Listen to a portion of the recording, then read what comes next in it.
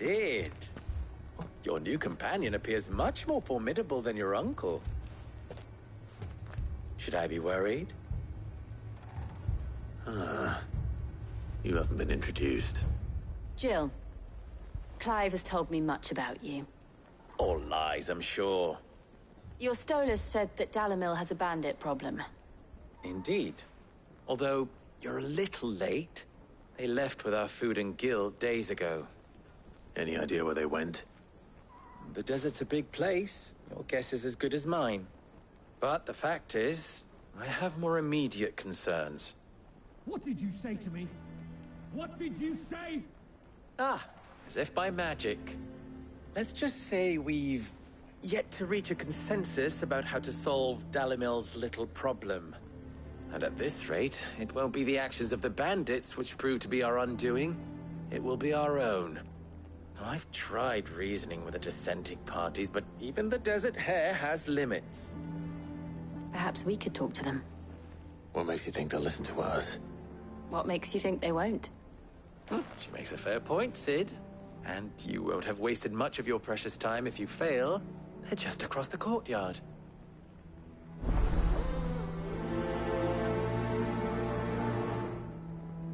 Suppose we just follow the shouting.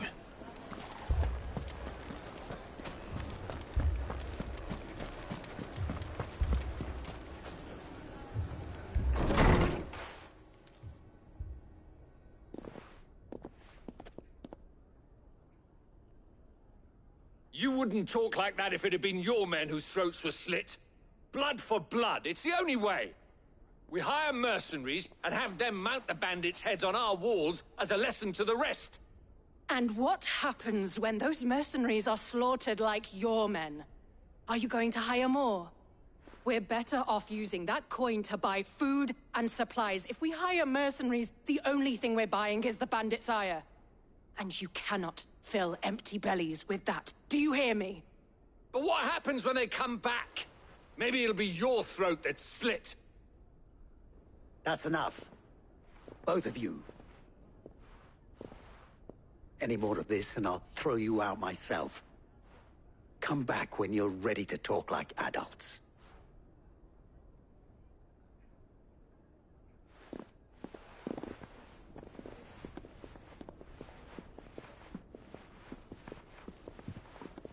Victor. What's he doing here?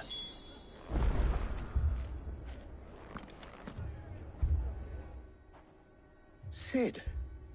And Lady Jill. What brings you here? I was about to ask you the same thing. Costness is in chaos, and the markets have all but ceased to operate. The Briar's Kiss here in Dalamil is the only place I can reliably obtain supplies. I was here to do just that when Master Lubor told me of his troubles. He thought I might be able to talk some sense into these fools. But if you're here, I suppose his patience must be waning. Who are those people? Those were the thorns in Lubor's side. And the reason this place might be headed the same way as Costness. It's these accursed skies. The darkness is enough to drive a man to madness. Or an entire city, for that matter. We're still working on the skies. But in the meantime, perhaps we can find a solution to Dalamil's problems. I hope so. For all our sakes.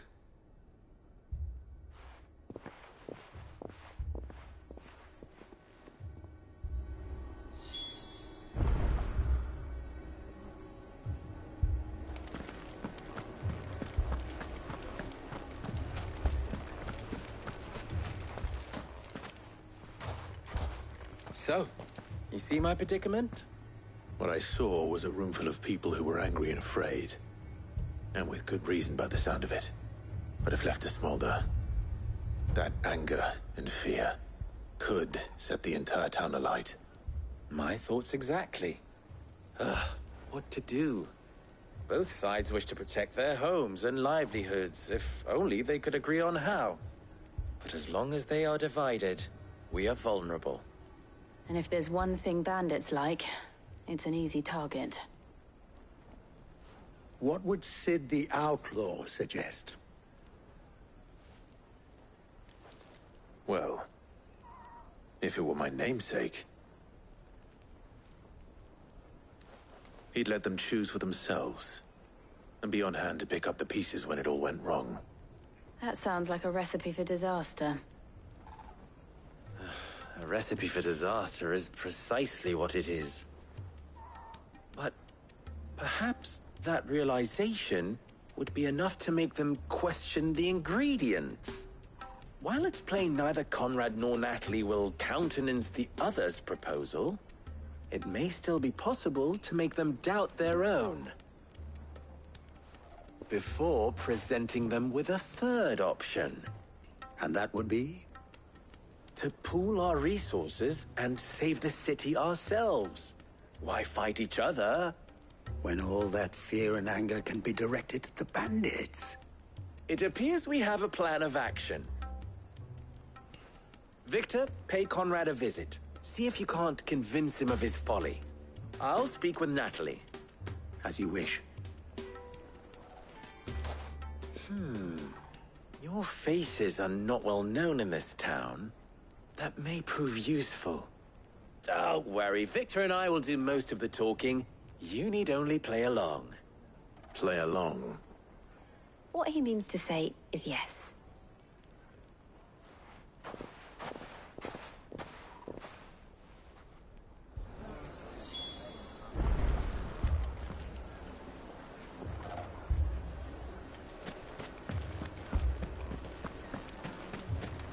Picture it, Conrad.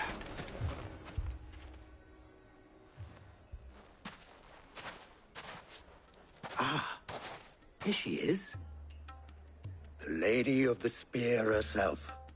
Conrad, may I introduce you to Jane, commander of the Red Wings, the oldest mercenary guild in the Free Cities.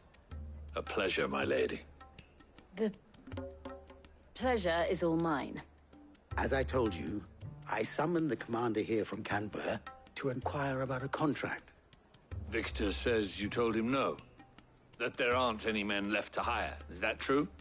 True as the crystals cracked.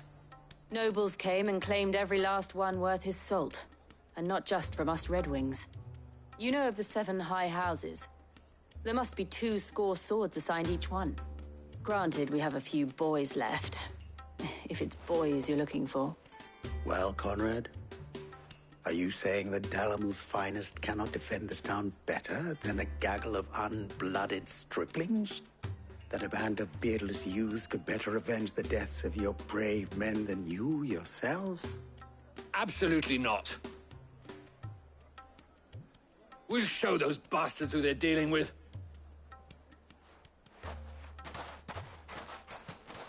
I can't believe that actually worked. Conrad's not what you call the brightest candle in the crypt. And there's a reason why I had you do the talking and not Sid. Well played, my lady.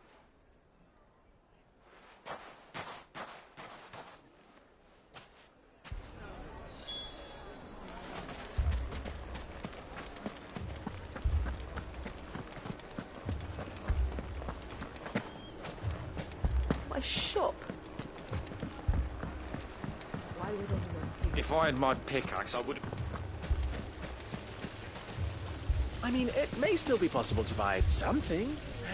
Ah, here he is now. Natalie, allow me to introduce Lord Underhill of Randalar's prestigious League of Merchants. Lord Underhill. At your service. Underhill.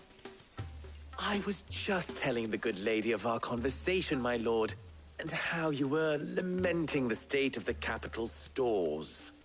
Lubor says that not only are the granaries almost empty, but that war and the Blight mean this season's harvest won't be enough to fill them for winter. Indeed, certainly that is the case.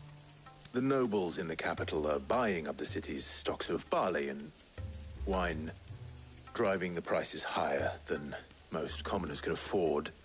It is only a matter of time before the peasants revolt. It is worse than I thought. if what Lord Underhill says is true, I fear we have little hope of supplementing our stores, meager though they regrettably are. And while I applaud your endeavors to dissuade our more bellicose citizens from seeking vengeance, I sense Conrad is not wrong in his assessment of the bandits' likely return. Which means that now, more than ever, we will need to secure what little we still have. Food, weapons, herbs, everything. If our humble town is to endure not only this hardship, but those that are certain to follow, we must stand united. All right. If it will help to protect my home, I'll do it. But you needn't have gone through this charade.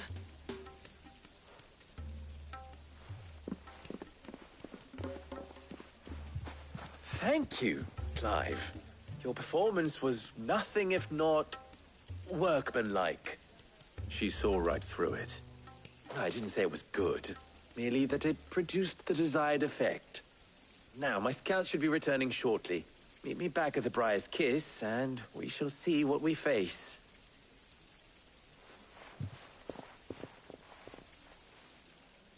I'm not convinced our roles in this ruse were entirely necessary.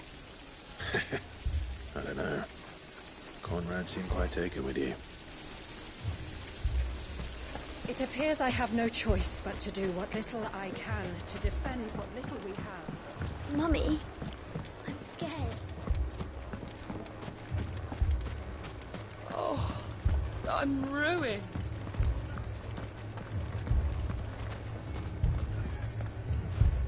Good news, Sid. Both Conrad and Natalie have somewhat gracefully accepted their new roles. With time, they may even learn to... Time no longer appears to be the luxury it was before lunch. I take it your scouts found the bandits. Technically, it would be the bandits who found my scouts. It appears they march for Dalimil as we speak. All of them. You're not serious. They don't just want food, they want the whole damn town.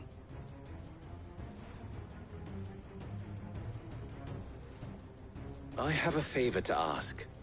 I'm told the bandits march in two groups, one from the south and one from the desert, in a move doubtless intended to stretch our already gossamer-thin defenses. Very well. Jill and I will meet those from the desert. But what of the rest? The rest, my friend, the city shall fight. Together. The stakes, I concede, are high. But if this does not unite Dalimil, nothing will. That is a lot of faith to put into those who had their hands around each other's throats but a moment ago. Then it will be for us to see that their hands are kept occupied. And I do mean us. I thought you might say that. We'll hold them off for as long as we can. And we will do the same.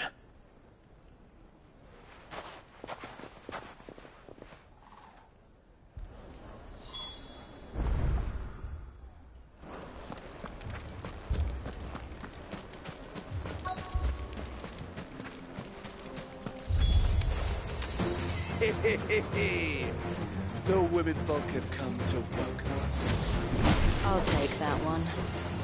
He's all yours.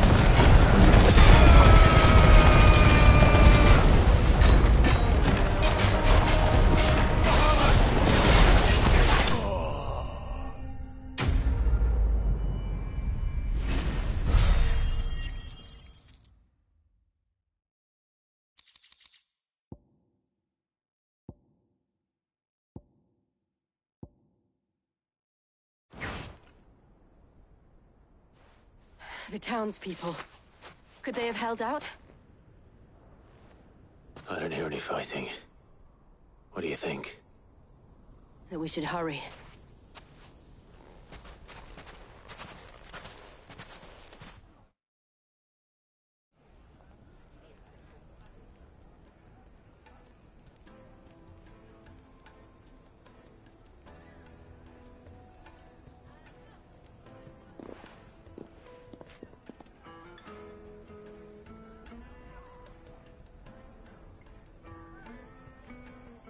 Natalie, I owe you an apology. You did well out there. The inn would have been lost had you not held the line. Without you, there would have been no line to hold. You saved us, Conrad. You saved Dalimil. We all saved Dalimil.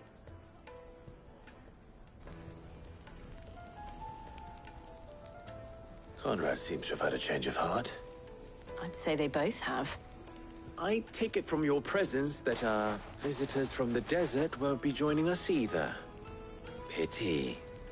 The plan worked, Sid. Granted, it only took an army of bloodthirsty bandits at our gate. Calm now, Victor. Why quibble over the details? We are united, and that is all that matters. As for you, Sid, you fight considerably better than you act. I'll take that as a compliment.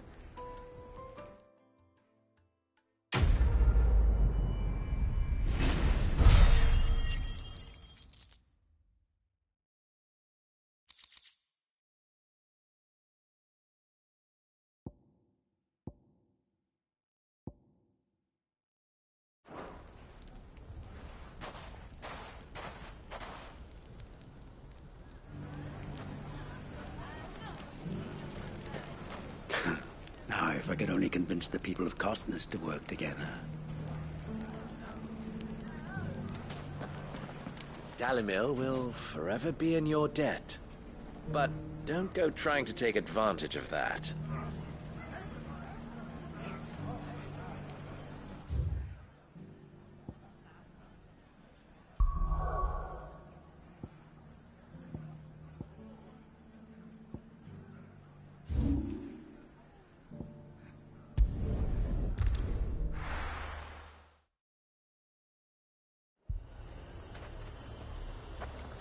Heard a bloke saying he saw ghosts on the far side of the I wall. saw it with my own eyes. The whole of Oriflamme under a flood. And we're next.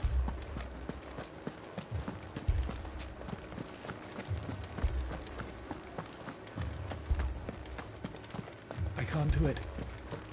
I can't. But you can. You must. For me. My lord. Milady. We received the dame's message. There have been sightings of strange creatures, I understand. With the blue eyes. Yes. Like a Kashik, but different. They've taken so many. I've lost count. Akashic, but different. Ultimus thralls. And what of your mistress? Is she here? Oh, no. She went to the garrison to ask what they were planning on doing about all this. Then we'll look for her there.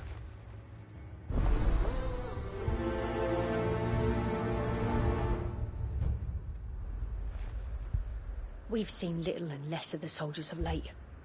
Anyone would think they were hiding.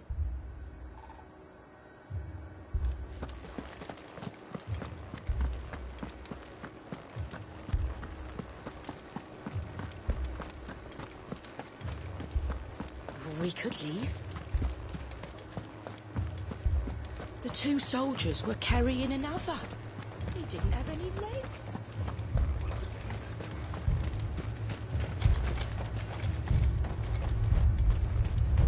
Madame, please! Half the garrison's been slaughtered by those things. We lost the captain this very morning. We've tried requesting reinforcements, but there's been no word from the capital or the Dominion in days! What more would you have us do? I would have you do your duty. Those at the Vale look to me for protection. And protect them I shall. Because they are my charges, and that is my duty. In case you have forgotten, the people of this town are your charges. But more than that, they are your people. Your sisters, your brothers, your lovers. So you have a choice.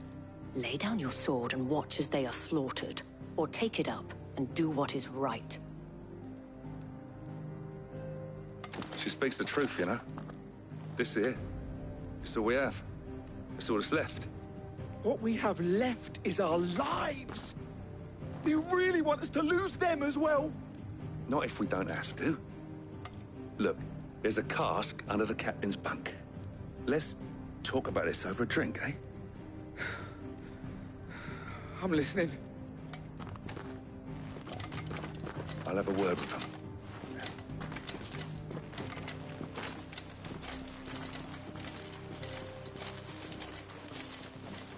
Ah, Clive. I didn't expect help to arrive so quickly. And sought to take matters into my own hands. It was a noble effort, but I thought you might still need some support. How like you to consider my needs. What we need to consider is where the creatures came from. The way the survivors speak of them, one would think they appeared out of thin air. And perhaps they did. It's hard to know what to believe these days. We'll talk to the survivors.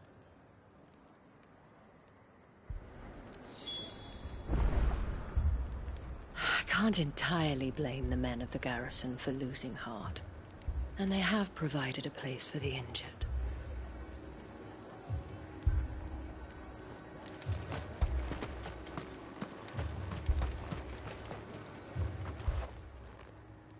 You're a pikeman, yes? What happened? I've got family in Moor. I heard the flood was spreading, so I went to see if they were all right. And a pack of them glowing things found me in the meadow. I ran for my life. I never did get to the village. Leave that to us. My family. They're still in the capital. I'm sorry, darling. I truly am. With no one to defend the place. Moor's days are numbered.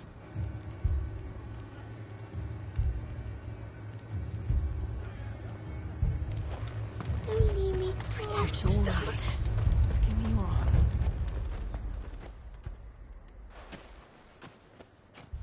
Did you see the creatures that attacked you? Creatures? Yeah, They came out of nowhere. They went for Josie first, then me, and then they were just gone. Do you remember where you were? On the road from Oriflamme. We just passed Moor when... Where's my Joseph? It's all right. Just rest now. At least we have an idea of where the thralls might be now. We should head for more. I thought everything would be all right once we left the capital. But nowhere's safe anymore. Is it?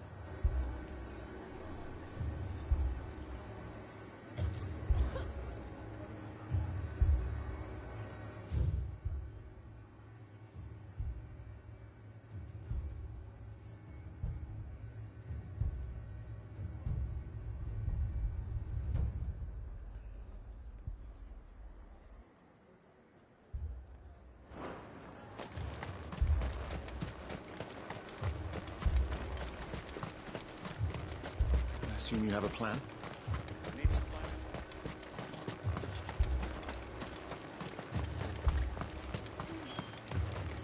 It was all they could do to escape. They just left the bodies there in the flood. Good girl. Yeah!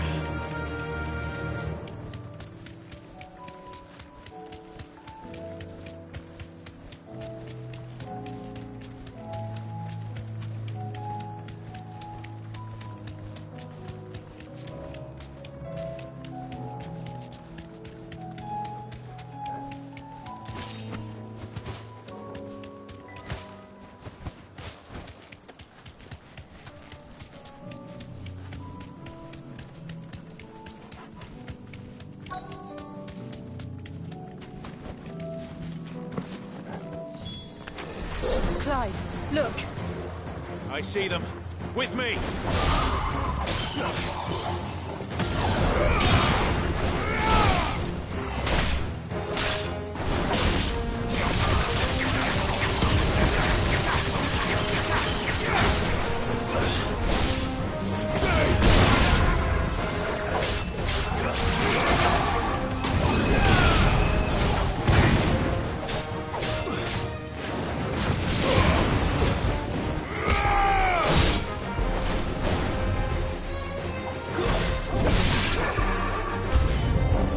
Should I prime?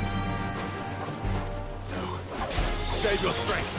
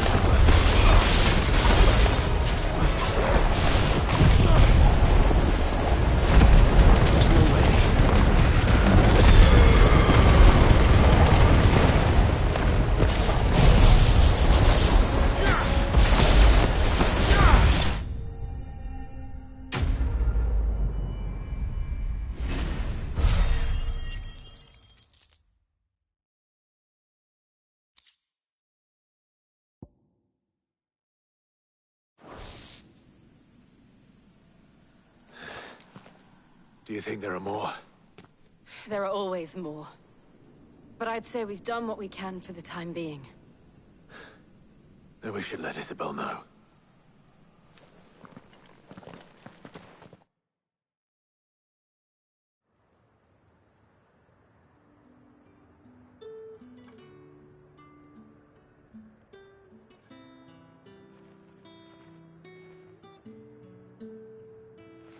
You have the town's thanks. Don't thank us yet. There will be more. Many more. And you'll need to be ready for them. Oh, we shall. Isn't that right, Captain? Yes, milady. The garrison will be ready. Philippe here has convinced most of the men to remain at their posts. For now, at least. Hearing that the Dane would look kindly on any man who committed himself to the task certainly didn't hurt. It's not the most selfless of motives, I'll admit. But whatever it takes, eh? Now me, I never needed convincing. I became a soldier to protect the people I love. And the people I love include the one standing before me. Handsome and chivalrous. Now, if you don't mind, I have sentries to post. Milady.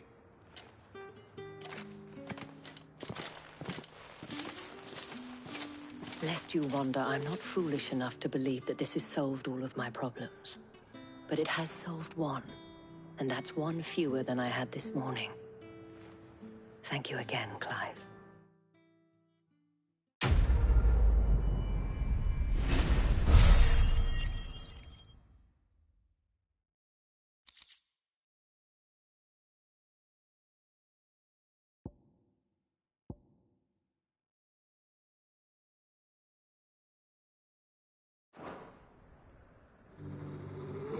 Philippe will make a good captain. He reminds me a little of you, Clive, but without all the mocks and mows.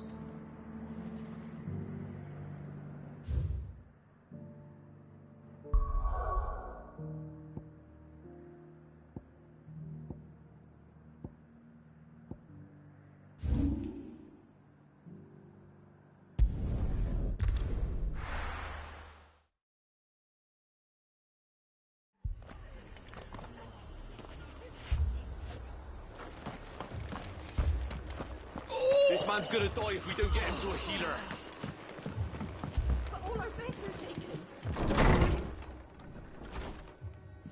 Martha, it's good to see you. And you, Clive. Jill? Otto said you'd been attacked by a Kashik. What exactly happened here? Those skies are what happened. Not long after they fell dark, we had our first visit. There were hundreds of them.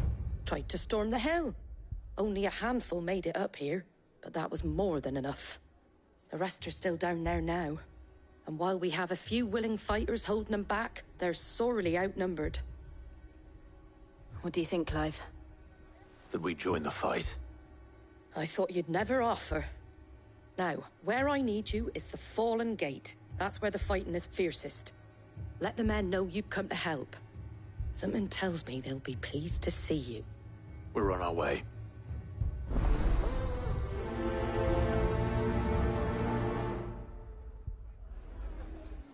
Do you think there are as many as Martha says? More. Too fast. Or maybe I was too slow.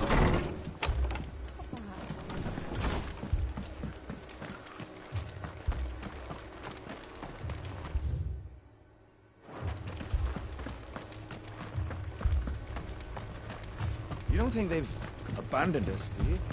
Them not. Not a chance.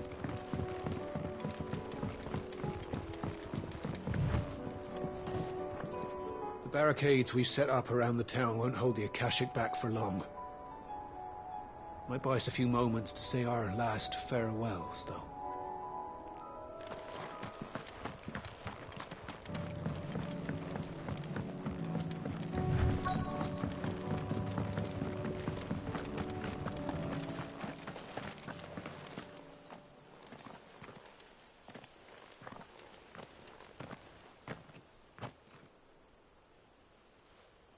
Clive, wounded. We deal with the Akashic first.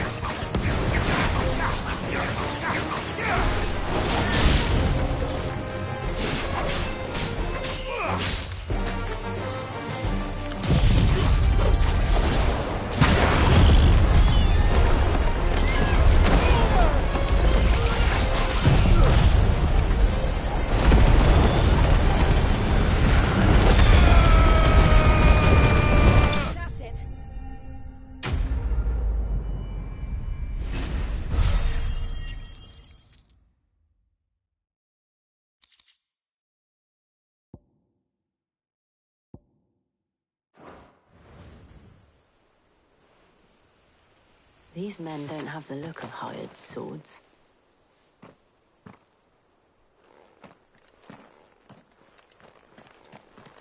If you've come to rob this place... You are mistaken, my Lord Rosfield. We're here by Madame Martha's leave. How do you know my name? Forgive me, my lord. There wasn't time for introductions. We're with the Guardians of the Flame. Wade's men? But how did you come to be here? Where is your commander? Sir Wade left earlier with a scouting party to find out where the Akashic were coming from. Did he? Take your wounded back to the inn. Martha will see you're looked after. We'll join you anon.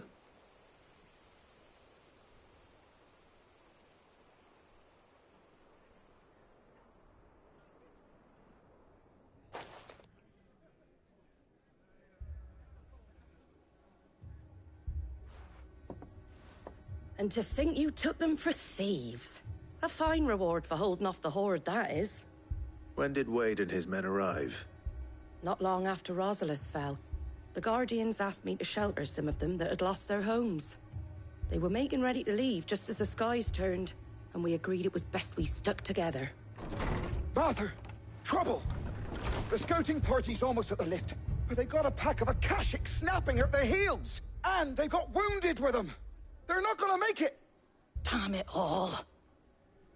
We'll worry about them, Martha. You look after everyone here. If any can still fight, send them to the lift. I will. You two be safe now.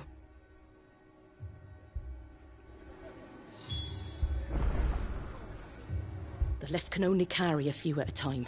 If those Akashic get as far as the cliff, Wade's men will have nowhere to run. It looked like the Guardians were going as quick as they could, but without any injured. They might make it to the cliff. Or they might not.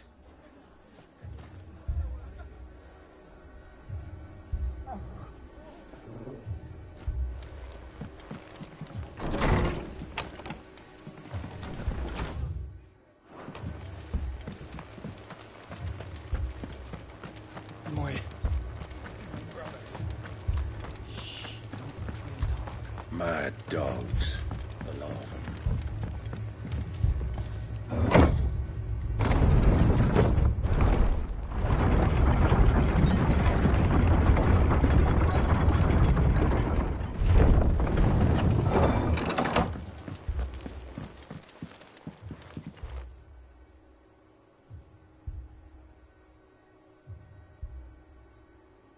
Squire, I need you to get those who can still walk up the lift to Martha's. But what about... I didn't ask, Oscar. Sir. Sir Wade. Lord Rossfield. If you aren't a sight for sore eyes. Martha seemed to think you might need some help. And by the looks of it... We thought we could sneak by them. But we didn't know there would be so many. How could we have? Behind you!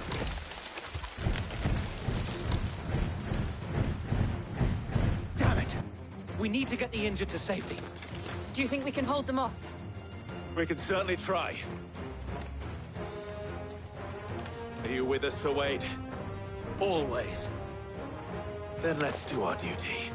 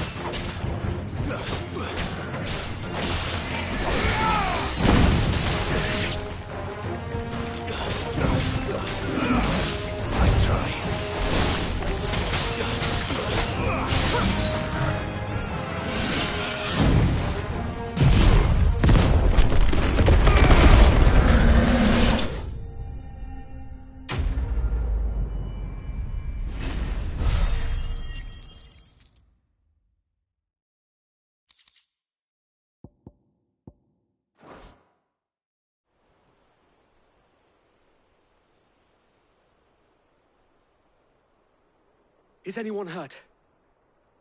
I don't think so. And yet again, you've pulled me from the flames. It's just a pity I keep walking into them. You've never been one to shy away from danger, Sir Wade. Like any shield worthy of the name. I see you're all in one piece. Martha! Is something wrong? The lookout saw smoke coming from down Eastpool way. Too thick to be a hearth. A second horde. Feel like finishing the job. Always. Jill and I will make for Eastpool. You'll need to move the injured without us. Don't you worry about them. The moment my men are safe, I'll follow. Good luck.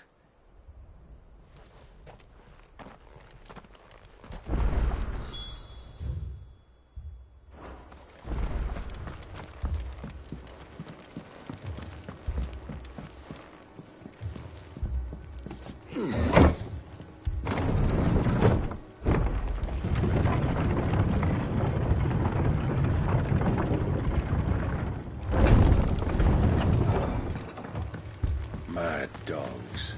The lot of them. Moy.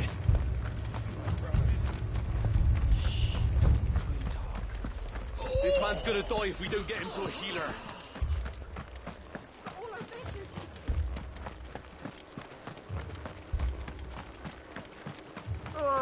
Just patch me up as quick as you can and get me back out there.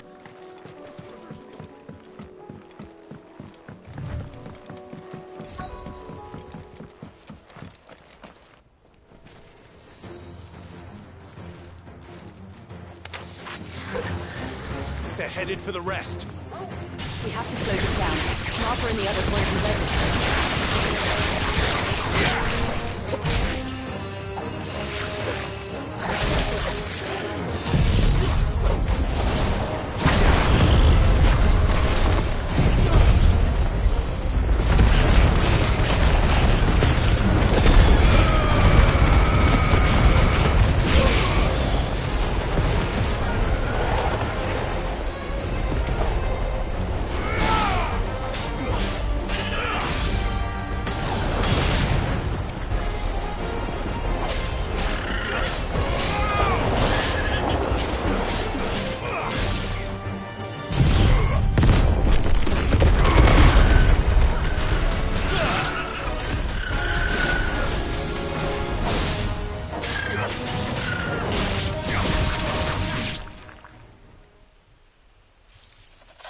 Something's coming. Apologies, my lord. Did I miss anything? Only the first round, Sir Wade. Shall we?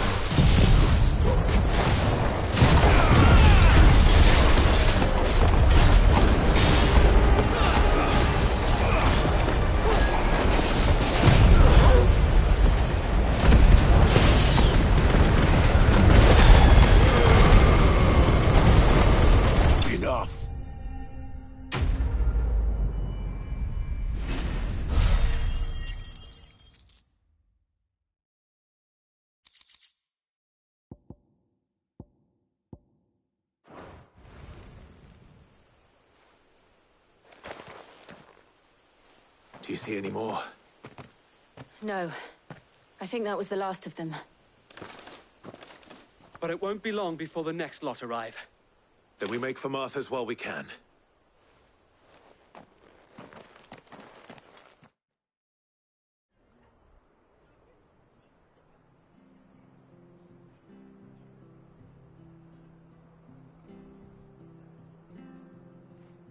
What did you find out there? The same as Sir Wade. Scores of Akashic. Well, wherever they came from, they're gone now. Our lookouts say the lowlands are clear. Hopefully we'll have enough time to lick our wounds. How many of your men were injured? A damn sight less than if you hadn't turned up. Thank you. It was a hard-fought victory. But as long as the skies remain dark, I fear the Akashic's numbers are only going to rise. It's not a matter of if the Horde will be back, but when. And whether that's sooner or later, we'll need to be ready. The inn here affords a good view of the land, and is easily defendable. I'd like to make this one of our outposts. What do you say, Martha? You'd have more men to guard the rest. Well, when you put it like that, of course they can stay.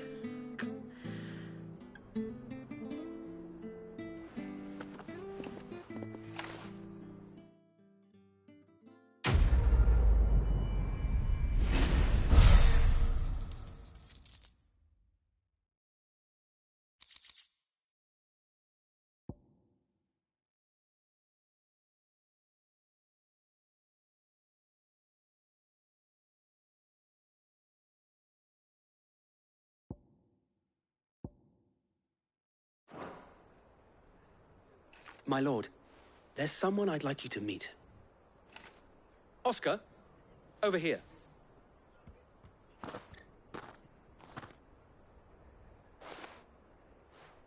It is an honor to make your acquaintance, Lord Rossfield. I am Oscar. Oscar of House Murdoch.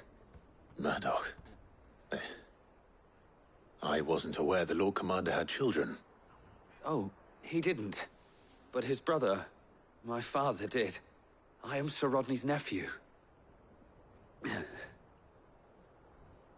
Well, go on, then. It's not for me to ask him. Yes, Sir Wade.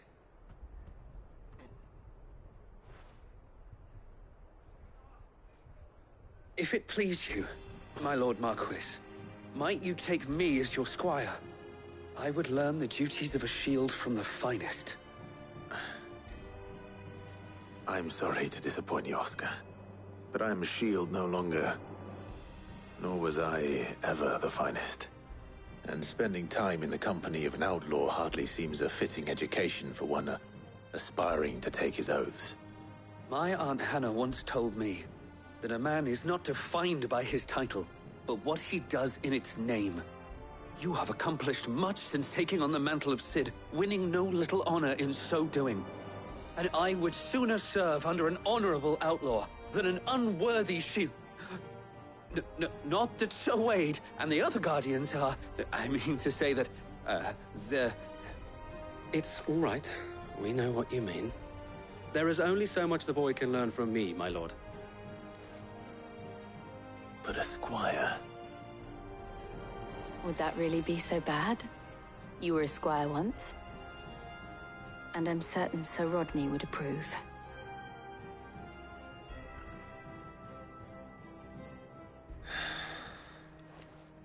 Know that I'll show you as much leniency as your uncle showed me.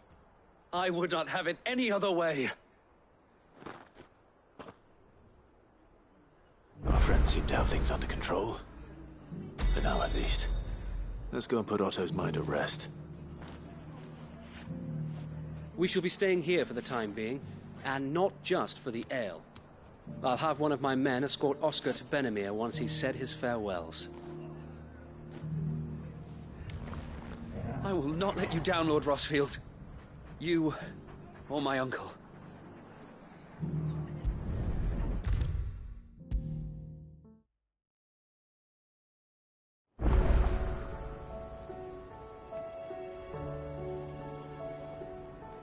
Was wondering when you turn up. Had owls from all our friends thanking you for your timely intervention. How is it you always manage to arrive at just the right moment? Luck, I suppose. Any word on the rest of the realm? Let's see. Storm's still crying out for mother crystals. The nations are still in chaos. And the skies are still the colour of a kick in the kidneys 2 days on. So... Right. Clive, we knew this was going to happen. Well, not the bleeding skies part, but you take my point. Now's not the time to second-guess yourself. Now's the time to visit the infirmary. Talia says your brother's awake. Thank you, Otto.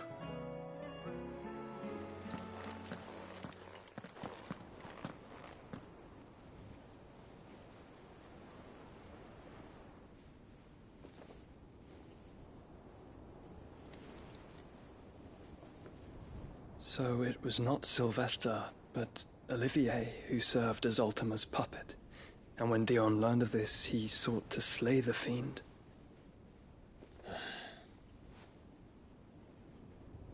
Only for his father to take the spear that would have freed him. Enough to drive a man to madness. Small wonder he hasn't stirred.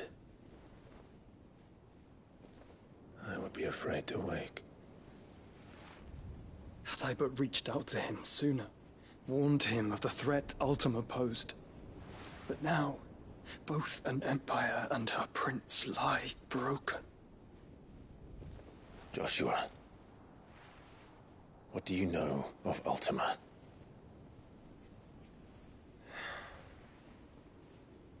Very little, I'm afraid.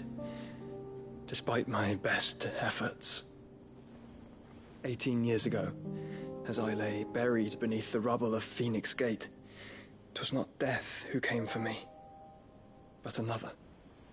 And it was while in my rescuer's care, I first heard of Ultima.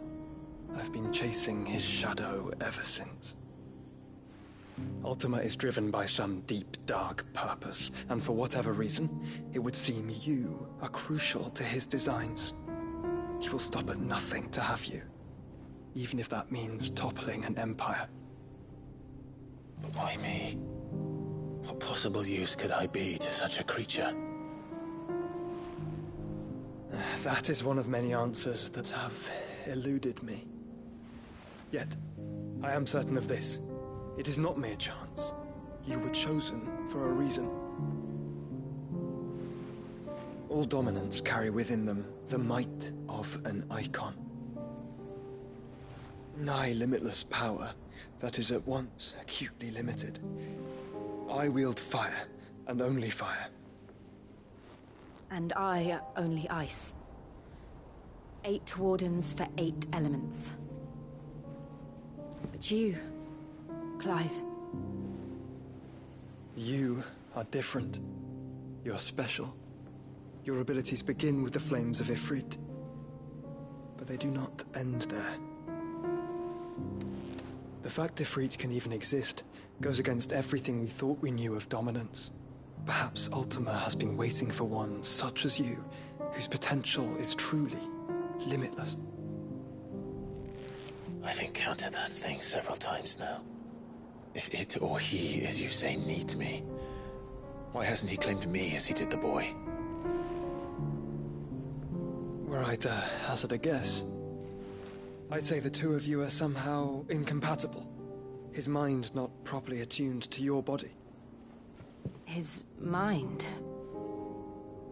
Mind, awareness, spirit, call it what you wish. But I believe Ultima to be an embodiment of the concept. This is why I struggle and fail to contain him here inside me. I'm sorry. Inside you? With every setting sun, I feel my strength wane. And though the Phoenix's flames mend the prison I have made for Ultima, they do so at a cost. We must find a means to bring an end to him before I meet my own. What were you thinking? It was that or let him take Clive. And I've always had a soft spot for my brother. But that doesn't mean you should sacrifice yourself to save me.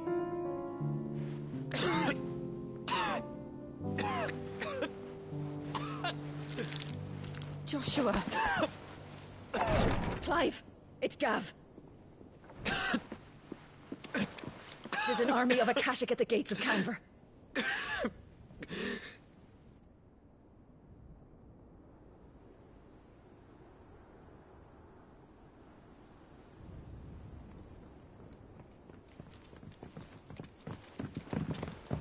Well, what's the short of it? It's all Tyre told you. The capital of the Free Cities is under siege by an army of monstrosities. The city guard are doing their best to stem the tide, but numbers ain't on their side. What of Lord Byron and Mid? Were they able to escape? No, but they're all right for now. They're hiding with Gav at midship. We have to get them out of there. And we shall. Otto, prepare a Stolas. Tell Gav to stay exactly where he is. Understood. Vivian, what's the swiftest route to the Free Cities? That sounds like a question for the map. Look here. This road, through Tabor, should provide the least trouble. Good. What a coincidence. Tabor is exactly where I'm bound. Joshua, Bed is where you should be bound. You don't think I told him the exact same thing? Were Tyre not such a talented healer, I would surely have been inclined to agree. But, thanks to her ministrations, I feel I may safely rejoin my attendant, who was to wait for me in Tabor if we became separated. All right, we travel together. Clive. If he stays close to me, he'll be fine. Thank you, brother. I'll look after him.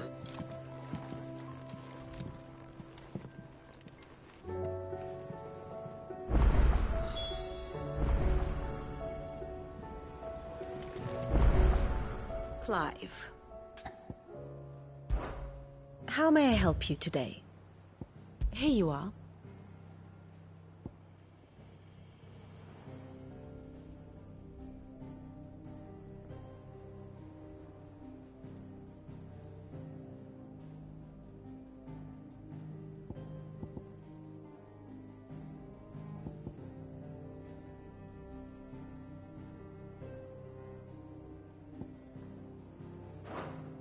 Very good.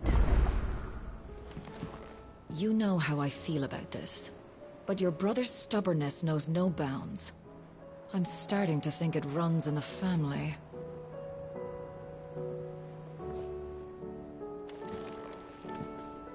My attendant was with me in the Dominion before I primed. She would have watched the battle unfold and witnessed its outcome. I trust you'll be waiting for me in Tabor, where I can finally introduce you.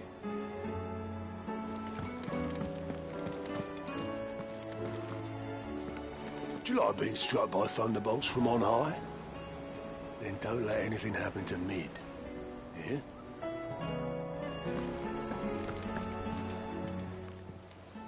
How may I help you today, Clive? Best of luck out there, Sid.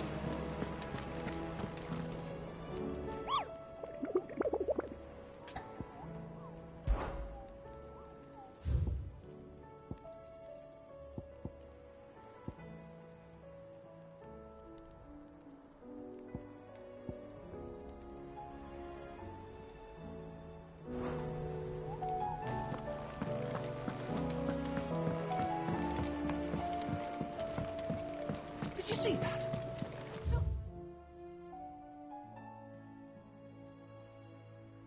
We just saw that.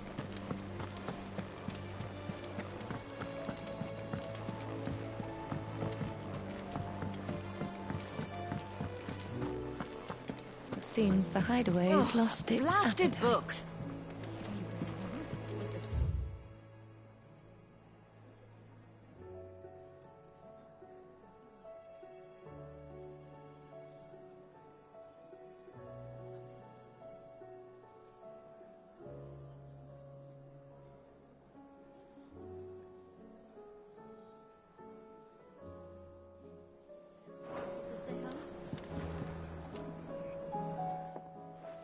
Here. You put me in this situation, Clive. You can bloody well get me out of it. I need a hand with a recipe. Are you sure it's me you're looking for? I'm not much of a cook. I'm all the cook will be needing, thank you very much. What I want from you is a little of your time, right? Oh, and perhaps your sword. You remember Ivan's stew, right? Well, despite the look of the thing, and that awful stench, people wolf it down. So I thought I'd try making one of these supposed masterpieces myself. Had a peek at the book and gave it a go, but, well... It wasn't as straightforward as you'd hoped. Ivan had the same problem. Yeah, but this is my blooming kitchen, and I will not be outdone. So if you don't want to be seen as playing favourites, I suggest you lend me a hand.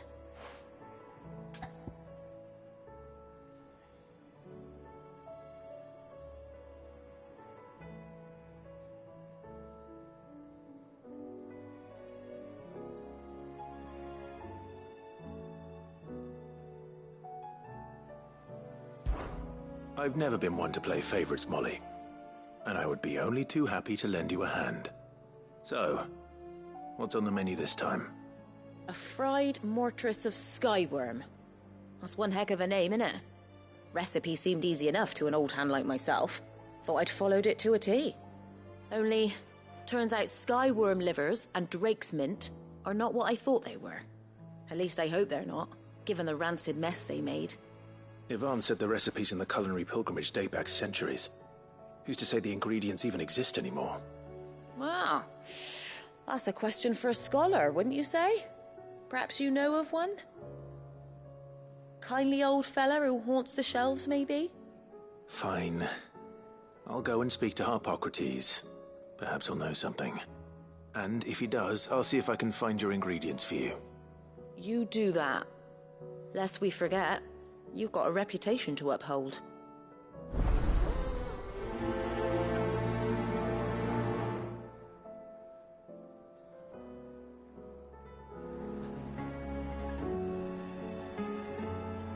I thought I had it all worked out, but I'm buggered if I know where to find skyworm livers and drake's mint. Best hope everyone's favourite know-it-all can help us, eh?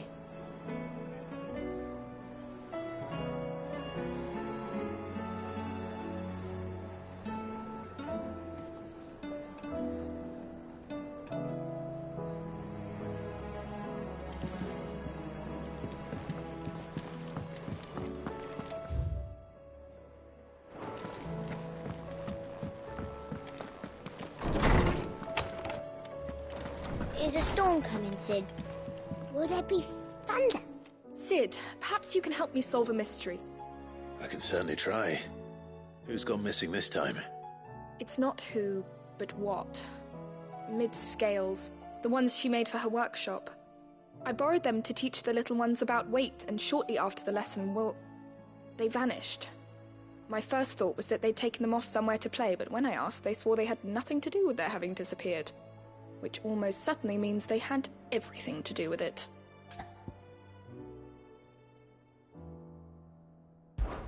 Perhaps a visit from Sid will jog their memories. I think it just might. Thank you. I don't like to imagine that my pupils would lie to me. But if they have, I'll have no choice but to discipline them accordingly. They were in the atrium when I last saw them. As always.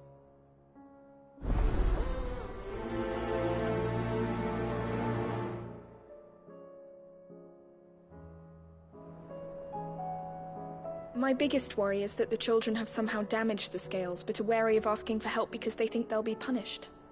And if I find out that's the case, I swear I'll take the switch to every last one of them.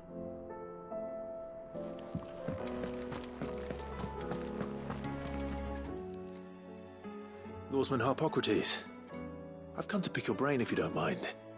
It's about the book you lent Ivan. Ah, Valicia, a culinary pilgrimage, a classic. One of my favorites, in fact. The young man did a wonderful job with the Chance's stew. I do hope we shall be able to sample more such marvels in due course. That's actually why I'm here. I don't suppose you know where I might find skyworm livers and drake's mint. Ah, so the fabled Sandbricois delicacy is next on the menu. Delightful. The descriptions of fried mortress never fail to make my mouth water. Skyworm is a somewhat antiquated name for the wyvern, their ground livers being the paste from which the mortress is made. Dragon livers. How very Sambraquois. One would have thought the disciples of Bahamut would have a touch more reverence for their icon's brethren, but apparently not. I believe the specific dragon the recipe demands is the blueback wyvern, said to be the very color of the sea beside which it resides. So we know where to look for our liver. But what about the drake's mint? Saint's bonnet in contemporary parlance, a herb which grows along the North Reach coast. I gather that one can locate the cheerful yellow flowers by their heady scent alone, so I'm sure you'll have no trouble finding them.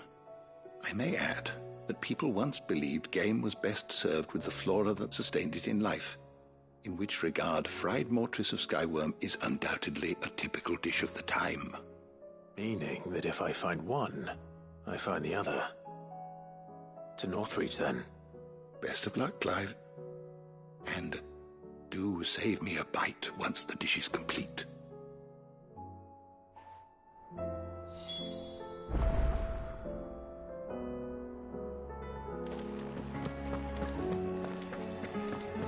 Is a storm coming, Sid? Will there be thunder?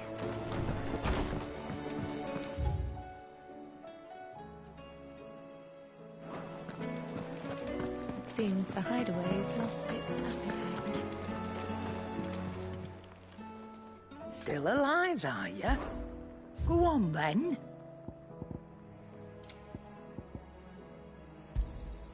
You're rubbing me blind, you know.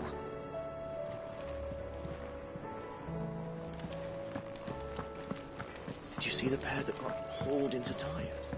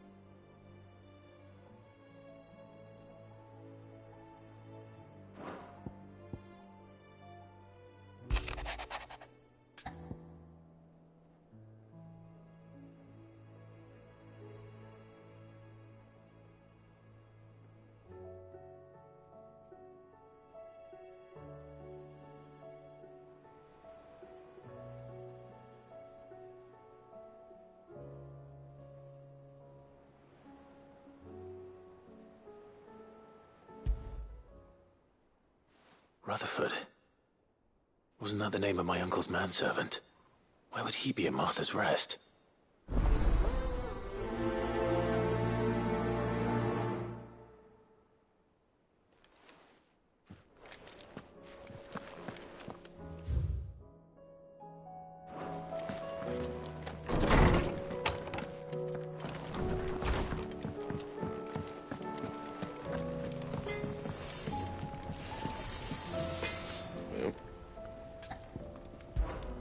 So, what'd it be?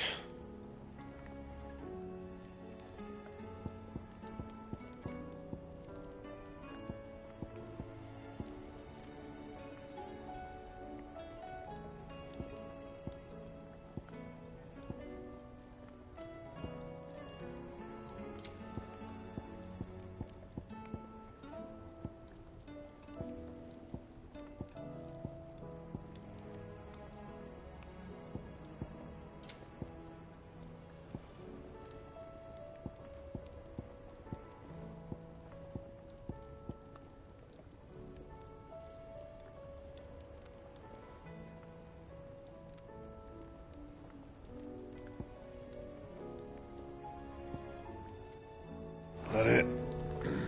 Fine.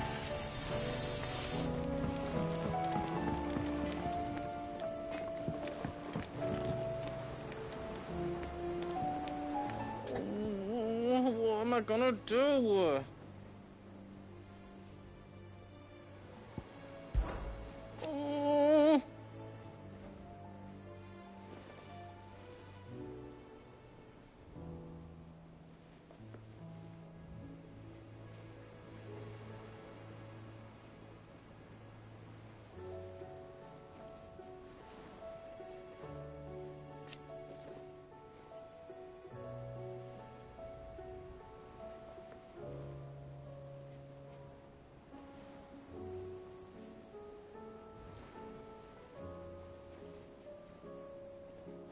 But no more.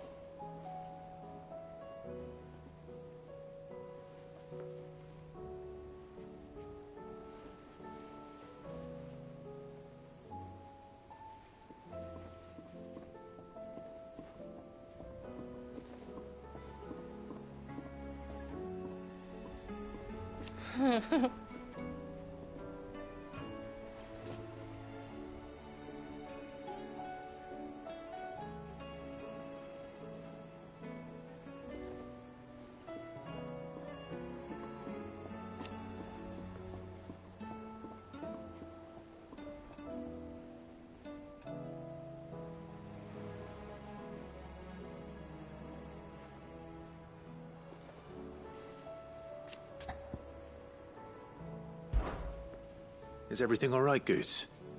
You seem more discomposed than usual. Oh, I don't know what that means, but I'm in a bit of a muddle. Oh, I think Nan might be in trouble, and she's... It's all right. You can tell me.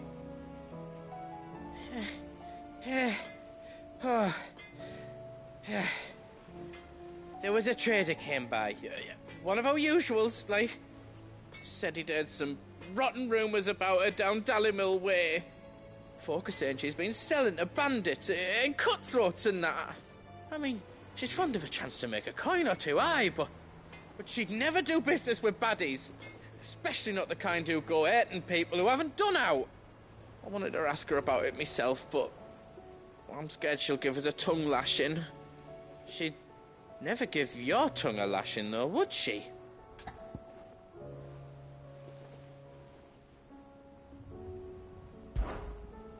Don't worry.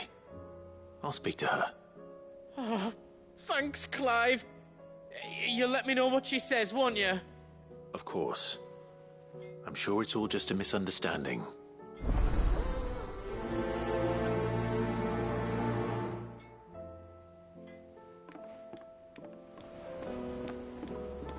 Nan sometimes sells swords and that, but never to anyone who's not a friend of ours. That's how it's been for as long as I've known her. You don't think it's true what people are saying, do you?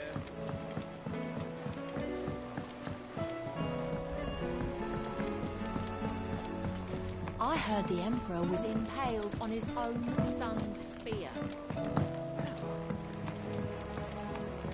We're all gonna die! You hear me? The Akashic are coming and they won't... What do you reckon we should do?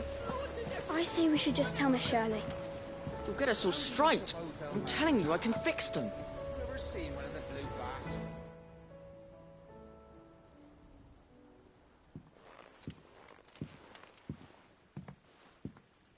Sid! Hard at your studies, I see. And what is that? It's not a set of scales, is it? No. Of course it isn't. Well, not anymore, it's not. Oh! And just how long hasn't it been one? We're sorry. But we didn't break them.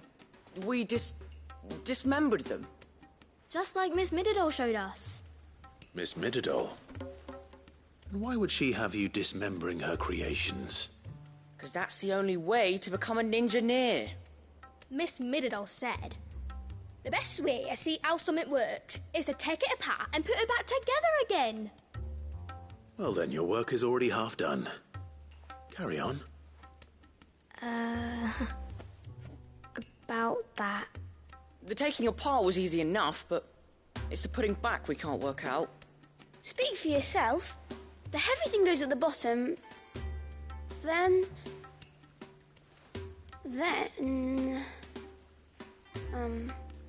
You three need to learn to take responsibility for your actions.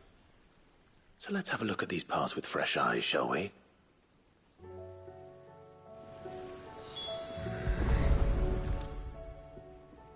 All right.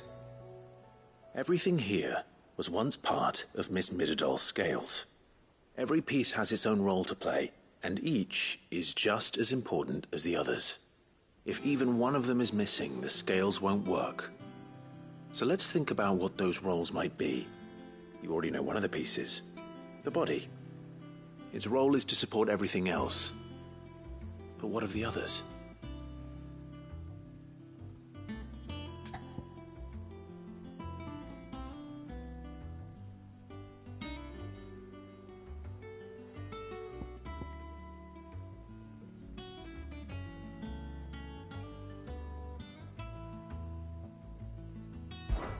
This tiny piece is what's called a cogwheel, or gear.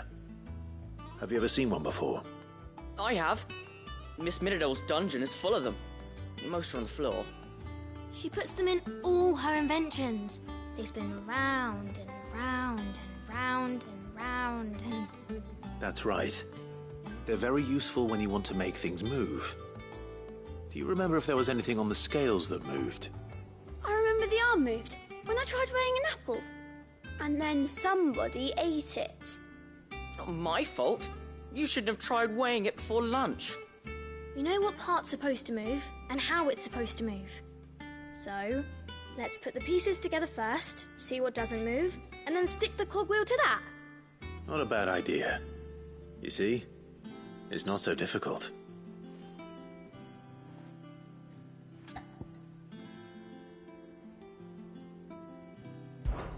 This is called the arm. Why do you suppose that is? It doesn't look much like an arm. You're right.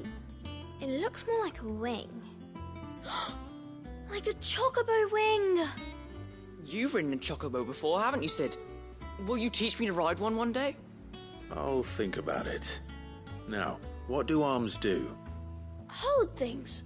So wait, maybe this arm holds things too? Good thinking. You're on the right track.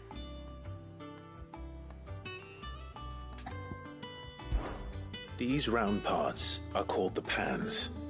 You all know what a pan is, don't you? I do. Molly uses them in the kitchens to fry bangers. But these aren't for frying bangers, you idiot. They're for weighing stuff. But what if I wanted to weigh Goots? I don't think he'd fit on that little thing. Probably not. What are the chains for? Holding the pans up? Well spotted. Which means something must hold the chains up in turn. So, now that we've taken stock of the parts and learned what they do, what do you think? I think we've got it. Then here's what we'll do. You tell me what goes where, and I'll put the scales together. Well, obviously you need to start with the body. All the other pieces fit onto it, don't they? And the arms go on the body, just like real arms. Or wings, if you're a chocobo. And then the arms hold the pans by the chains. Very good. Let's see if that works. There. All finished.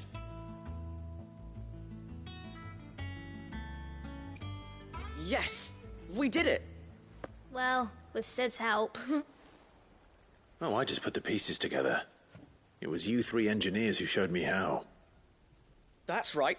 We're Miss Mididol's hairs. Her hairs? Yeah, hairs for the future.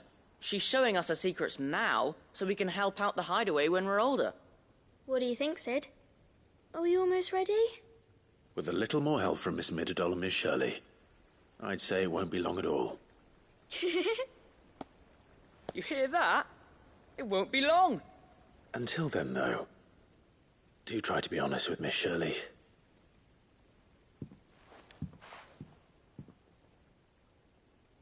Hey, look!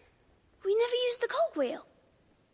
You don't think Sid forgot about it, do you?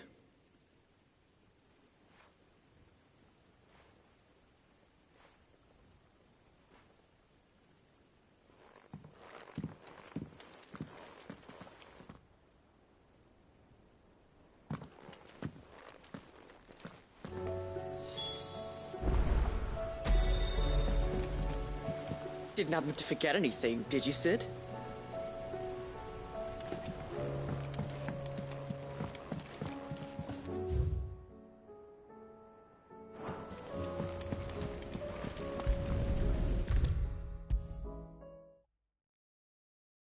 Is a storm coming, Sid? Will there be... Well, did you solve the mystery? It was as you thought. The children had the scales, or the parts of them at least. They dismantled them to see how they worked. Oh, no, Mid will have my head. Thankfully she won't. This might even have been her idea. Although I was the one who ended up teaching the lesson. I'm so sorry, Sid. I know how busy you are. I shall see that the children are properly punished. Please, there's no need. Mid seems to have taken the three of them under her wing. She's even calling them her heirs. She'd have them follow in her footsteps. And her father's. I see. Sid, do you know why Mid has been spending so much time at the hideaway of late? She told me it was because her studies have been interrupted by events in Canva. Is that not true? No, it isn't. The university offered her a commission. In exchange for full tuition, room and board, they asked her to oversee the design of several new war engines. To anyone else it would be an opportunity, but to Mid, who lost both her parents to war, it was a bitter pill. One she was none too keen to swallow. But that should come as no surprise. She's only ever cared about bringing people hope. The very last thing war can be said to do. Which explains her heirs. She's working to give them a better life. And so should I. What's the odd engineering lesson? Oh, you've given them far more than that. And I'm sure they're very grateful.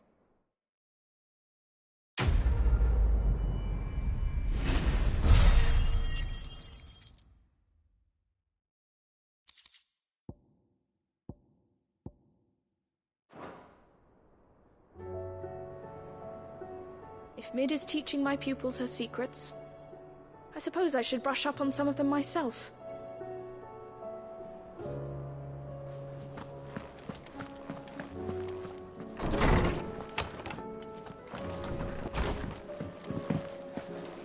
Seems the hideaway has lost its appetite. Lady Karen. How's business? Not nearly as foul as the weather. You're doing good trade, then? Both in and out of the hideaway? Can't complain. Wait. What exactly are you getting at? Not once in 5 long years do you pay my affairs half a care. But here you are today, raking me over the coals like a bloody popoto. Just asking. Out of interest. All right. I'm here because I was told that certain rumors have been circulating. About you selling weapons to brigands. Oh, are you? And who was it who knows me so well as to tell tales of my evil exploits?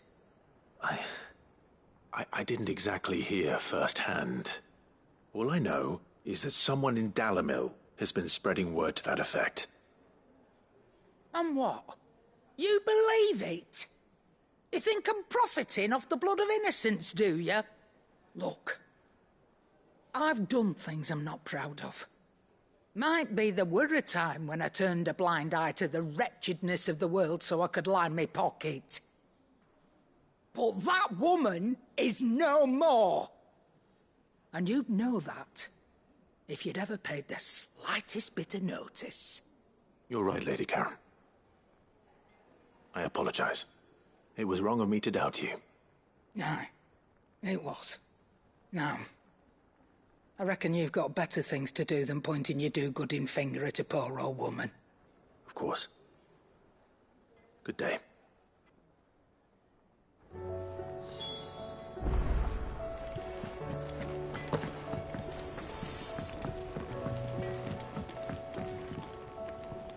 I spoke with Lady Karen. What did she say? That the rumors were unfounded, and that I was a fool for thinking they might hold any truth, along with some other things that made her feelings clear. And while it sounds like she may have done things she regretted in her past, she says those days are behind her.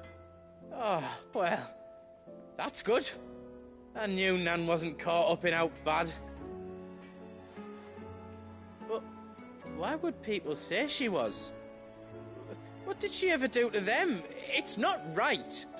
No, it's not. But people do things for all sorts of reasons. Perhaps we'll never know. Well, I'm going to find out. That trader, he said they were all talking about her in Dalimil. So that's where I'm going. I'll find someone who'll tell me, you'll see. Are you sure that's wise? Whoever's spreading these rumors means Karen ill. Oh, right. But that's why you'll be coming with me, isn't it, Clive? I suppose it is.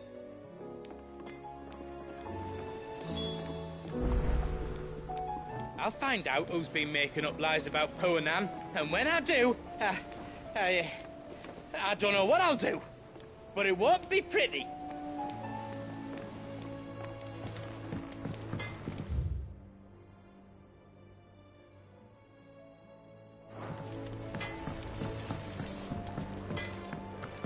Did you see the pair that got hauled into tires?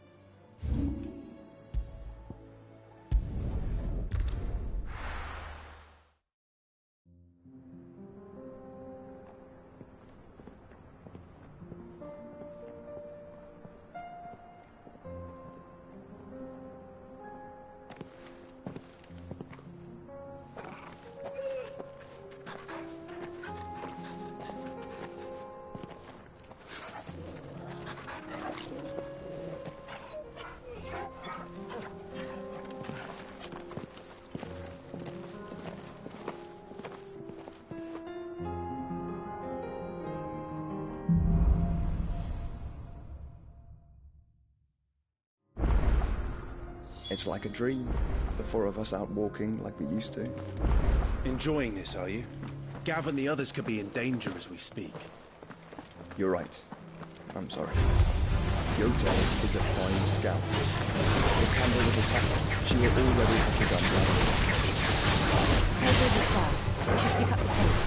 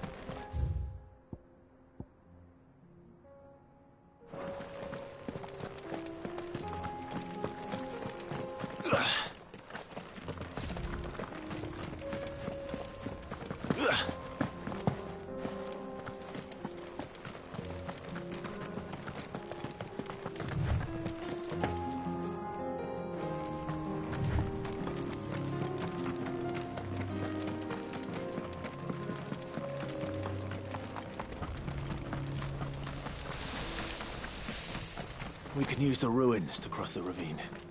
Assuming they will allow it. The Echoes have a will of their own.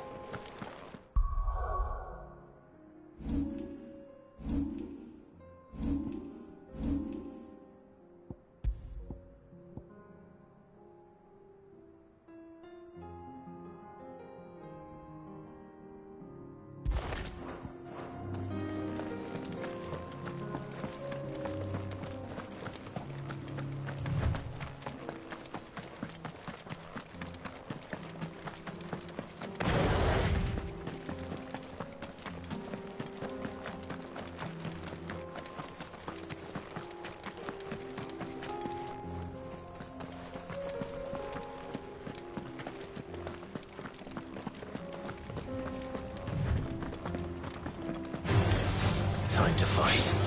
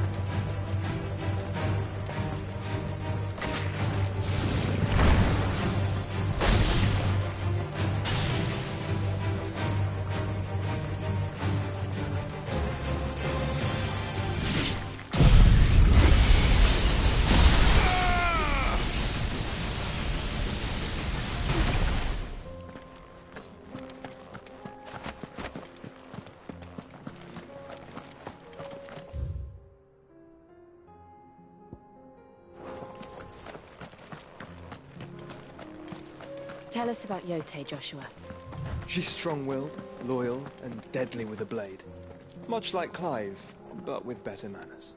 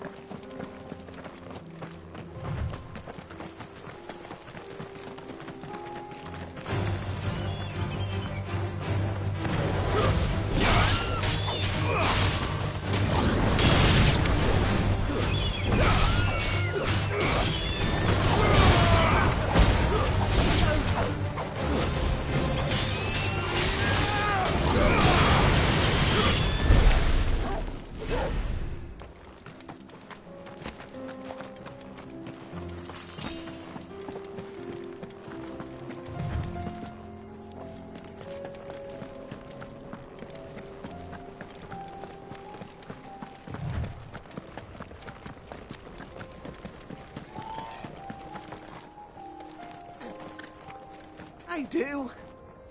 Where are you off to now, then? Bound for the Free Cities, perhaps?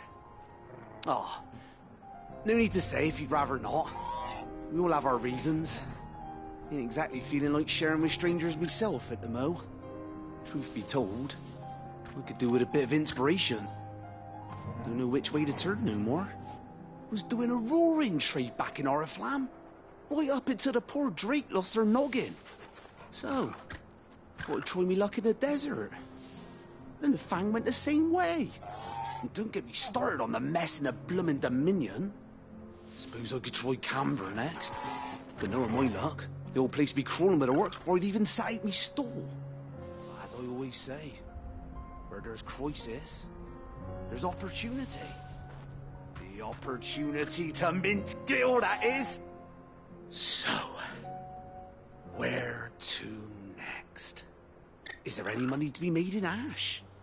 Do orcs even carry Gil?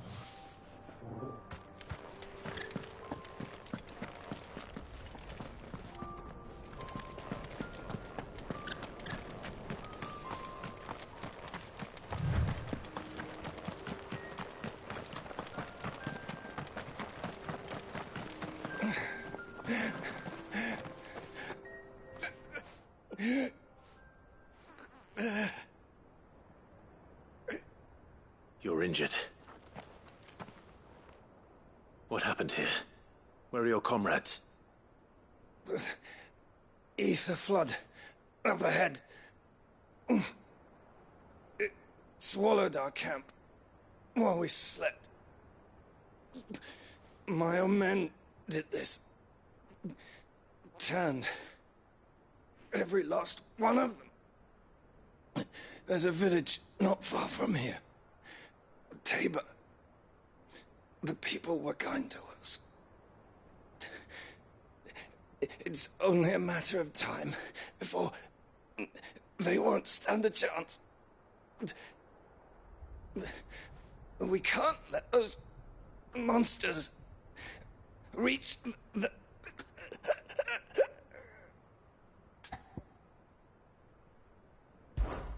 I'll go. You catch your breath. Thank you. Our encampment is up ahead. Just off the track. They must not reach Tabor. Forgive me, Lord Kuka. Rest well, soldier.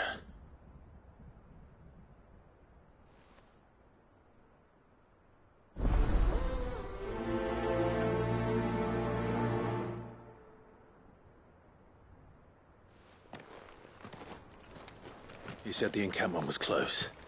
Let's hope the Akashic are still there.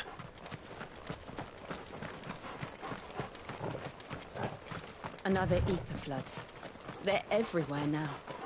We can't go round it. Then we'll just have to be careful.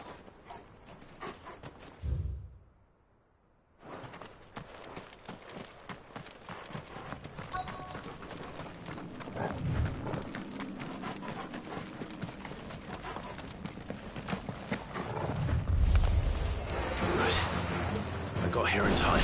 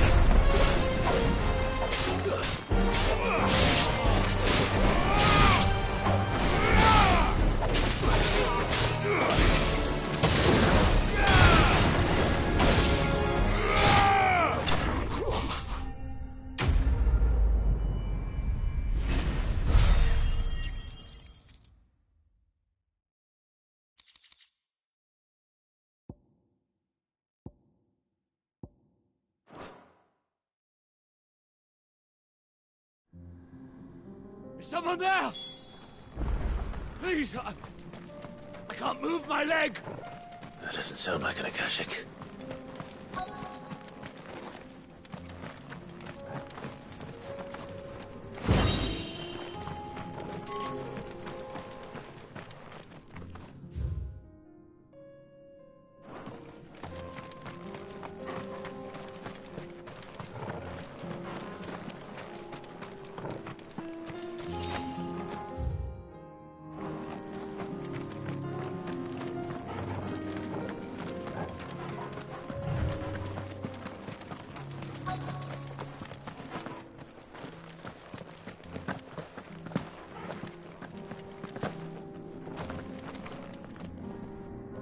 You're with the battalion? I am. I heard the fighting. Are the others? Taken care of. One of your brothers in arms told me what happened and asked for help. Another survivor? Where is he? Tell me. His wounds were too deep.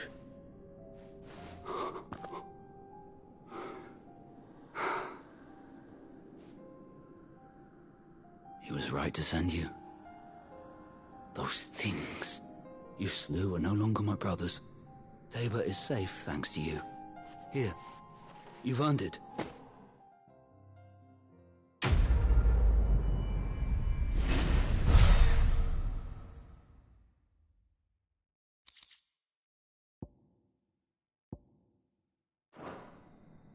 You seem familiar. Have we met? You must have me confused with someone else. Wait. That scar. Son of a whore. You're Sid. I was there in Cosnis when you killed my brothers. I was there in Rosalith when you killed my commander. My war with Hugo Kupka is over. I bear no ill will toward those who followed him. And what of my ill will? Coward! Draw your steel. Lord Kupka shall be avenged!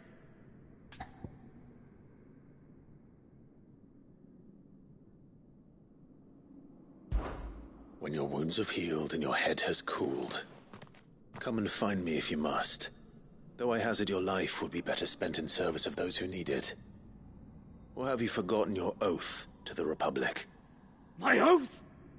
What would you know of oaths? I know how hard they are to keep. Which is why I'm giving you the chance to keep yours. No. I won't be deceived. Lord Kupka told us of your crimes. You are an outlaw. A murderer, not some man. Like you or anyone else. I am nothing like you. But if you're not gonna kill me, then go. Leave! Just know that I will find you, Sid. Someday.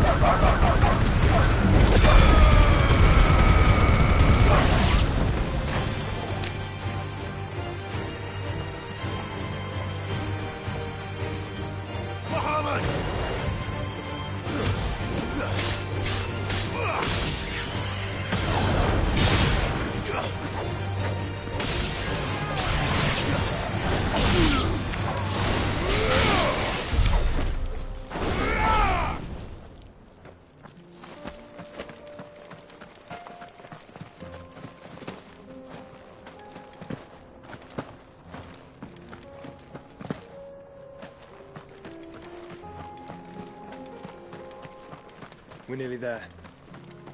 Have you been to Tabor before? There are a few places I haven't.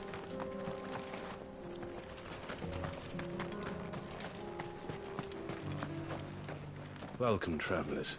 We don't get many visitors here in Tabor.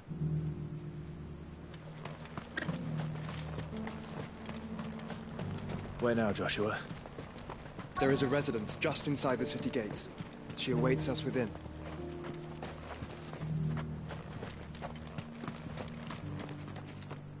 Are you buying or selling?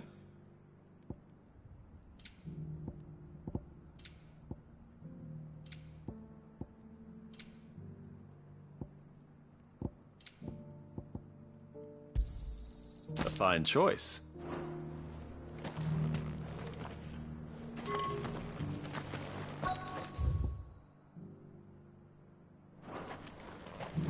What brings you to our humble village, young man? If it's our artisans you're here to see, then please. But do try not to interrupt their work.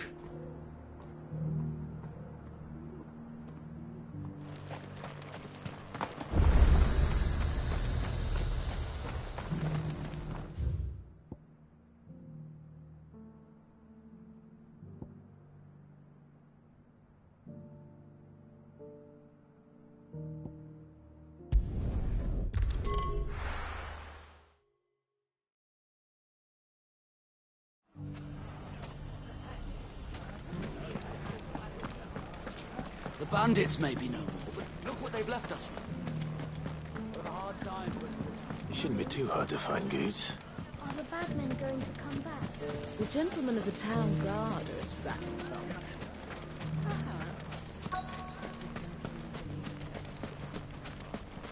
Could be I know something more. What's it worth to you? Clive, listen! I found someone who says he's heard the rumours about Nan. Have you? Go on. Tell him what you told me. All right. It's like I said.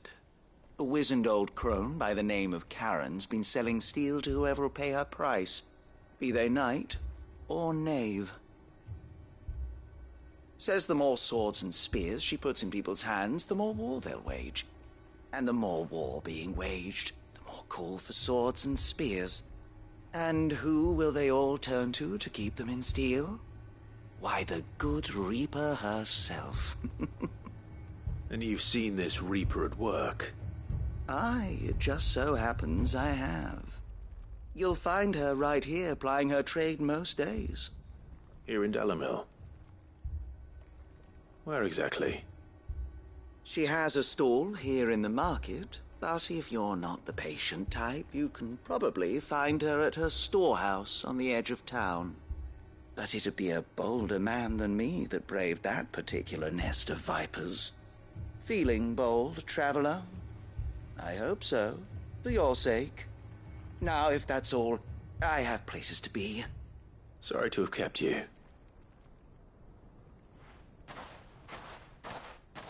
You don't think Nan's the Reaper, do you? Not unless she's discovered the secret of how to be in two places at once. Eh?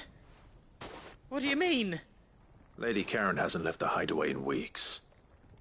So who has been running this store he spoke of? Good question. I'll go and have a look.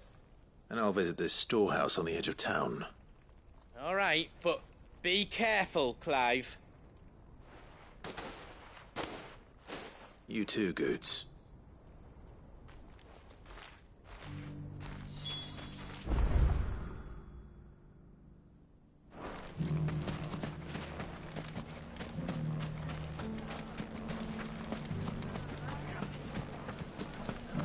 The gentlemen of the town guard are strapping from. What a mess.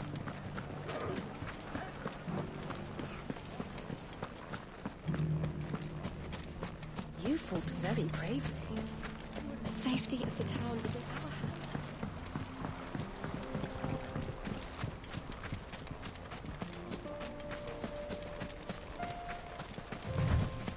Time to brave the Viper's Nest.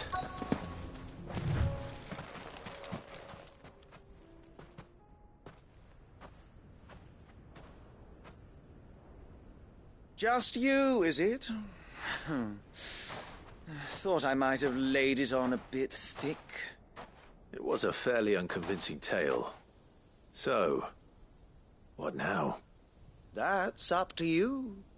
Die a slow death, or a quick one. Boys, he's all yours. But that sword is mine.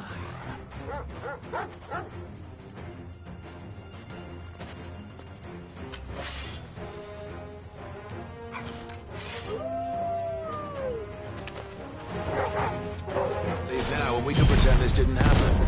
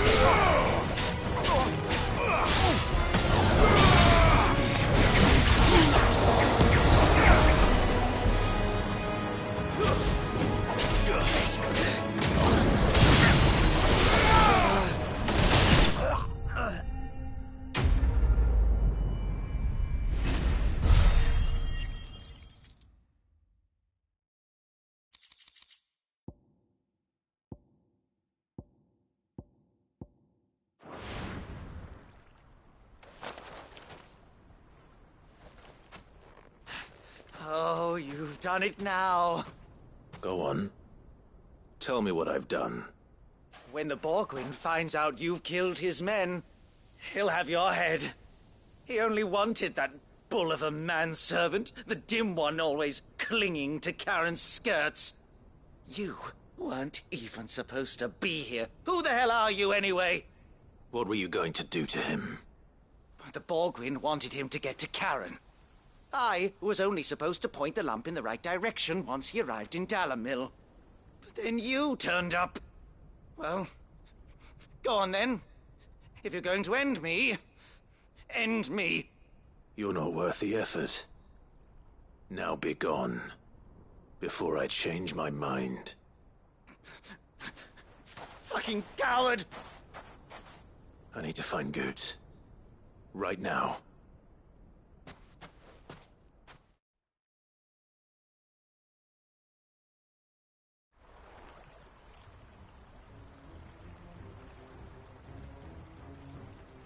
Get your filthy paws off me, you naughty-pated lout! Stop calling me names! And stop spreading them horrible lies about Nan! Well, that will be easy enough. For they are not lies. Every last word is true.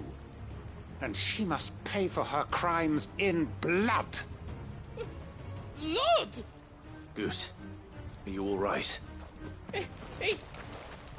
He's gonna kill Nan! He said she had to pay in blood! After what she did, it is only right. She ruined my life and the lives of countless others. That loathsome harpy's very existence is a crime, and I will not allow it to continue. Goots, was it? I have no quarrel with you. Only with your employer. Run along now. You need not pay for her sins. No. No? I don't care what she did. I won't let you hurt Nan. Promise me you won't hurt her. Or I'll or I'll kill you myself! Goots, no. Enough, all of you!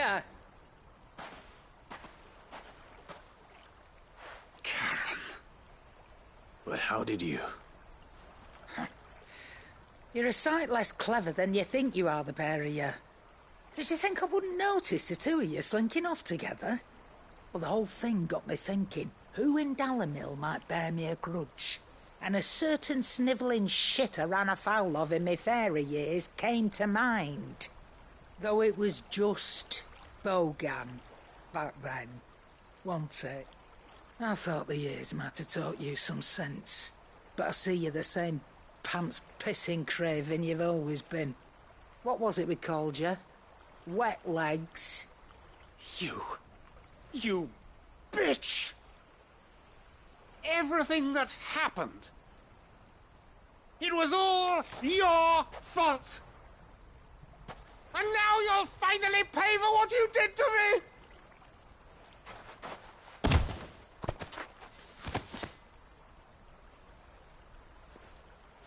Gooch, you... If you want a piece of Nan, you'll have to go through me. Fuck! You great galoot. Out of the way, I can handle this myself. So, wet legs, you remember what you told me when we last met? An eye for an eye.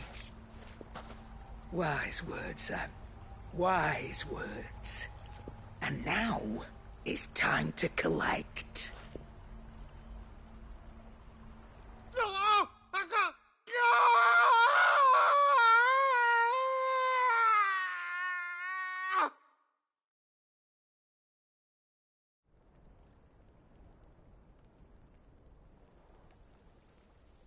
Sorry to keep you waiting. Is he... Dead? No. But I reckon he wishes he was. It ain't easy going through life one eye short of a pair. After all, I should know. You don't mean... Oh, don't tell me you didn't notice. Lost it to old Wet Legs back when we were working the same routes. Said I'd stolen from his strongbox. I'd done nothing of the sort, mind. But that didn't stop him taking his little revenge. So I took some of my own. Sorry, lost everything. His coin, his clients. Always knew he'd be back one day to claim his due. But he crossed a line dragging poor Goots into this. He didn't hurt you, did he? No, Nan. Still got all my arms, see? Legs too. But what if he comes back again? What if he does? First we take the other eye, then we work our way down. He'll learn his lesson soon enough. But something tells me the Wet Legs has learned it already. Right. Let's get you back to the hideaway. You've attracted quite enough attention already. Ta-ra, Clive. Remind me never to cross you, Karen.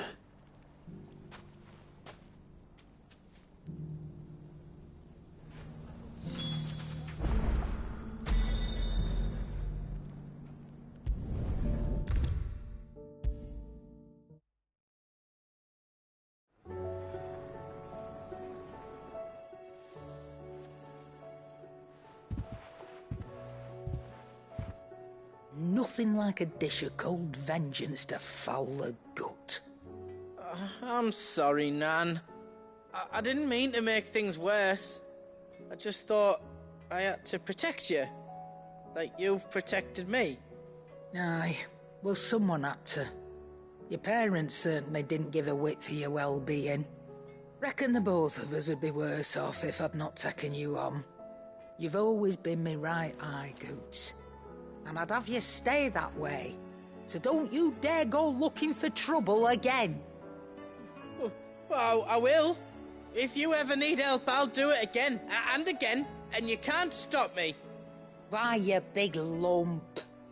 Fine. Play the hero if it makes you happy. Thanks, Nan.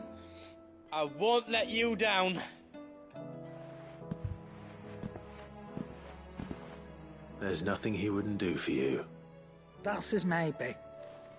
But if he's ever to make his own way in life, he'll need to start looking out for himself as well. Till then, he'll need people to watch his back, just like you did in Dalamil. Don't think I didn't appreciate that. Of course. His family.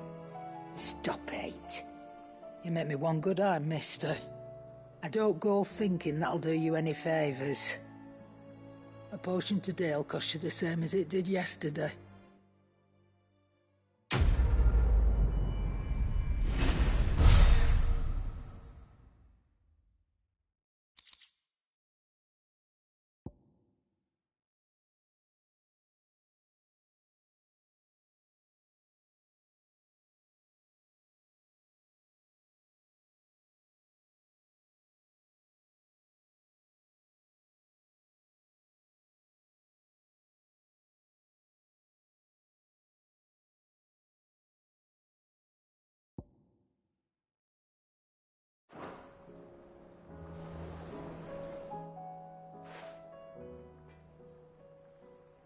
Let me tell you a story, Clive.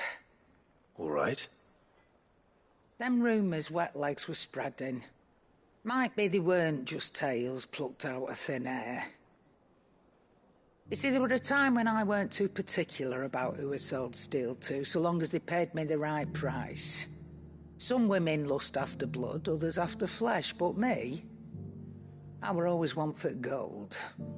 And to satisfy that lust, I sold to opposing armies, stabbed my every client in the back, made myself the most hated woman in the twins. But then one day I met a man who made me a different kind of offer. Said he'd give me access to a realm-wide community of like-minded individuals in constant need of steel and sundries. On the condition I sold to him and his alone. Was that the first time you met Sid? Aye. And I fell right into his damn trap. He was true to his word, so I ended up being true to mine. And I soon started making the best profits I've seen since taking up the trade. And all without aiding or abetting any outlaws. Except Sid himself, that is. Told me about his plan to topple the mother crystals, you know. Said that with them gone, the realm would want for all manner of things. An opportunity for the likes of me to mint gil. Why, I reckon an enterprising individual could find himself the richest dam in the twins. And that's when he had me. I emptied my stores that day and moved into the hideaway proper. And the rest, as they say, is ancient bloody history. A dozen years on, and I'm still not the richest dam. Not for lack of trying, mind. But I can say that I have never been happier. You've all shown me there are some things more precious than gil. That there are. So don't you go messing it all up, or you'll have me to answer to.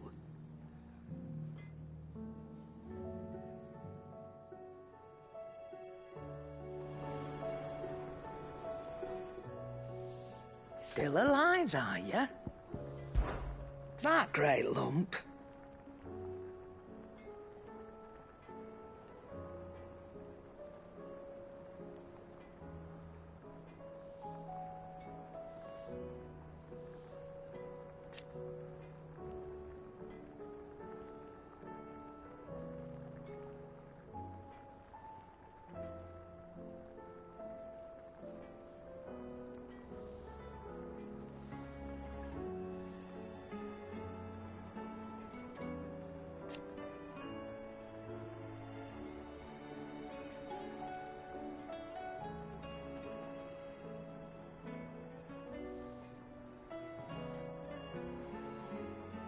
No.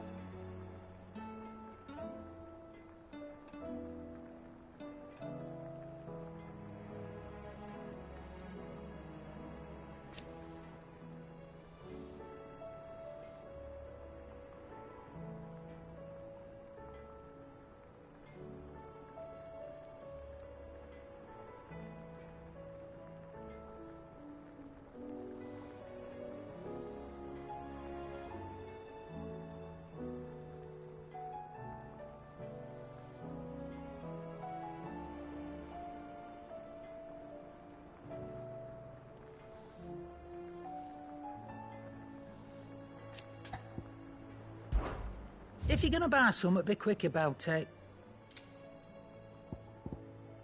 Is that all?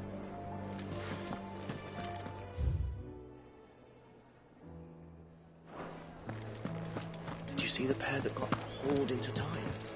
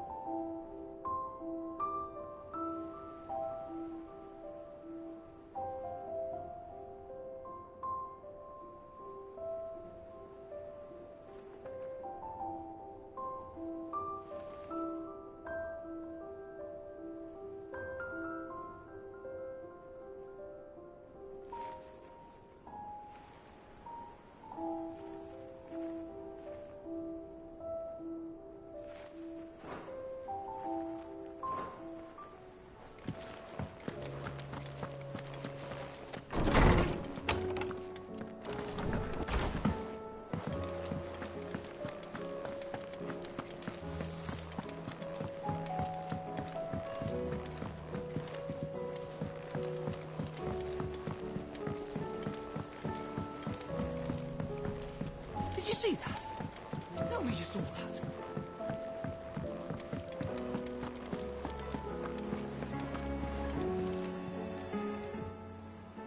Welcome to the Patron's Whisper. Come to claim your just desserts?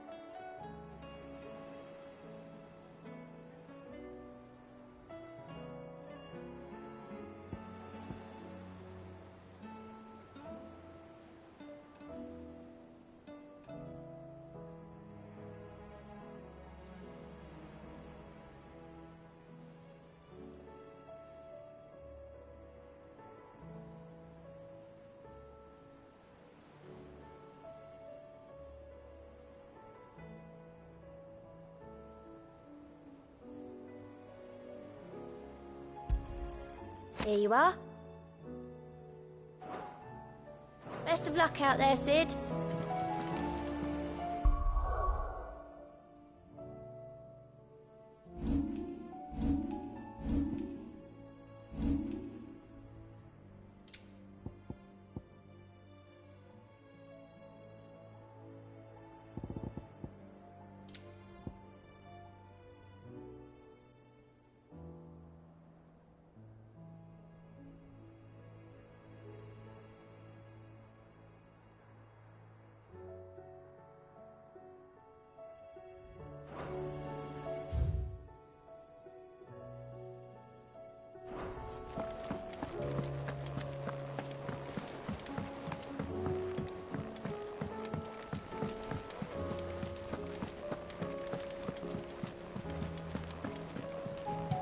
My attendant was with me in the Dominion before I primed. She would have watched the battle unfold and witnessed its outcome. I trust you'll be waiting for me in Tabor, where I can finally introduce you.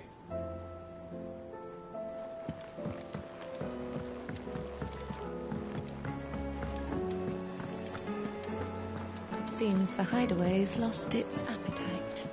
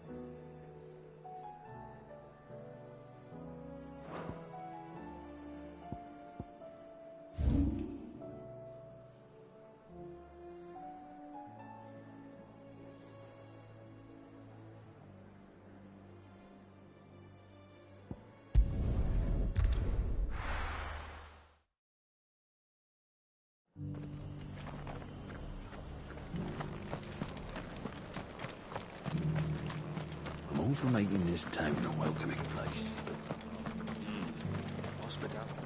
Anything catch your eye?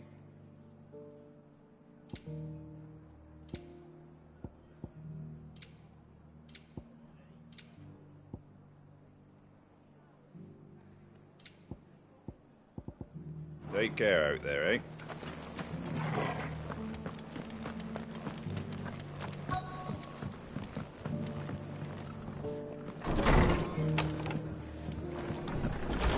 Martha's got a big heart.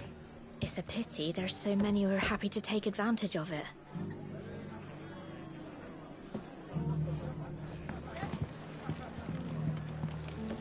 The fates seem bent on driving me from my inn. But if they want me out, they're gonna have to try harder.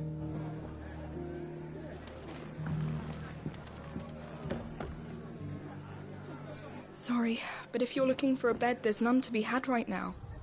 We're already sharing our cots with masterless bearers and those who fled the floods, and more seem to wash up at our door every day. Have you heard the latest from Twinside? That the Empress is no more? Never trust an owl bearing good news, I say. If it is true, I finally have a chance to get our country back. My lord Marquis, is that you? It is you. Then you received my letter. I am Sebastian Rutherford, Chief Steward of your Lord Uncle's estate. Of course. We met once before. Yes, my lord. Thank you for coming. And what was so sensitive that you couldn't put it in writing? 1,000 apologies, my lord. I did not mean to offend. I merely... It's all right. Continue. I am here at Martha's Rest, at the behest of your Lord Uncle, tasked with learning what I am able of the realm's current state of affairs. And what I have learned is grim. The fall of the Mother Crystals has left Storm in a state of utter disarray. The subsequent darkening of the heavens has only made things worse. Akashic attacks, once unthinkable, are now commonplace. The gears of governance have ground to a halt, and without a steady hand on the tiller, the realm threatens to drift into utter chaos. Your Lord Uncle, however, believes there is a way to avoid this fate, and is determined to see it set in motion. That sounds like quite the undertaking. It is. Hence my having enlisted the aid of several colleagues serving the 7 high houses. Alas... Alas? I have lost contact with 2 of those colleagues already. They are both able-bodied and trained in the sword, yet in these dark times, even that may not prove sufficient to keep a man safe on the road. So you want me to find them? I'll need to know where they went. One I sent to investigate the Republic, the other the old Imperial capital of Oriflamme. That doesn't exactly narrow it down. I suppose I'll start in Dalimil and work my way east. Thank you, my lord. I shall pray for your success and safety. My associate in Dhalmekia would have had to pass through the Republic's checkpoints to gain entry to the capital. Perhaps someone in Dalimil or Tabor would have seen him.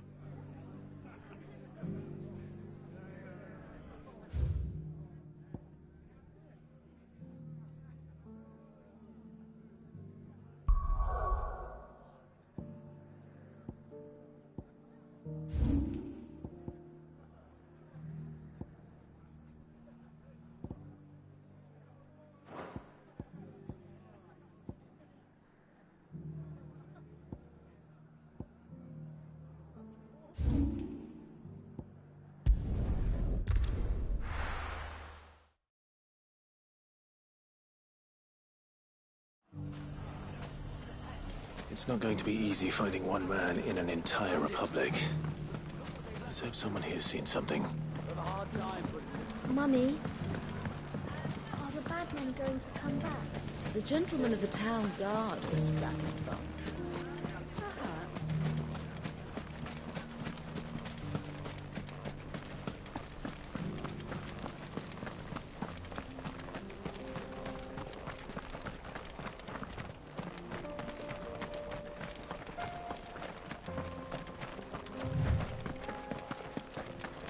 Someone's got himself in trouble.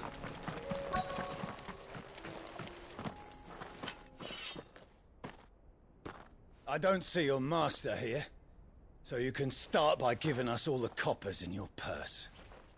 I already told you, I have nothing. Then maybe we'll take that pretty outfit and the steel you're wearing. Please! These men are trying to rob me! I'll deal with this. Thank you. You that one's master, then?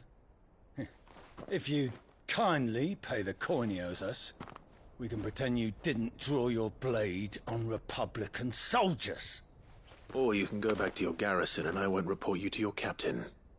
Oh, you're more than welcome to. He hasn't had many visitors since we slit his throat.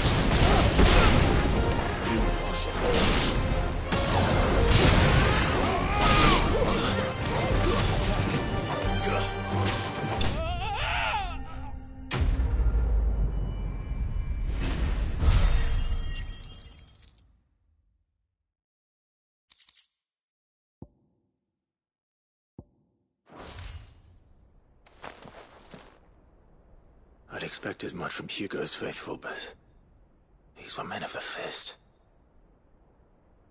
Much has changed in the Republican army since they lost their rock. You've seen this kind of thing before, then? Many times. I was sent here to observe the situation. You're one of Rutherford's men. He sent me to look for you. Well, then you have my thanks. I fancy I could defend myself against one, perhaps two, but a whole regiment... I arrived in Dalimil several days ago, but when I called upon the captain of the local garrison to make inquiries, his men confiscated my effects and locked me in a cell. The captain is no more, and his men make the rules now.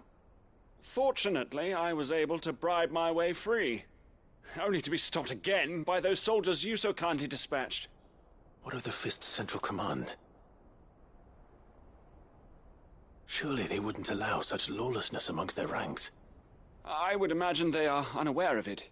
Most of the army has fallen back to the capital and hunkered down behind her walls. Those who weren't recalled now rule the fringes unchecked, answering to no one but themselves. Then it's worse than we imagined. You should return to Rosaria. It's not safe here. I'll find a caravan heading north. You won't mind if I borrow one of these soldiers' coin purses?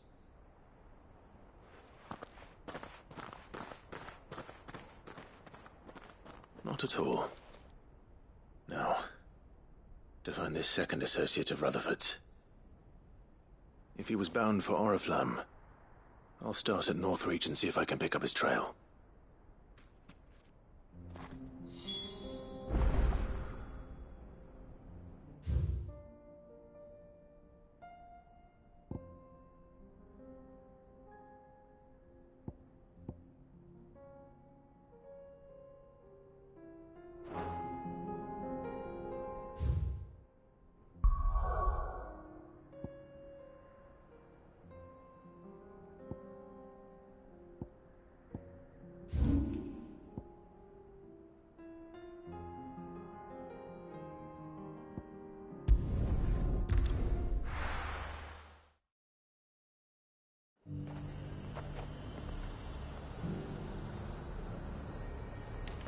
There's a lot of road between here and the capital. Rutherford's man could be anywhere.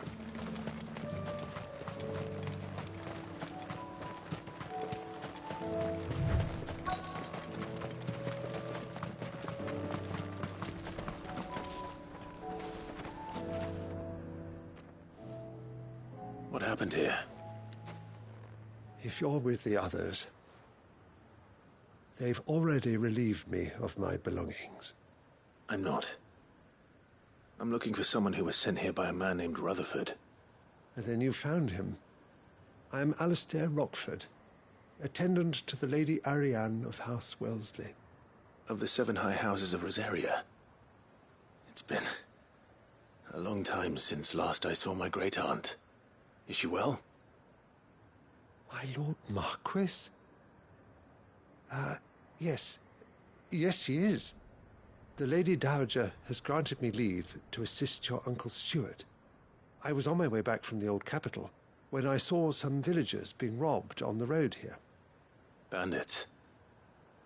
They looked more like field hands, but it didn't matter in the end. I did what I could to help the victims, but all it earned me was a pommel to the temple. Which way did they go? South, toward the gate. All right. I'll take care of them. Founder knows I've met enough of their kind. You head back to Northreach, visit the Vale, tell them I sent you. Thank you. I shall. Founder be your shield.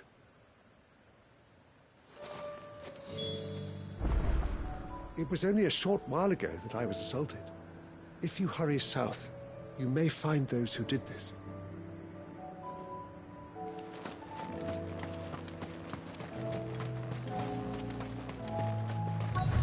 They just couldn't resist, could they?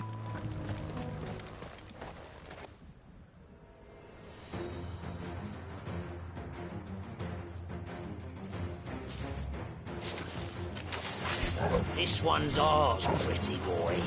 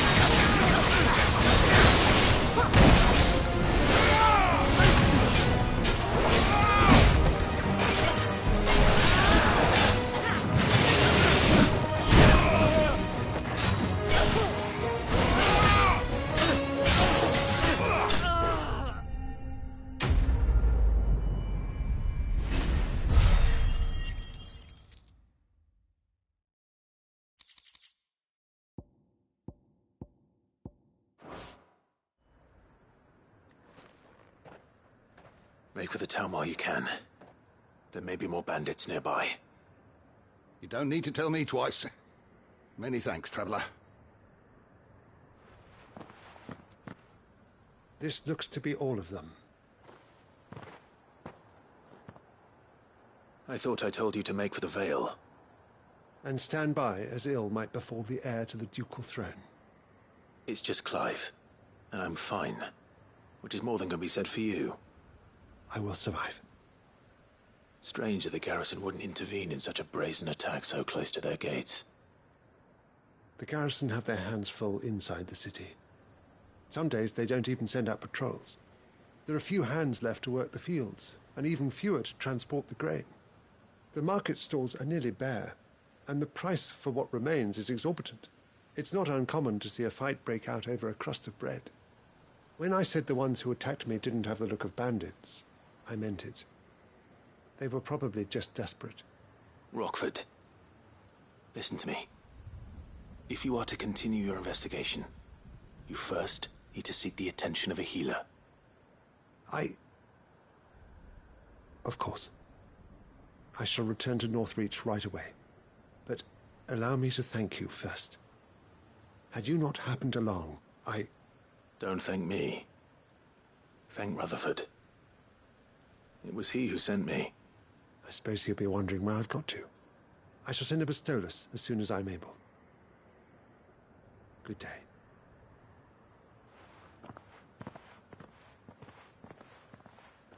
My uncle certainly has his work cut out for him. If it isn't already too late. I should go and tell Rutherford that his colleagues are still in one piece.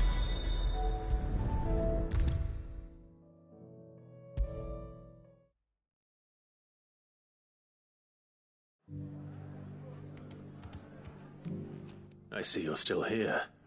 The Rest's location affords a constant flow of traders, and with it, a constant flow of information.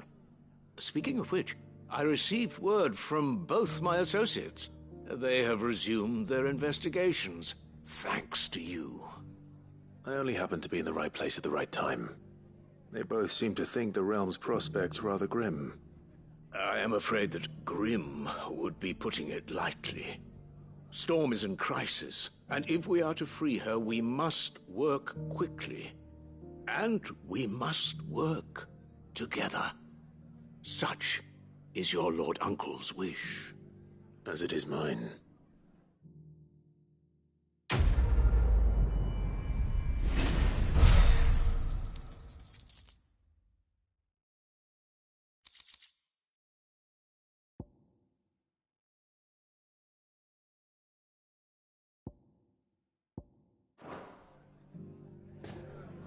I will see that your Lord Uncle is made aware of the situation in both Dalmekia and Sanbrek.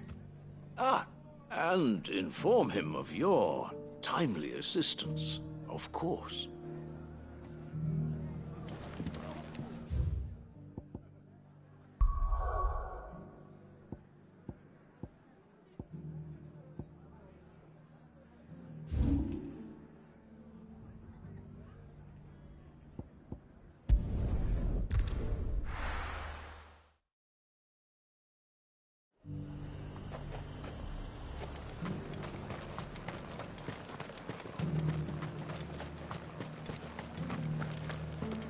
There were ghosts at the gates not days ago.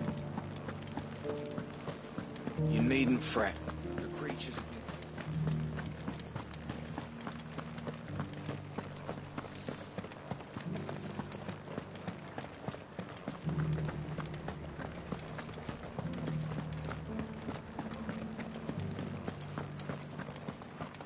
To the meadows, then. That's what I get.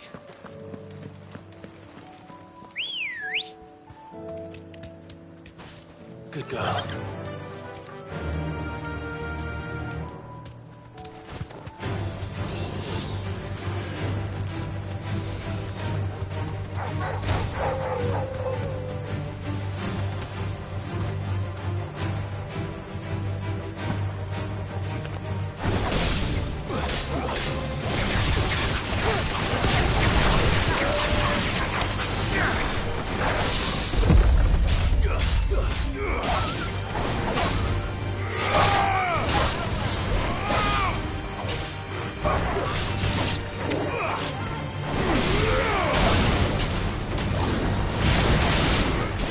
I should be able to find what I'm looking for somewhere nearby.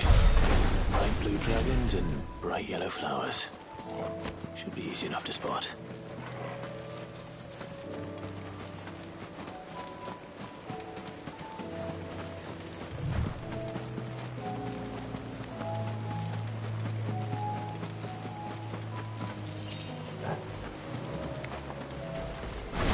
This must be our wyvern. Right. Let's get this over with.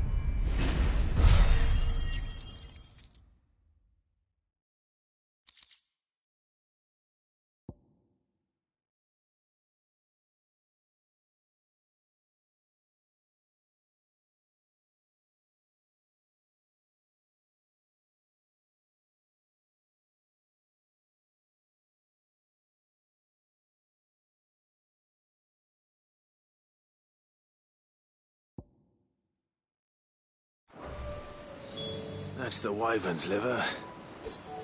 Now I just need to find the herbs. Bright yellow with a heady scent.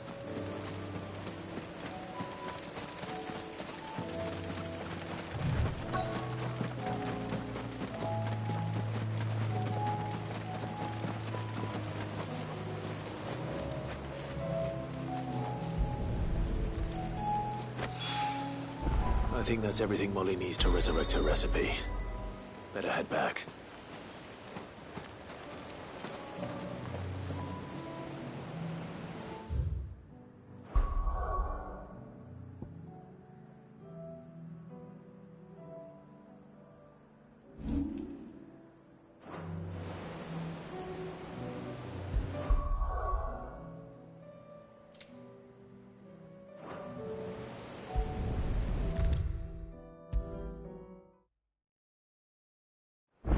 The hideaway's lost its appetite. So, did you have that word with Tomes then? I did, and he was as helpful as ever. He told me exactly where to look, in fact.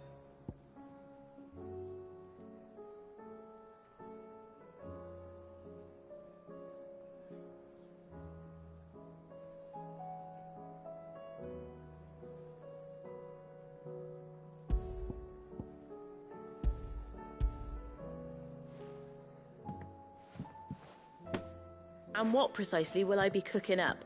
Or is it better not to know? Blueback wyvern liver. And, a herb known as Saint's Bonnet. Ah, wyvern livers, was it? Well, at least it weren't actual worms, I suppose. Now then, you stay right where you are. I've got some cooking to do. Let's hope these grand old chefs of yore knew what they were on about.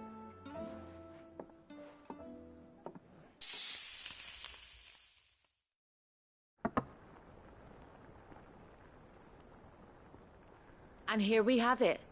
Fried mortress of skyworm. Ivan's offered to make sure it's fit for consumption. Well, I say offered. He as good as begged. And rightly so.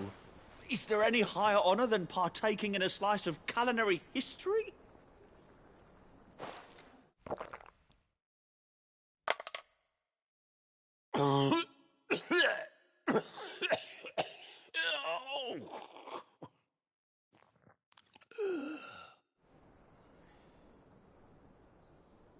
So, not fit for consumption then? What witchery is this? The crackle of the crust gives way to an almost violent richness. Yet, it is the piquant kiss of the saint's bonnet that tames this savage dish. It is a tour de force, a force of nature even, a maelstrom of flavour and sensation, a graceful beast emerging from centuries of slumber. I think he likes it. Well, I can't quite tell with all that nonsense he's talking. But I reckon you might be right. It was decent then, I take it. Decent? It's remarkable. And I defy any man to say a word to the contrary. Sid, might I suggest that you command a party of your finest men and women to procure a dozen blueback wyverns forthwith? I'll give it some thought.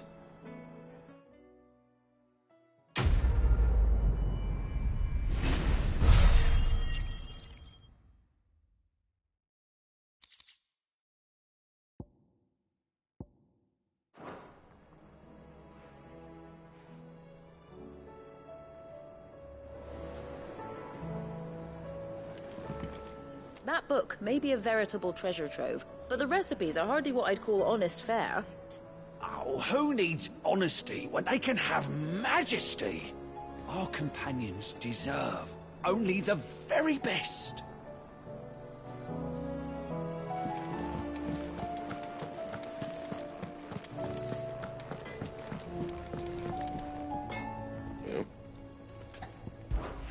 So, what'll it be?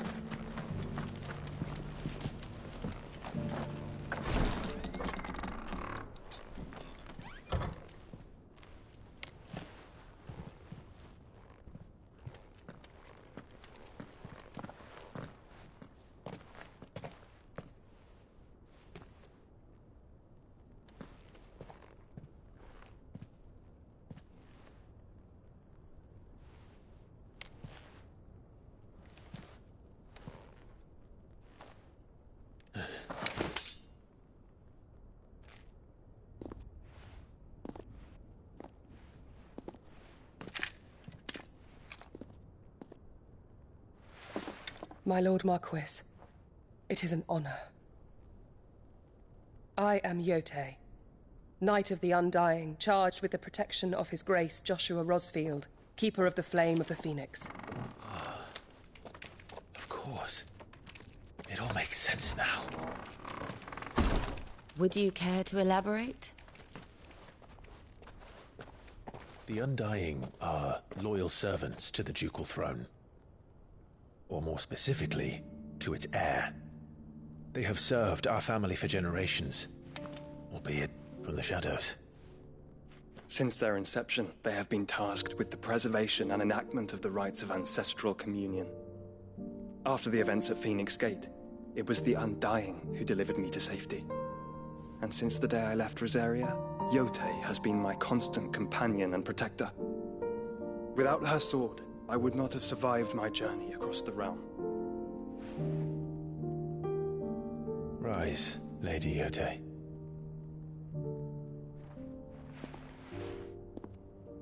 You saved my brother. I owe you a debt I can never repay. I but did my duty. Come now. Tell us what you've discovered. Your Grace. It is as you feared. The vessel we spied off the coast of the Crystalline Dominion on the night of her fall. It was the Einherjar. Beyond any doubt. The Black Galleon. Joshua, the Einherjar is the Royalists' flagship. What business would they have in the Dominion? Upon learning of Waloed's involvement in recent events at Drake's Fang, I sensed the malign influence of Ultima, and bid Yote and the Undying look into the matter. We have reason to believe that the Black Galleon weighed anchor shortly after the fighting began, and set a course due south. For Canva. Then it is Waloed Knights who besiege the cities.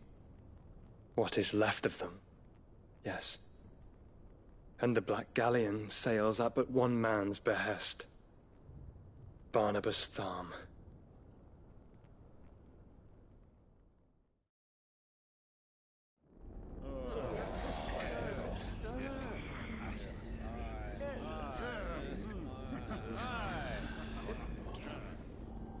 But are we truly safe here in the Agora? The city guard have been paid, if that's what you're implying. All the more reason for them to run. Well, you are free to leave, Lord Minister. Markets abandoned, warehouses aflame, blackened hulls choking every port in the capital. Canva is ruined. The realm teeters on the brink of chaos, and all you can think about is commerce. Forgive us. We were not aware Dhalmekia now subsisted on charity. How dare you?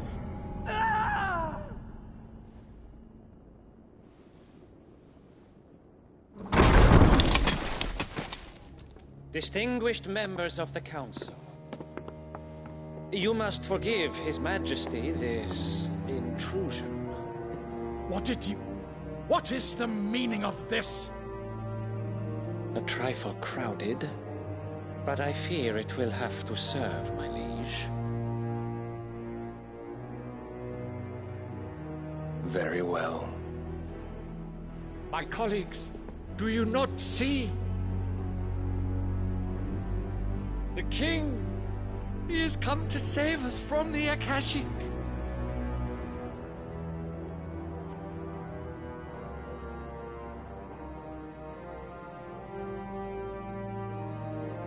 He is a gift from the heavens, divine intervention, our very salvation.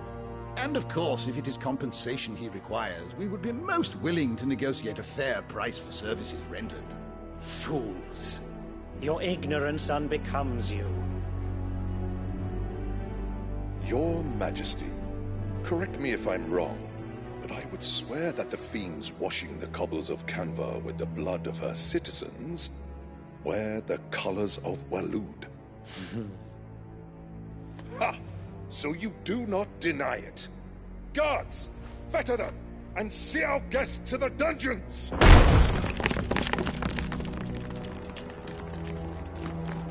Enough.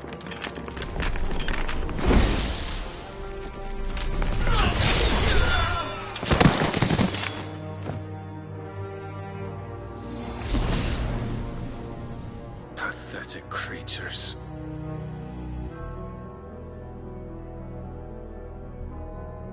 That you should imagine yourselves worthy of salvation. The girl is still here, somewhere in the city. Her consciousness fair dripping with her late father's hubris. A consciousness to which Mythos is inextricably bound and inexorably drawn. See that he is made welcome. Yes, Your Majesty. Come, Mythos. Surely the prince's light cannot have sated you.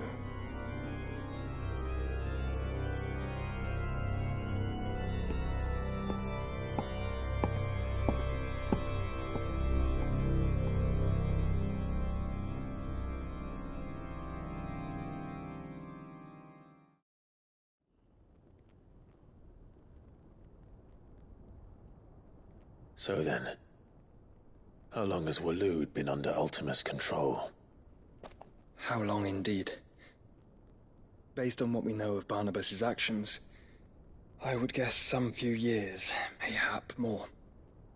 But to what end? What does Ultima want? The tapestry. Show them.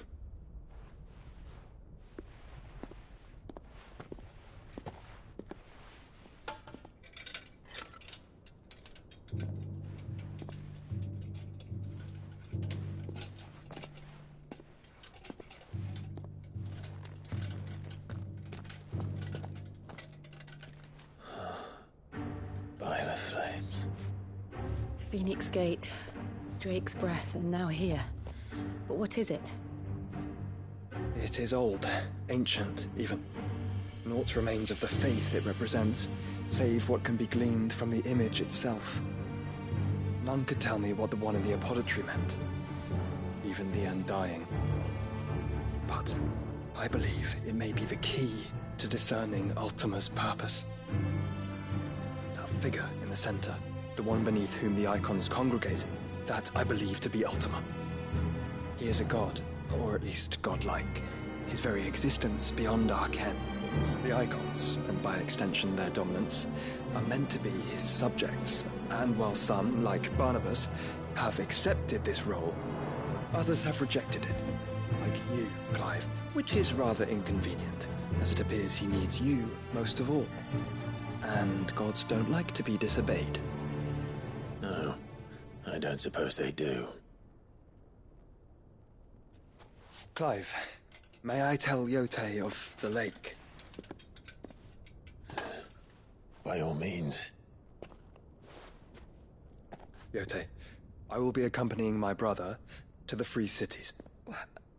Whilst we are afield, I would have you watch over those Clive has made his wards. Omielos delan tuisag ilith. Though well concealed, the hideaway lacks trained fighters to defend its occupants should they be discovered. But it is my duty to... As it has ever been my brother's duty, remember. If that is your wish. Your Grace. But please be safe. If aught were to befall you, You have my word.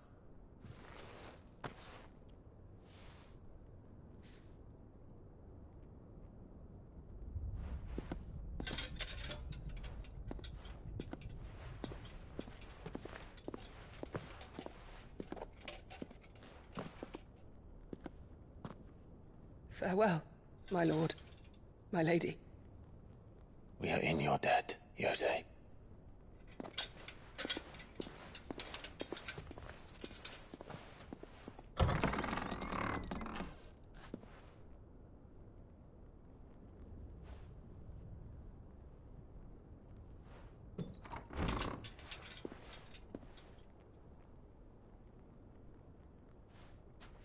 Let's find our friends.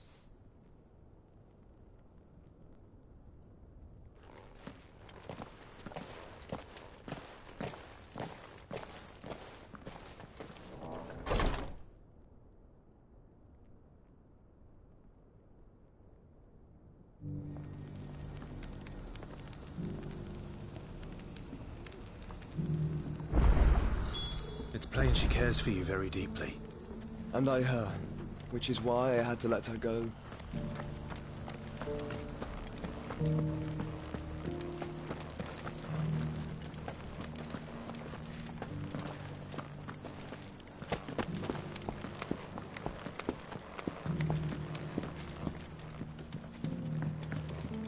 You wouldn't happen to have a decent whetstone in there, would you, Mother? So it's these stones to Canva, and the rest of the boxes to Dalaman.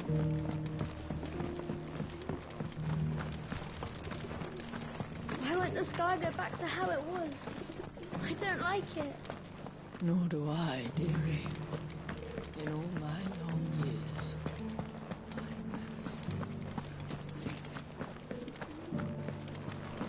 How are those new boots treating you? They're fantastic. Soft as phoenix down, but tough as boiled bone. You there! Finally. No one was paying me the slightest heed. Is something wrong? At the university, the students would hang on my every word. Sadly, this far from home, I'm just a vagrant greybeard. The university? You're a scholar. A specialist in ancient cultures. The most accomplished in all Valisthea, some have said. Not that I look the part in these tattered rags. In my heyday, no obstacle could have kept me from my studies. Yet here I am, a wizened windbag, bested by the many steps of Tabor.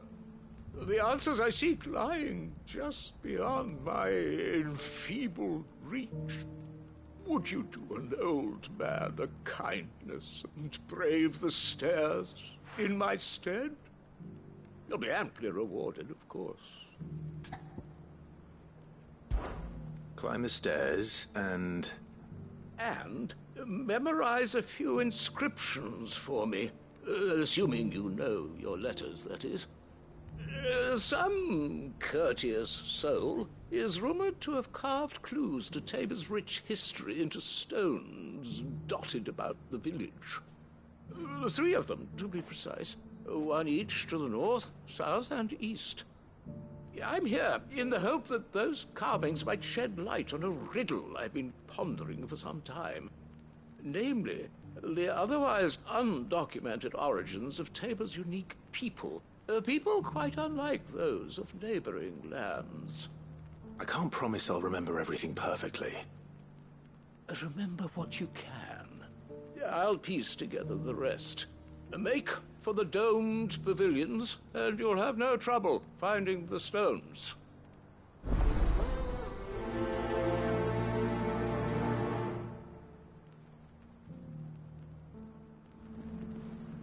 If it wasn't for those domed roofs protecting the stones from the elements, the truth of Tabor's history would have been lost centuries ago.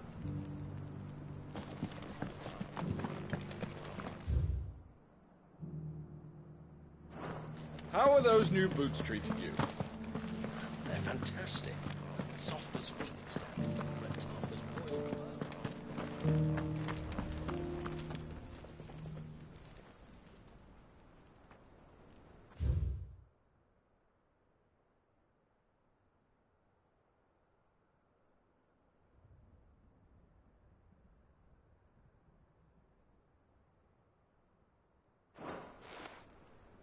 No history would be complete without mention of the mother crystals.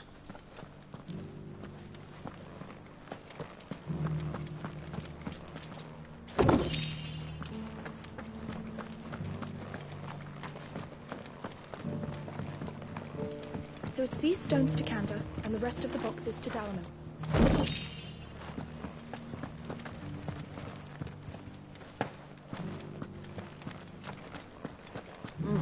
Not a scratch on them. Have you noticed the Elder has been coughing recently?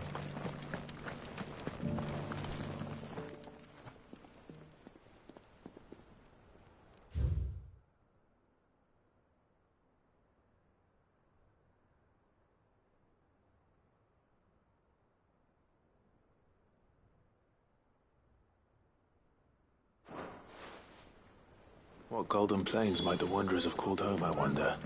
Mummy made a pottage from it. Decent quarry's been hard to find since the sky's turned. It has indeed. Can't blame the beasts for being on edge.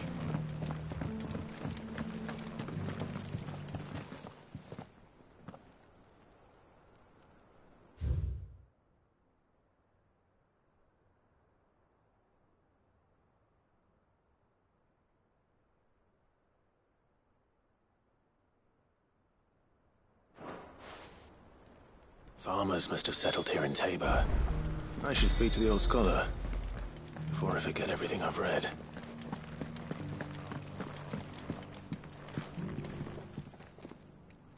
The engravings were in good repair considering their age.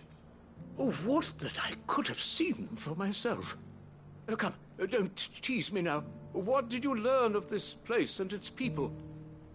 Let's start with the engraving to the south, shall we? What did it say?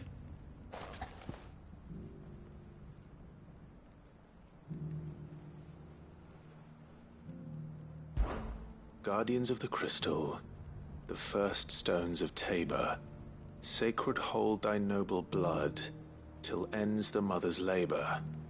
I'm pretty sure that was it. Fascinating. It would seem the founders of this city were descendants of those fallen charged with protecting the mother crystals. But whatever could have driven the Guardians so far from their sacred charges, I wonder? The engraving to the north is next, I think.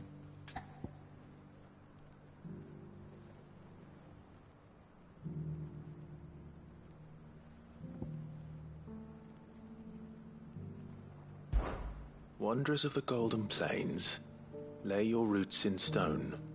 With pride recall thy noble past, and make these rocks a home. Or, I think that was it, at least. No doubt you're right. There are vestiges of nomadic customs in Tabor its guardian roots could never account for. This is proving most enlightening. Now, for the final stone.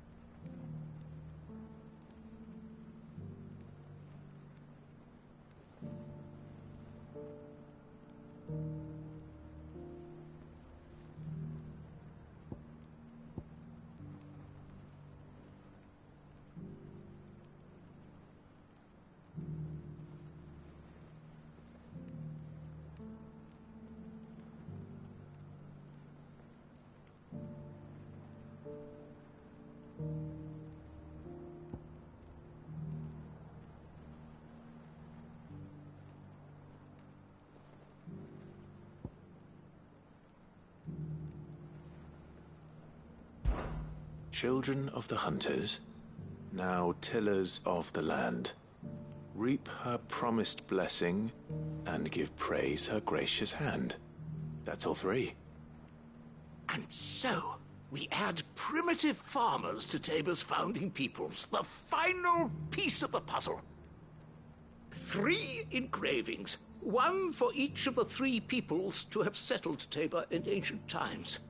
Guardians of the Mother Crystal, wanderers from across the plains, and last but certainly not least, hunters turned farmers. Little wonder it was so difficult to trace the roots of Tabor's culture. Those roots reach down through 3 distinct traditions. Nonetheless, one cannot help but wonder why this fact is not better known among scholars, given that the stones stand here for all to see. Too many stairs, perhaps. Ha! Too many by far. Here, and thank you.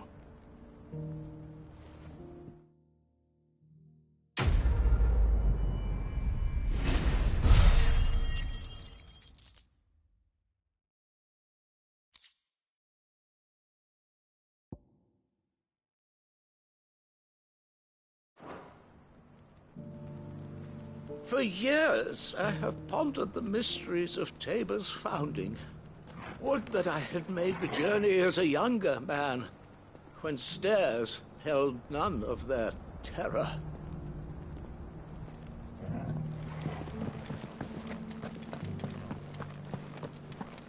Careful how you pack that leather. Any crystals. Opportunity beckons. Who among you is bold enough? Is that blade for hire, perchance? Because I have a mind to make a killing. Figuratively, I hope. Well, yes and no. A passing caravan carried with it a rumor most fortuitous for one in my trade, that an elder Dread Evis had been sighted in the fields of Corava. Dread Evis are aggressive beasts. Compelled as they are to acts of violence, few survive to maturity, but those that do develop a hide of phenomenal value. A hide you want to sell? Eventually, yes. Though I would have it tanned first that it might be crafted into marvels the likes of which the world has never seen. Dread Evis skin is a rare thing indeed. But the worked hide of a well-aged beast, now that would fetch such coin that Gilbert himself might weep with envy. Bring me that beast's skin, and I will share with you the bounty of our combined labors.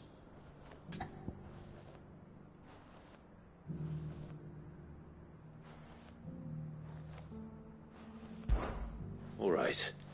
I'll hunt your Evis. Of course you will. When one lives in such troubled times, it is a fool who lets opportunity slip his grasp. Leave Tabor through the east gate, but take the path that branches west. Once you reach the checkpoint at Tovany, you are a mere stone's throw from the fields of Corava. I eagerly await your safe, and above all, triumphant return.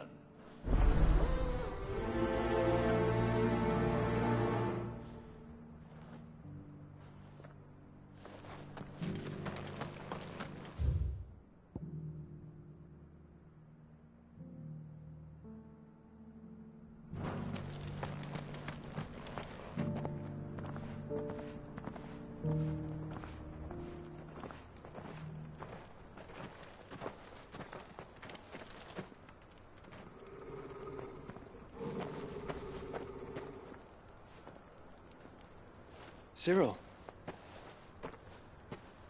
How fares the search? Well, Your Grace, my report shall be with you ere long.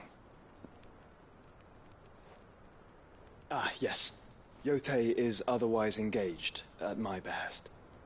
And the duty of wardenship? Fulfilled. For as you see, I've been reunited with my first shield.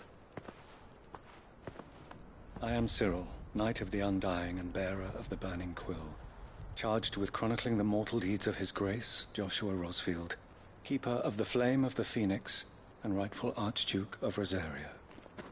I entrusted Cyril here, with overseeing the investigation into Ultima's origins. Findings from his brothers and sisters afield are delivered here to be collated and catalogued. Just how many Undying are there? Not nearly enough, milady. Yet we are glad to give our all in service to the Phoenix. Such is, and has ever been, our creed. I see. You have your associates, I have mine. But you may now think of them as ours. That won't be a problem, will it? The Phoenix is our sun, and we but the shadows that quicken in his radiance. It is from the darkness that we serve, both him and now you.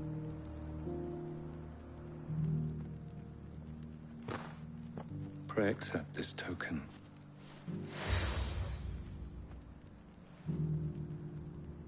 For as long as you bear it, members of our order will reveal themselves unto you. If there is nothing further. No. You are dismissed. Your Grace.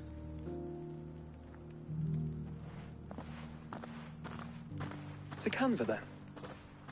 We'll talk about this later. Cyril seemed very, You certainly keep strange bedfellows, Joshua.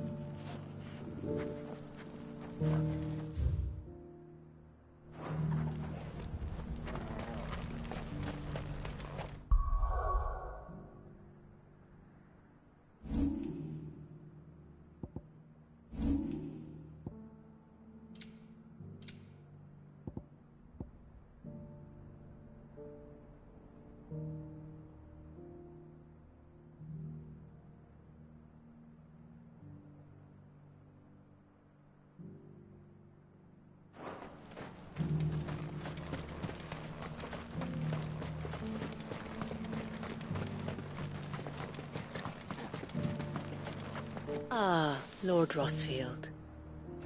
I'm afraid I cannot stay to talk. I must leave to collect the reports of our spies in the field. Now that you wear the Phoenix down, our brothers and sisters will no doubt reveal themselves to you too. Farewell, my lord, and may the Firebird's flame burn ever in your heart. The free cities under sea?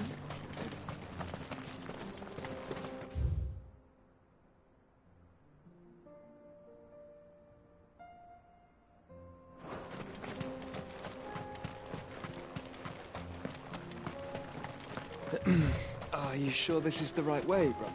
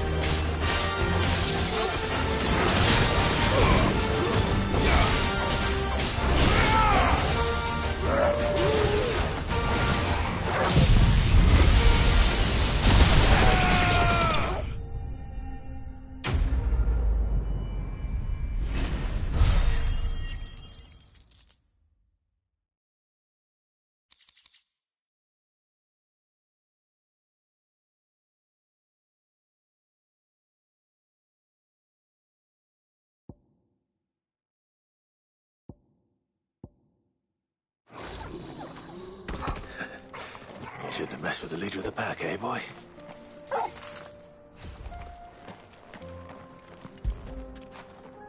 What a fine hound.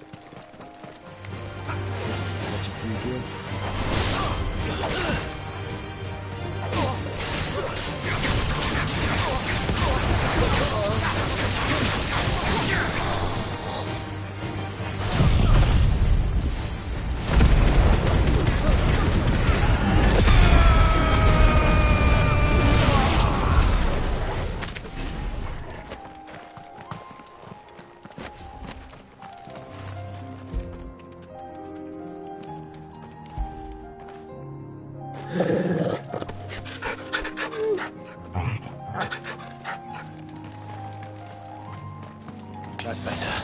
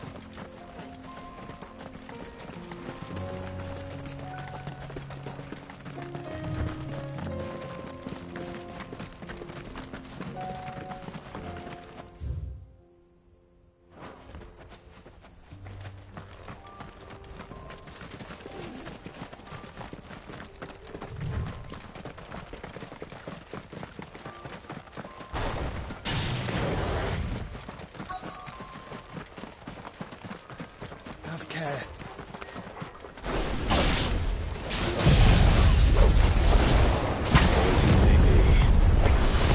There's still plenty of fighting in yet.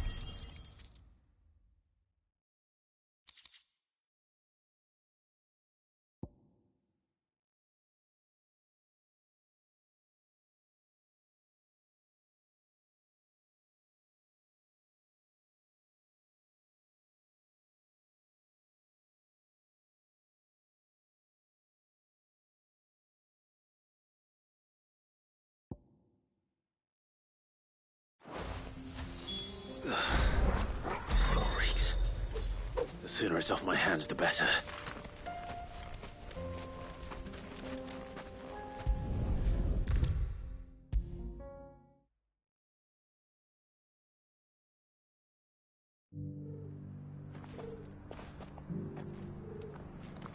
Here's your hide, as requested. I worried you might never return. Quickly, let me see it.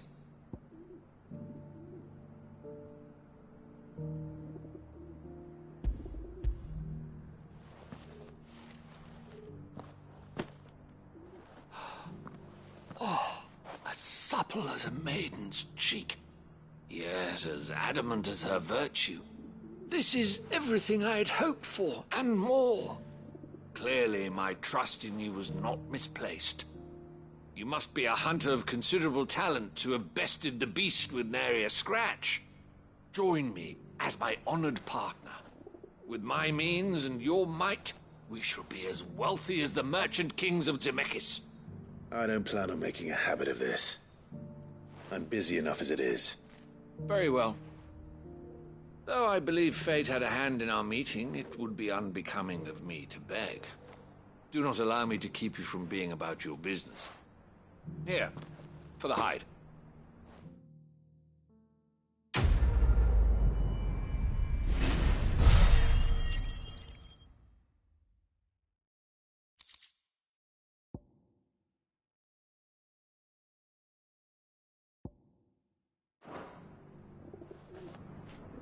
This is hide unlike any I've had the pleasure of handling. My clients will pay a fortune for the merest scrap.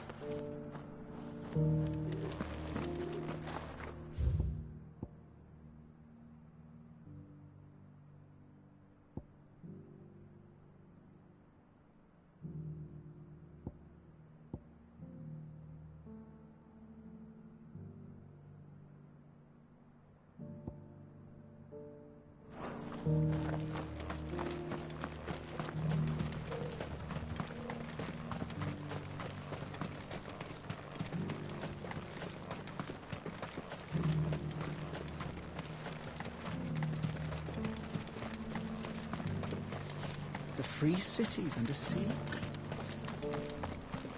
There are horrible beasts down that way. Ashen terrors who'll kill you as soon as look at you. Would that I had the strength to kill them first.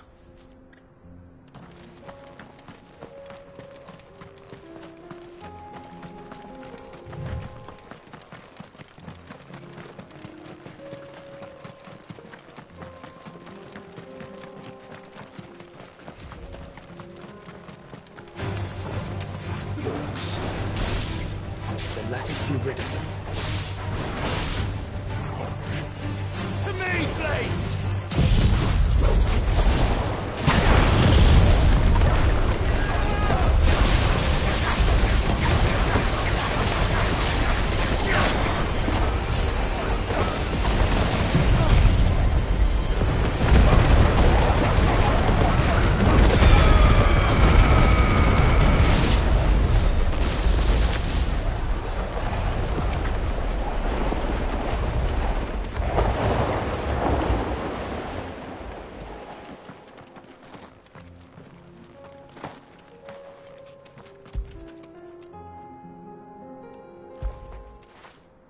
After it!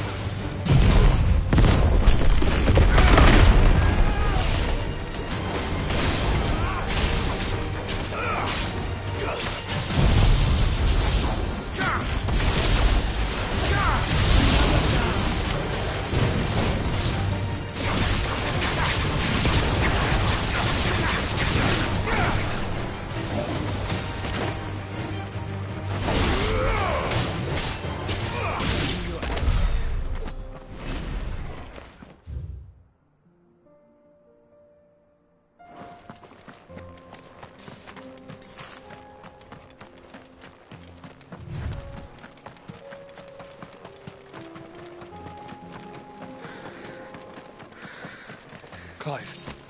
Smoke. Is the city fallen?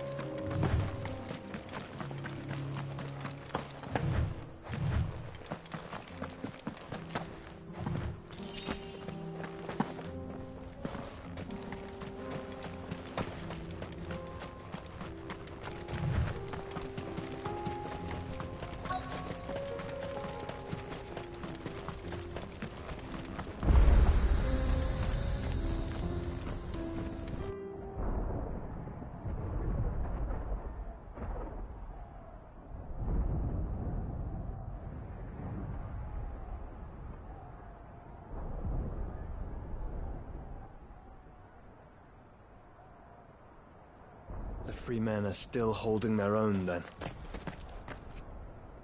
Do we have any idea where Gav and the others might be?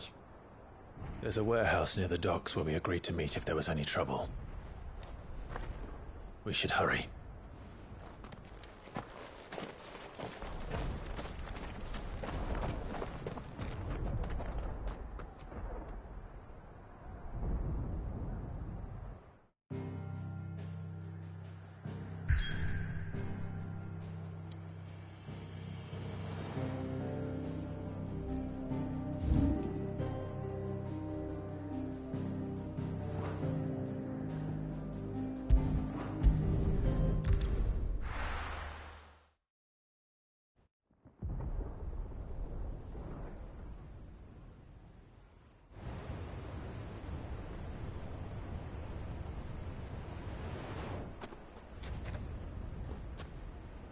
Sounds like thunder.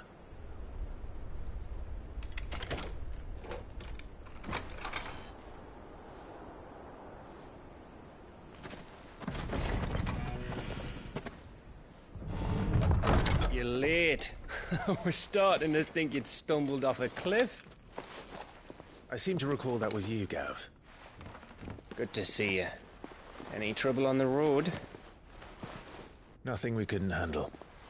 I knew you'd come. Is that who I think it is? Yes. Allow me to introduce my brother, Joshua. Clive's told me all about you. Or even listening most of the time. Name's Mididol. Everyone calls me Mid. My lady. Hey?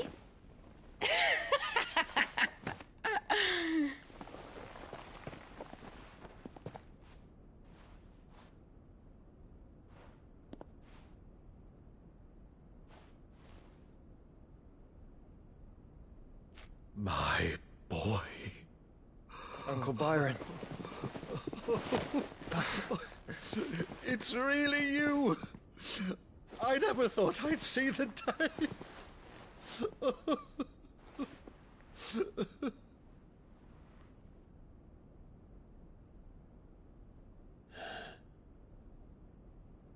So these Akashic are being controlled? That's what it looked like. Empty eyes, eerie blue glow. No doubt they were turned, but silent as monks, every last one of them. Your man here speaks true, Clive. We saw more than a few in the city. They moved in ranks with a purpose, and not of their own. Ultima's doing. Perhaps. What of the city? The people? Dead, mostly. Mostly, but not all. A handful managed to lock themselves in their villas before the Horde arrived. Some in the Merchants' District to the west, and a few others on the far bank. If the Akashic stumble across either hiding place, a few bolted doors won't hold them for long. We need to find them. And quickly. What do you propose? We split into two parties. I will make for the Merchants' District, while you look to those across the river. Mind keeping an eye on my brother? Not at all. We find the villa and try the servants' entrance. Understood. And what of us? Mid, is she fit to sail? The ship, the Mithril engine could probably do with a few more tweaks. Then you better work fast. Even if we do reach the survivors in time, they'll never make it to the hideaway on foot. You leave that to me. See that Mid doesn't get herself into trouble, would you? Think I can manage that. I'll keep him safe. Looks like you stuck with me, Byron. That's Lord Rossfield, you little gutter snipe!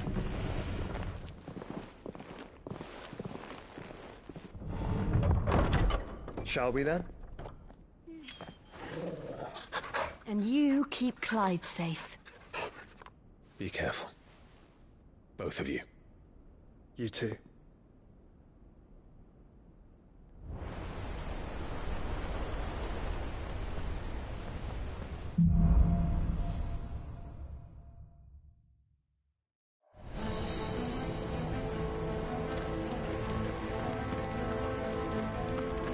All right, Torgal. Let's find those survivors.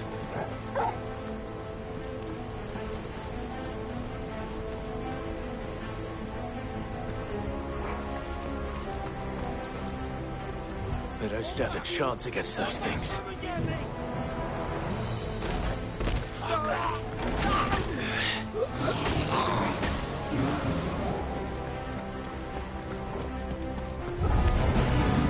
They've been routed.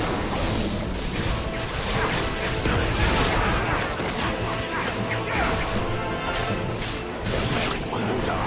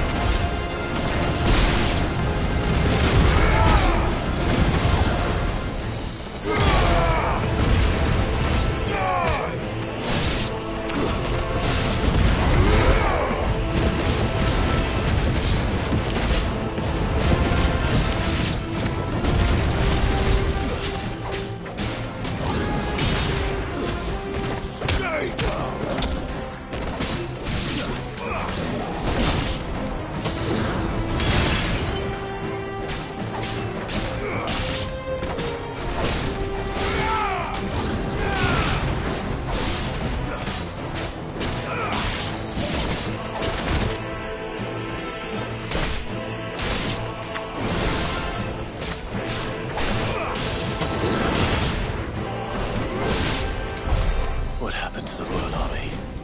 There's nothing but monsters here.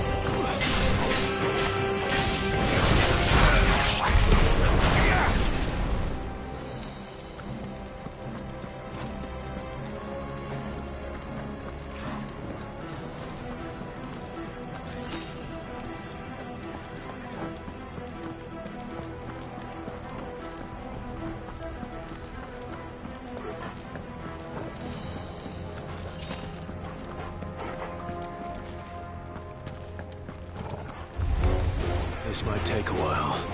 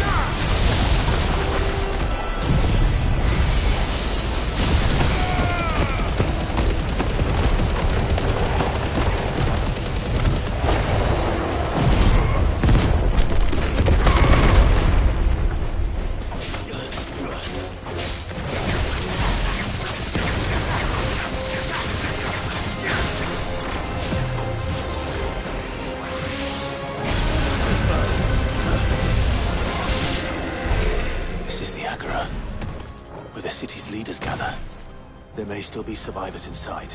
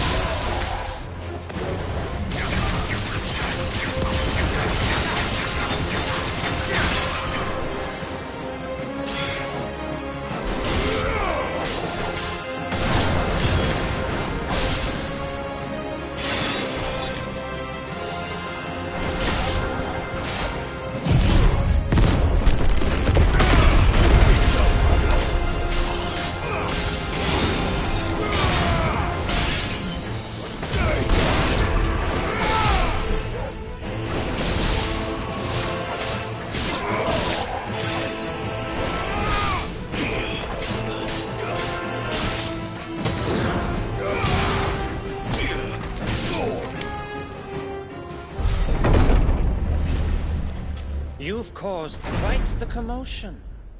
But then I would expect no less from you, Muthos. You again. I don't believe we've been introduced. You were in my family's crypt, and now you're here, with an army of Akashic thralls. Manners, Lord Rosfield? They are men, like you and me. Albeit ones unburdened by the wills that drive our kind to madness. They are pure. They are divine. What? And they are all that remains in this once raucous city.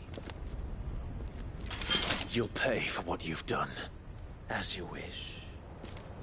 I confess I have been very much looking forward to this.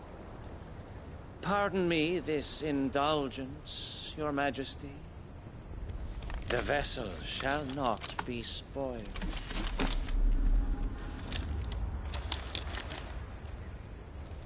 I am Savior of House Harvard, and you will yield. Or not. As long as you don't hold back.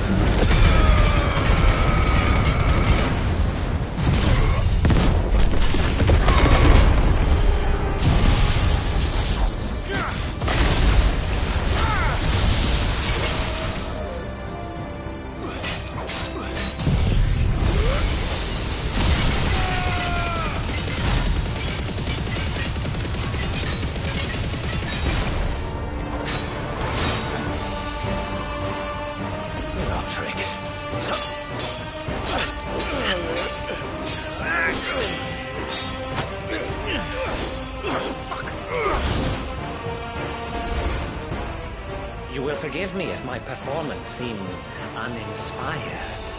It is just that I expected so much more from our chosen one. Perhaps this will kindle your flame?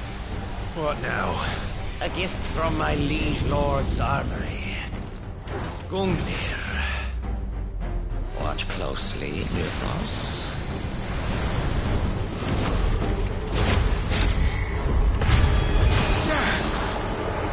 Yes! Yes!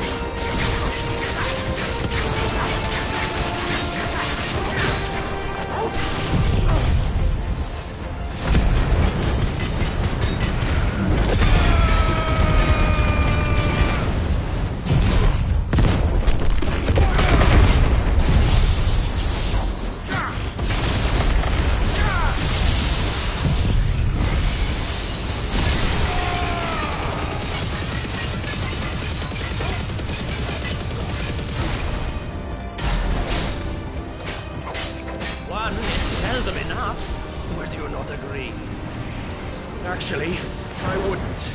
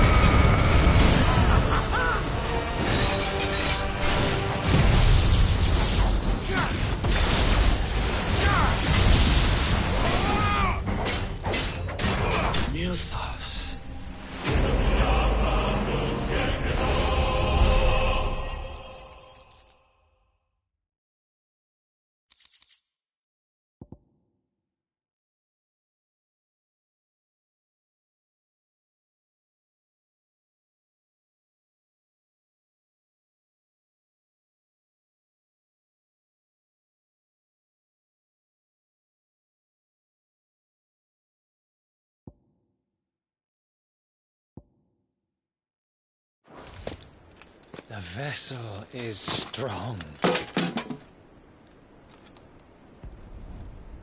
My liege.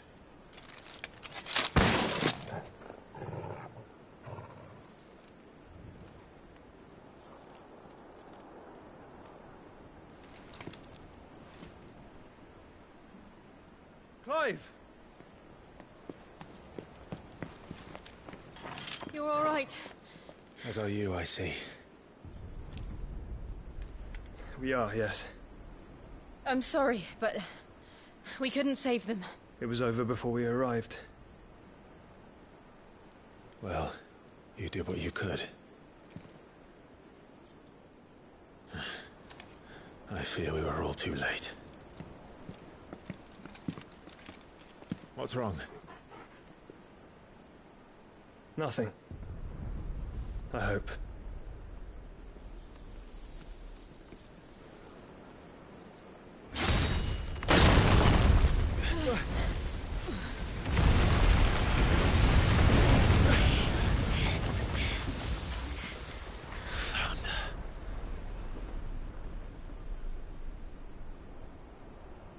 Leaving so soon, Mythos? It's the king. Indeed. You may kneel before Barnabas Tharm, Warden of Ash and King of Waloed. Get back.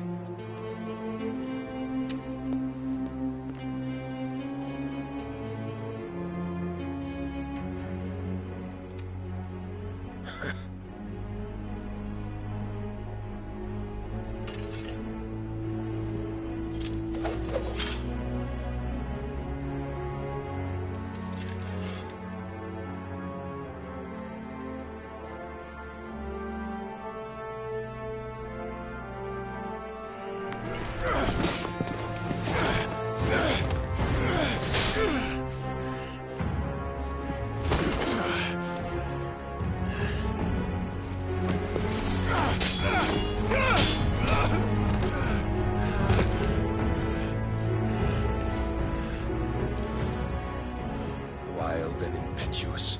I expected more of the boy who bested my Lord Commander. Yet I see why my master covets you so. The power within you, Mythos. The potential.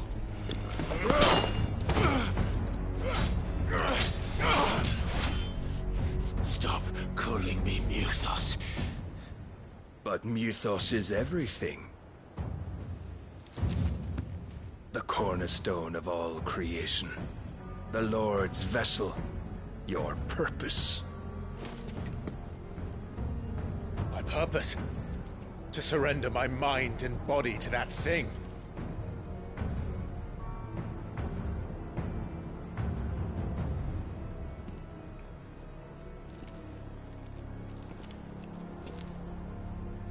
No, Your Majesty.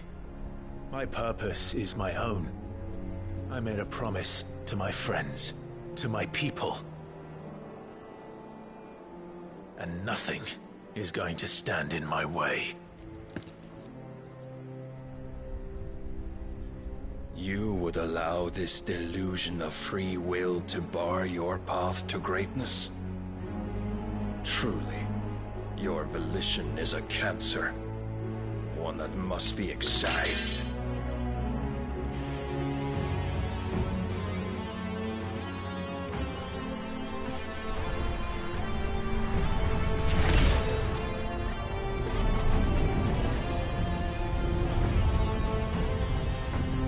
Try it.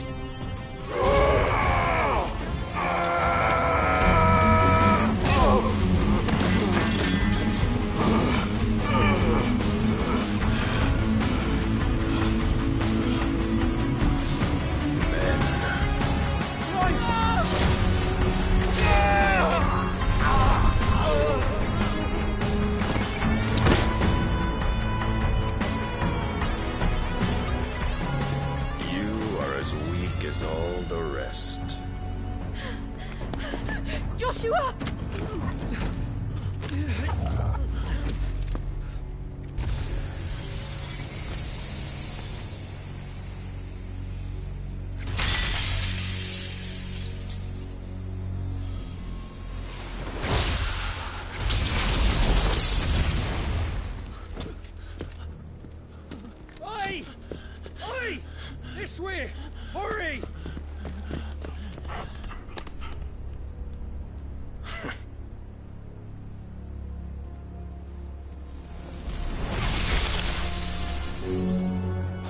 beyond reckoning, and they use it as a crutch. Such a waste.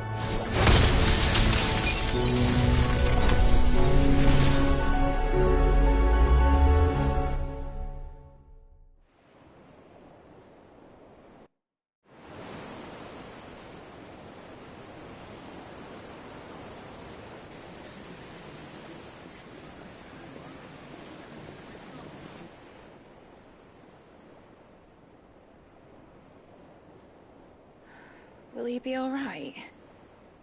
The phoenix can mend flesh, but the spirit must recover on its own. I'm afraid the rest is up to him. This place is remarkable. Outfitting it must have been no small feat. But why go to such trouble?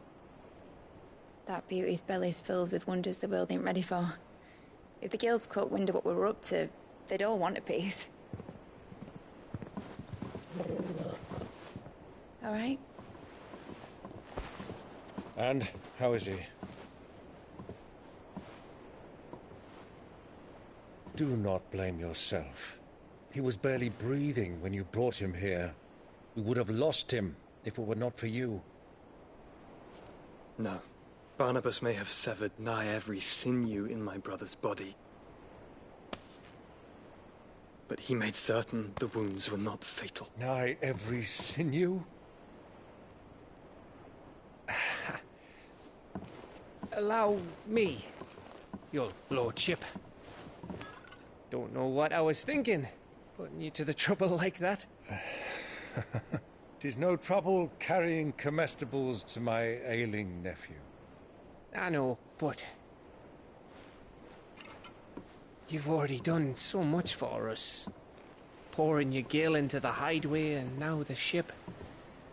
I don't want to take the piss. You risked your life. And for what? Some girl you hardly know. Why'd you do it? You not mad or something? I wouldn't go that far.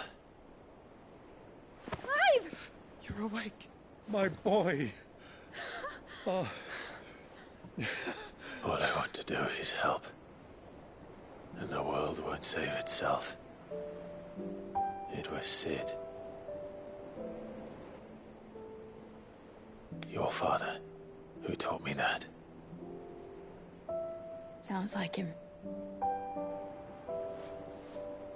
Don't you dare do that again.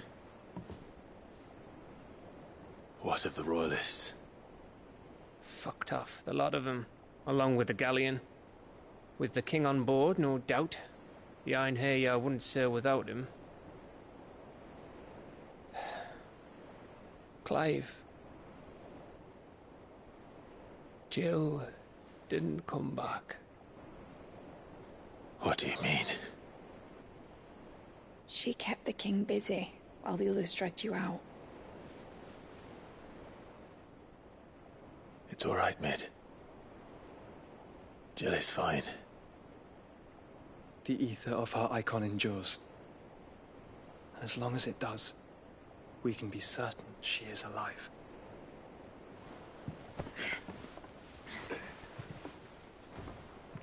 We must pursue the Black Galleon. Jill will be with the king, I'm sure of it. Well, good luck catching him, because my ship's going nowhere.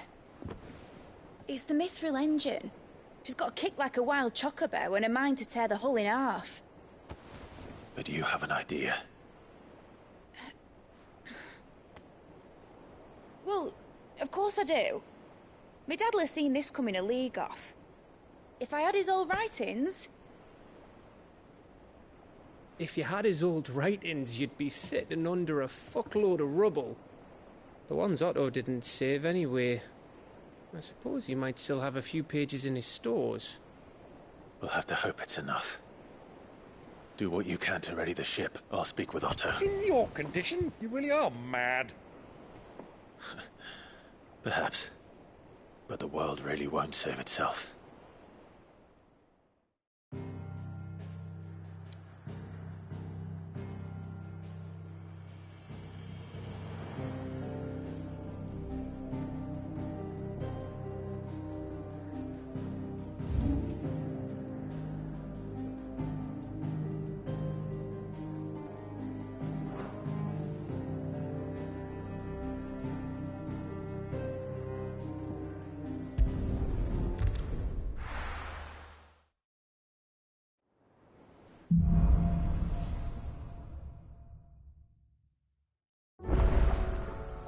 spies.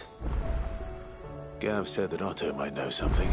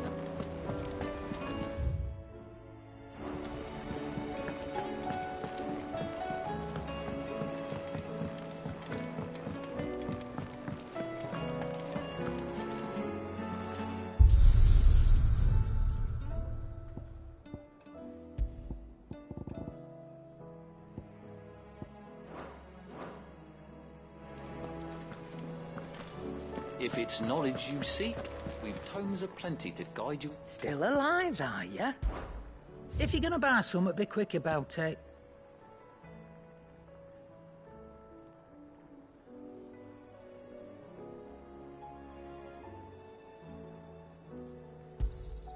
You'll not find a better price than that. It'd better all be here. You'll not find a better price than that.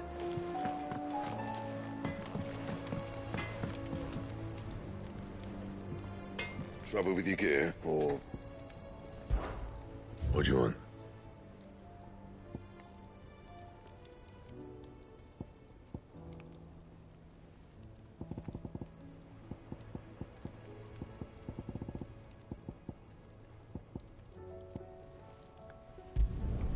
No scratches, all right?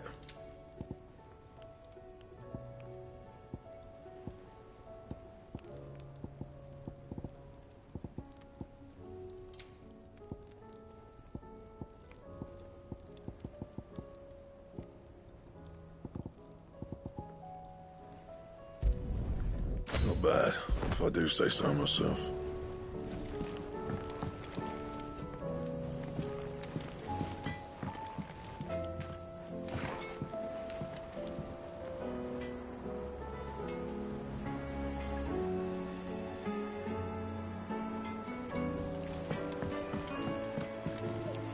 Oh! There's no one like our Nan.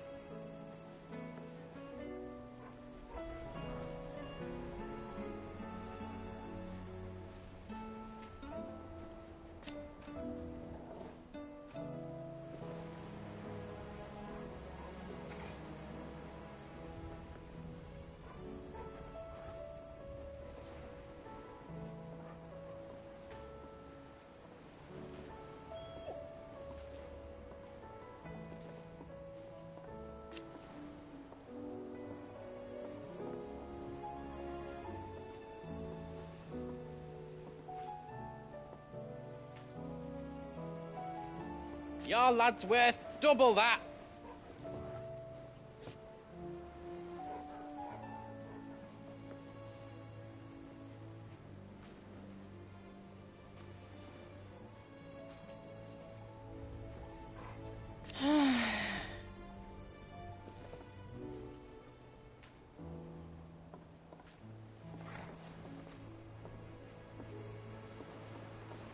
And I've never looked back.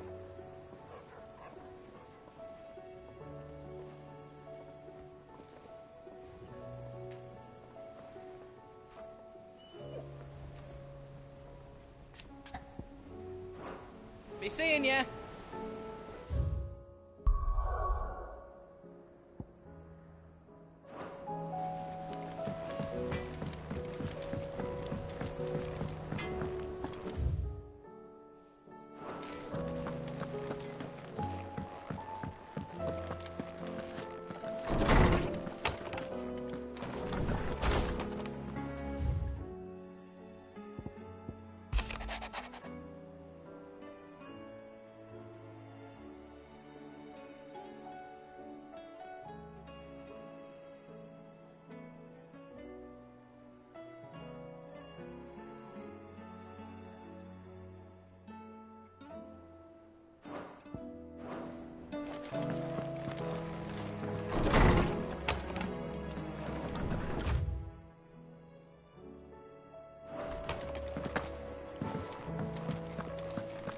If it's knowledge you seek, we've tomes aplenty.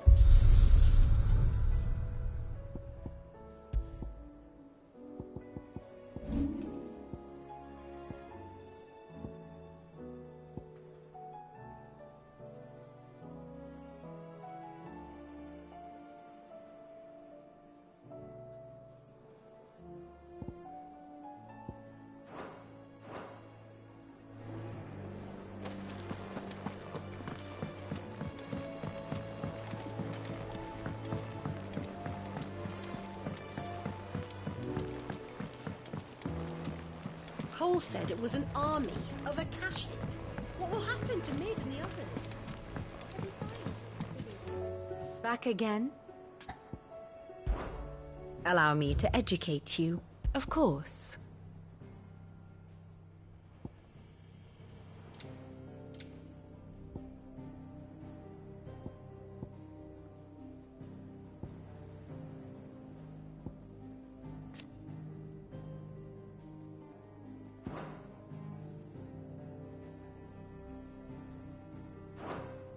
One must understand one's place in the world.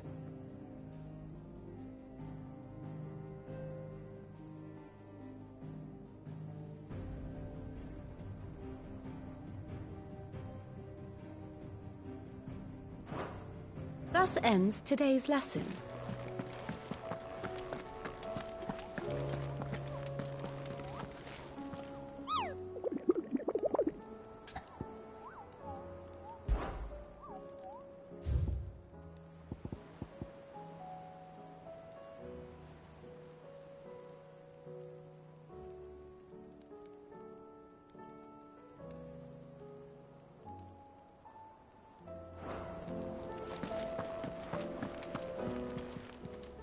Clive! Quick look.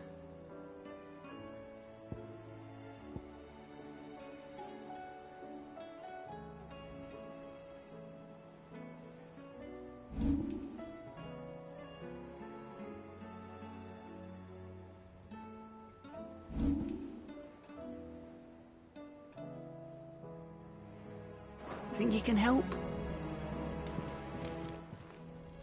How may I help you today, Clive? Your benefactors are a generous lot.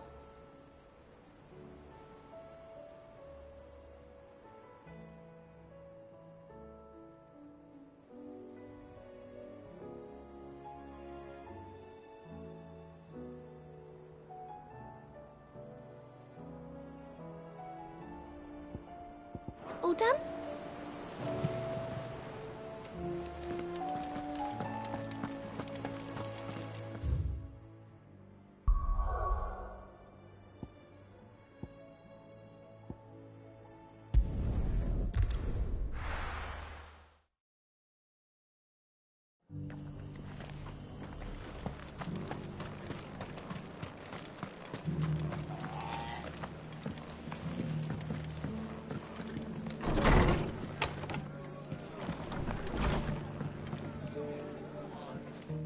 Clive, just the man I was hoping to see.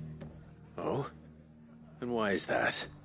You remember how some of Sir Wade's guardians took up residence here after the Akashic attacked? Well, now the rest have come to join him. Seems their barracks in the Lazarus have been lost to an ether flood. Now, I don't mind having a few more brave boys around to keep them animals at bay. I ain't daft after all. But we ain't got nowhere for 'em to bed down. Poor buggers are having to make do with haylofts and chocobo pens. I'd build 'em a new barracks here if I could. But where would I put 'em? There just ain't enough room up here on the rock. Which leaves us in a bit of a pickle. The people we're counting on to keep us safe are living like beggars. I see. And it isn't just that lot. There's bears to think about too.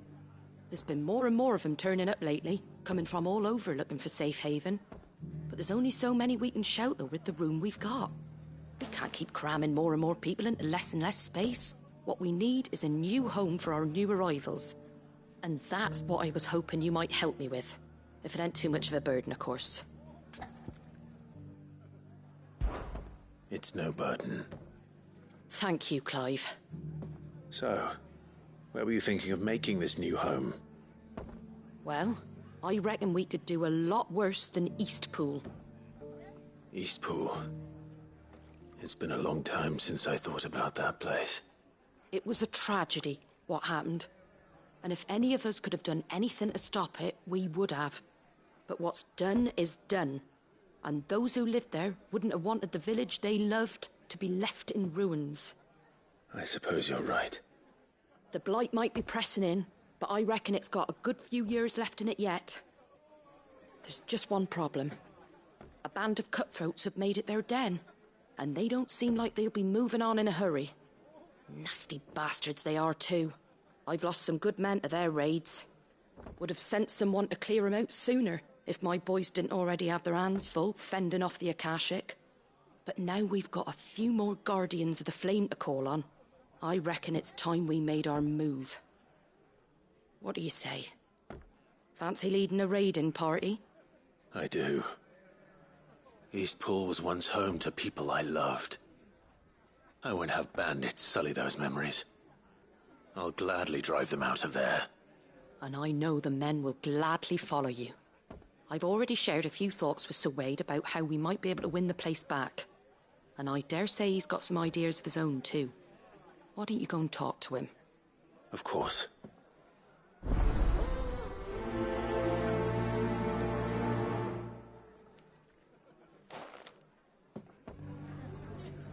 Reckon Eastpool would make a nice little home for a few bearers and guardians with a mind to make a go of it. Once those blasted bandits have been sent packing, that is.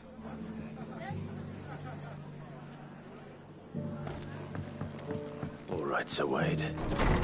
Let's hear your plan.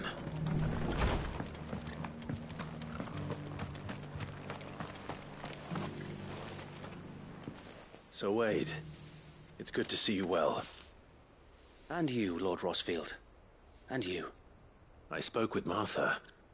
She tells me you have plans to free Eastpool and make it your own. That's right, though it was mostly her idea. I rather fear my men have been treading on her toes somewhat since joining us, not to mention each other's.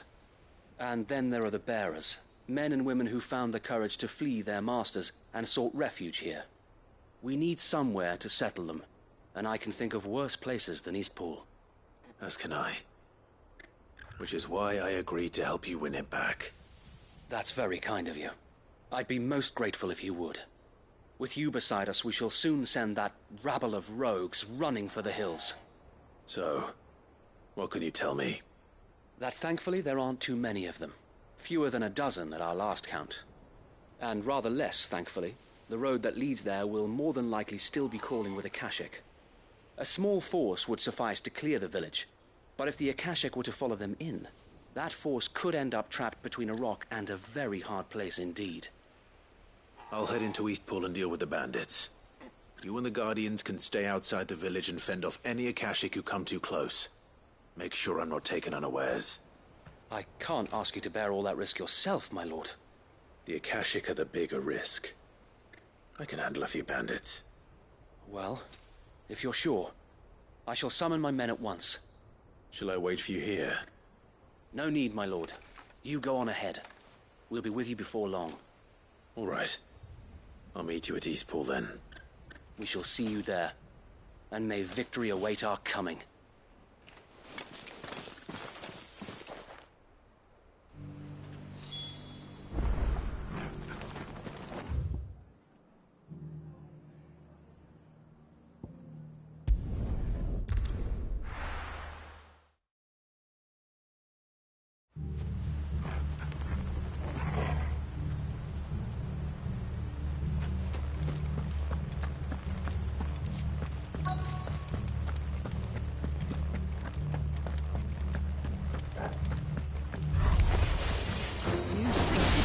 Walk in here. Kill him. Now, or face the consequences.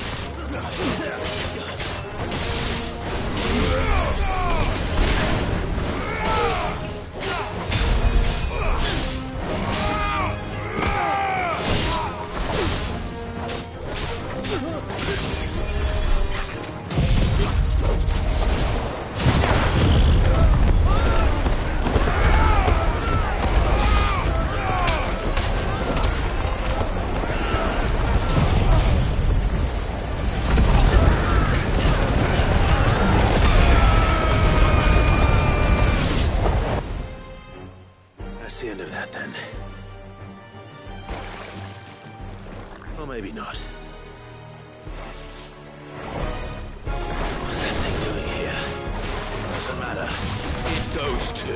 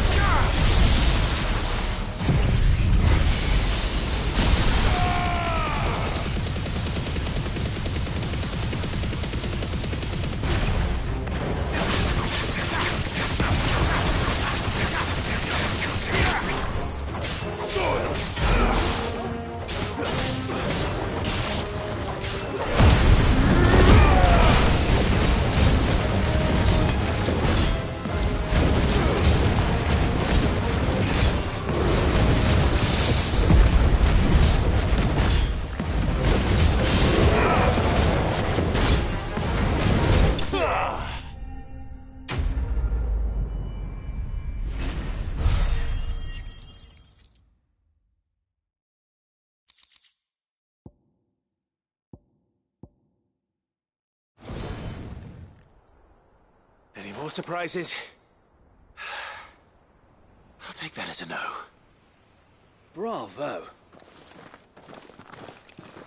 A magnificent display, my lord. You were watching? I thought you were keeping an eye out for a Kashik. We were. Put down more than a few on the road, then arrived just in time to see you slay that... whatever it was. Let's hope it was the last of its kind. Though I expect you and the Guardians will be up to the challenge should another appear. I would hope so, my lord. Your men will be bringing the bearers who'll be living here, I assume. It might be best to send word for them to come right away, before any other unsavory characters move in. Of course. I'll send orders for them to depart immediately. Leave it with me, my lord.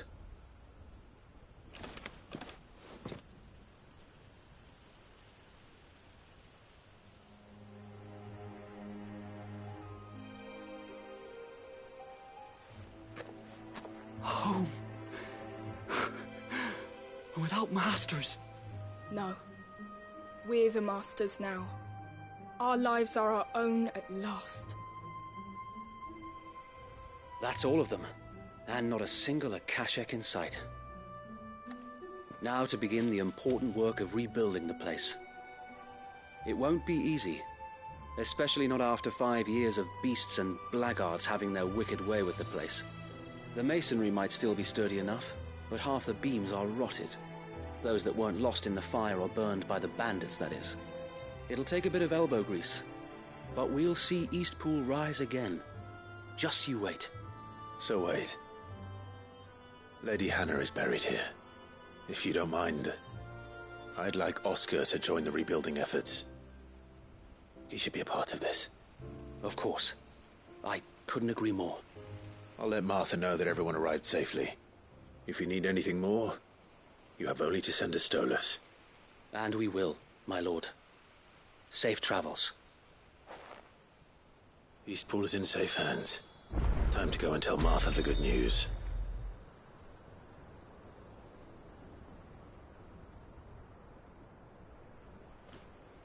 First things first, we'll need to get a few of these roofs seen to. Wouldn't want to be caught in a storm without any shelter.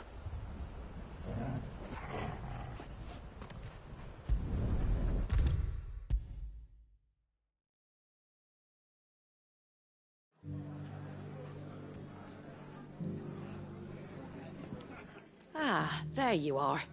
All went well then. Sir Wade told me you got rid of the bandits while his lot kept an eye out.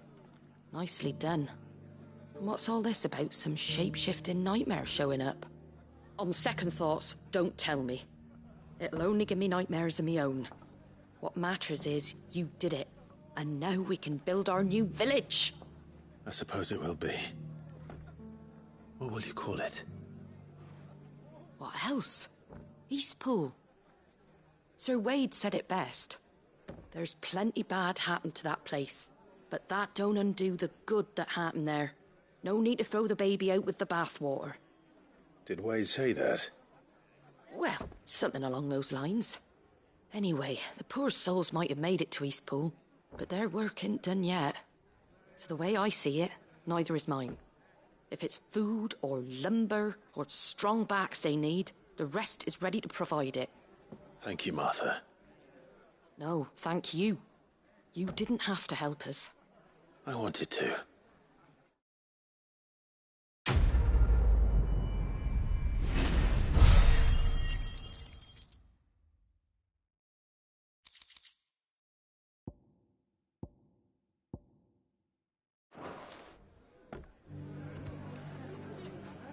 Eastpool's been in ruins for years, so wonder any of it's still standing. But with a bit of lumber, a lick of paint, and a lot of hard work, they'll make a home of it yet.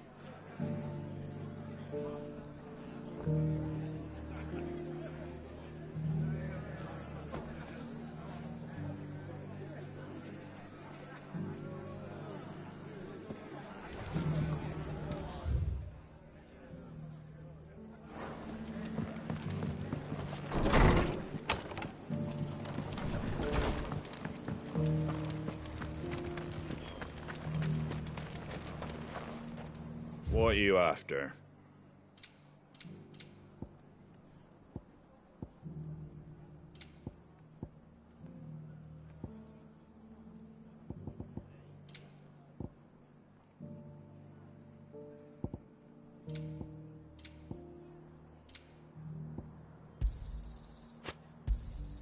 There you go. Take care out there, eh?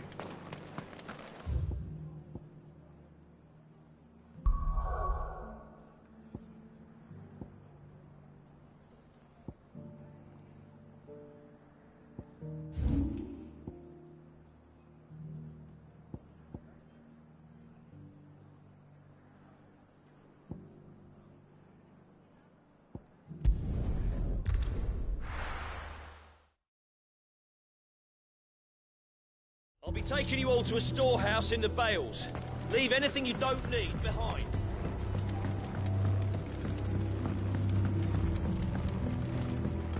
You know what you have to do. Clive, I fear that I must bid you farewell. As you know, our time grows short. The Lord Chief Justice's vultures are circling. We must strike now. Before we part, I want you to know that, though I may not always have been your most vocal ally, I trust you, as I trusted your predecessor. Thank you. I appreciate the sentiment, and I understand more than anyone how you feel. But is revenge really the answer? It is the one I found, and it is all that I have lived for since that day. But what of Lostwing? Everything you've built. I built Lostwing to achieve this aim. Once it is done, the village will have served its purpose. My comrades and I are sure of our cause, and we shall fight to the last, come what may. But there are those among us who cannot fight. Children, the elderly, bearers afflicted by the curse. I would place Lostwing in their hands, if I thought it would do them any good. But a village home only to the frail and the infirm is not likely to stay a safe haven for long. And so, Clive, I find myself turning to you once more. Will you take them to your hideaway, that they might live even should Lostwing die? I will. Thank you.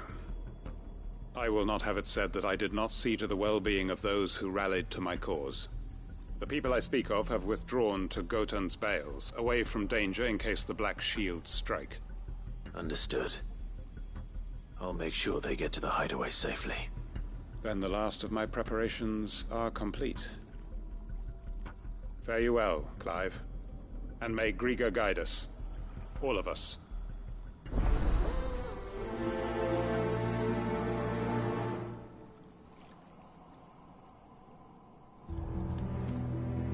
Those who cannot join us in the coming fight are gathered at Gotan's bales. I would ask that you see them to safety.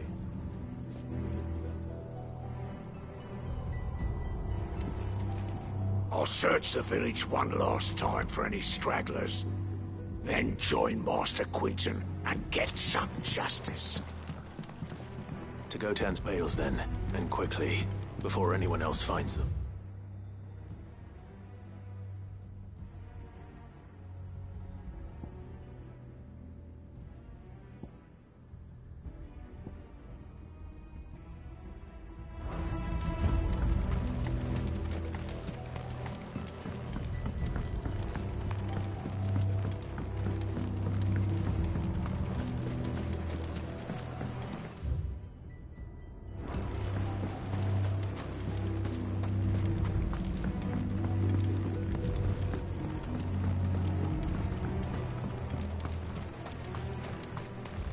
If you're ready, we leave at once.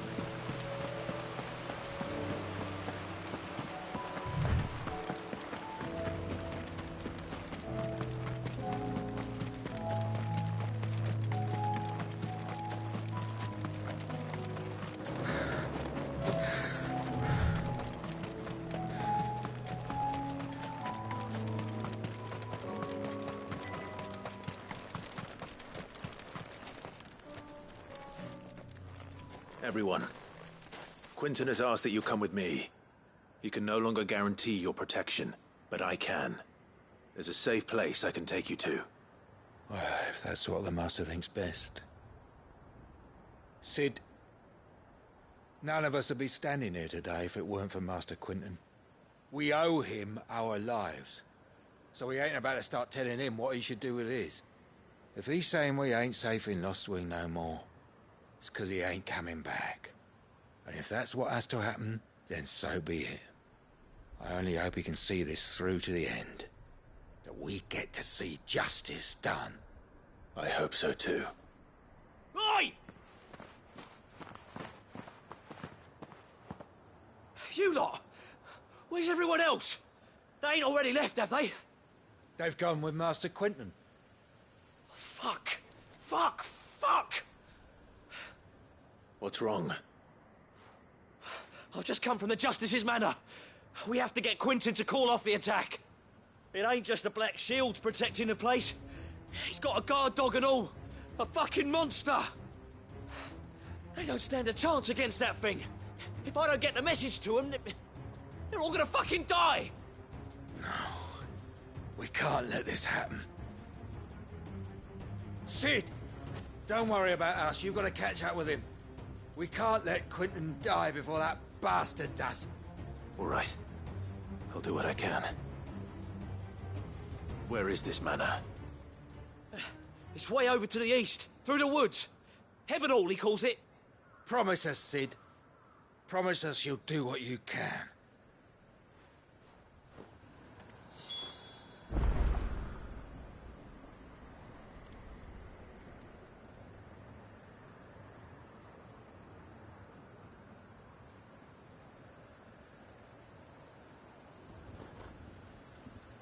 The manor's to the east of Lostwing, through the woods. Quinton and the others will be halfway there already. You have to hurry. Please, Sid, you've got to catch up with him. Don't let all our work be in vain. I still haven't paid Quinton back for saving my life. So don't let him die. Not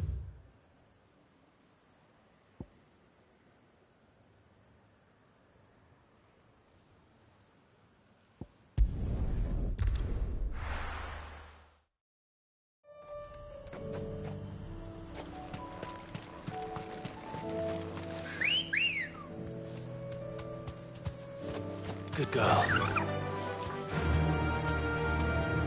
Faster!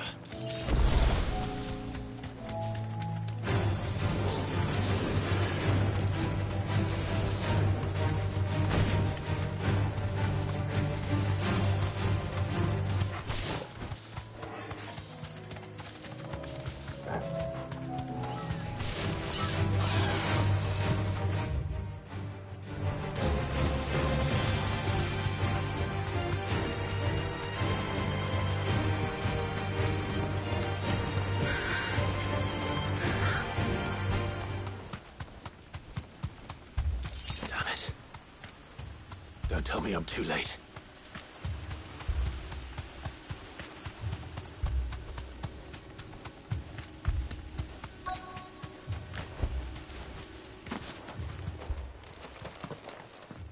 Quinton, are you all right? No. But I am alive. Which is more than I can say for my comrades. They followed me, without question, all the way here. And they died. For nothing.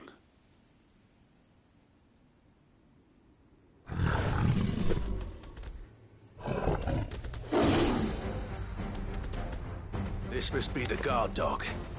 Quinton. I'll hold it off. You go. But... Your comrades didn't die for nothing. They died for you. Don't let their sacrifice be in vain. I won't. Come on, then. You're no guard dog. You're just a rabid beast that needs to be put down.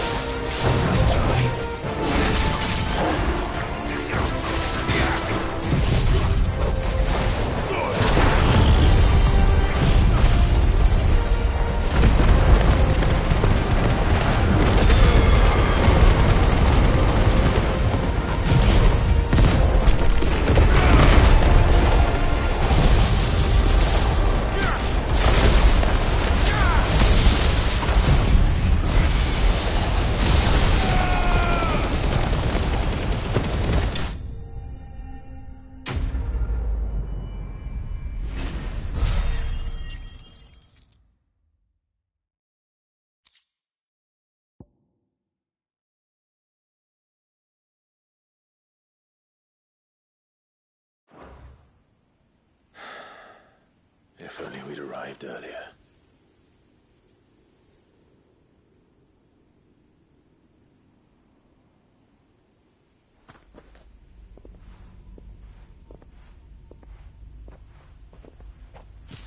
Is it over? It is. He wept and begged for mercy. And I cut him from ear to ear. Just as I dreamed of doing all these years. All my plans. Building a haven in Lostwing. Freeing bearers from their chains and recruiting them to my cause. It was all for this. But what is this? Justice? My faithful comrades. All those lives lost. So that I might take another. Quentin. Master Quentin! Oh, thank Grieger you're safe. You're alive. And so are you. I'm so sorry. I tried to warn you about that thing. And I hate to say it, but there's more bad news. It's Lostwing. It's been flooded. What?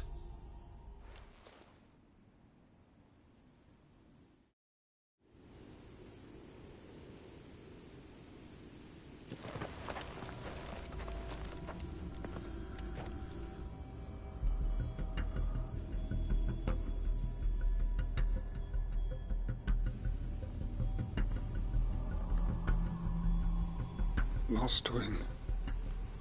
My Lostwing.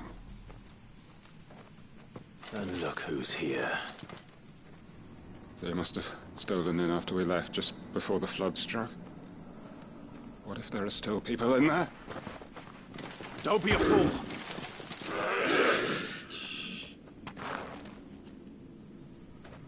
Damn it.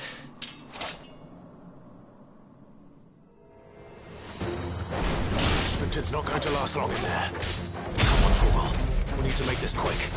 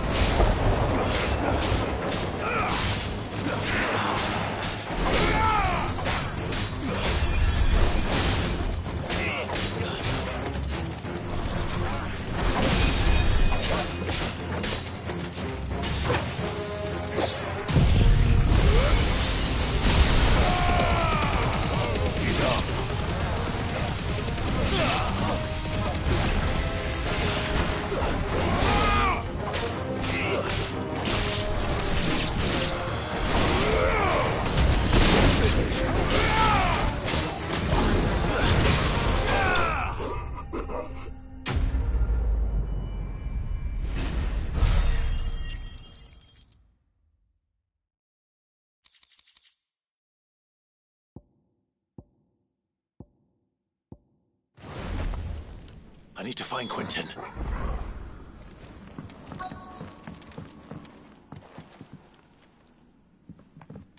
Quentin! Quentin! Look at me! Thank the Founder. He hasn't turned. I'm going to get you out of here.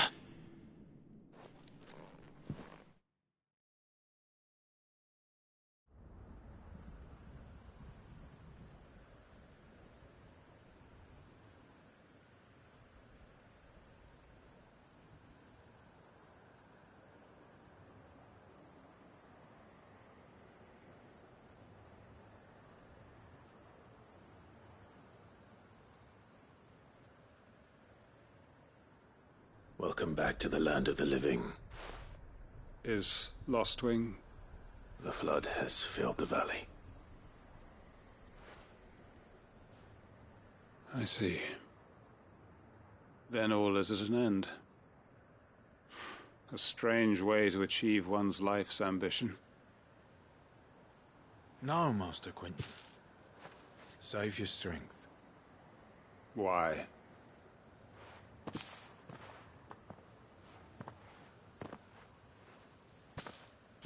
All that I strove for is gone. Only emptiness remains. I have nothing left to live for. What the heck are you on about? You've got us, ain't you? Don't try telling me you only freed us so you could get revenge. We're more than that to you, and we all know it. I thought you weren't coming back. But I prayed, and you did. There's got to be a reason for that, right? Can't we just go back to how it was? You know, you looking after us all. Your work ain't over yet, Master Quentin. We believed that you were the right man to lead us, and we still do. Your village may be lost, but it seems your people aren't, so long as you remain to guide them. But why? After what why would anyone follow me? 'Cause we're family, aren't we? Family? Yeah, and all our comrades who went with you, they felt the same. Lostwing weren't just a village. It was all of us. It was. And as long as we're still here, it is too. We can start again. Build a new Lostwing, right here in the Bales.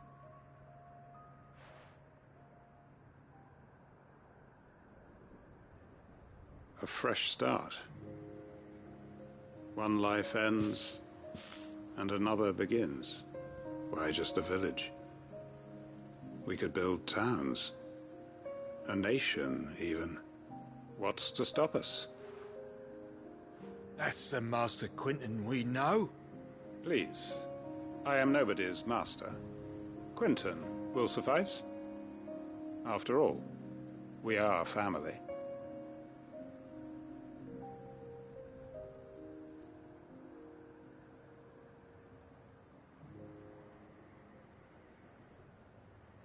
Permit me to withdraw my request. I will no longer be needing your help in looking after my people. I'll pretend you never asked. But you must be rewarded for your efforts on our behalf. You saved my life twice over. And more besides. A bottle or two of your finest red will suffice. Of course. Nothing but the best. And I have a feeling that this year's vintage will be the finest yet. If you don't mind waiting, that is. I look forward to it.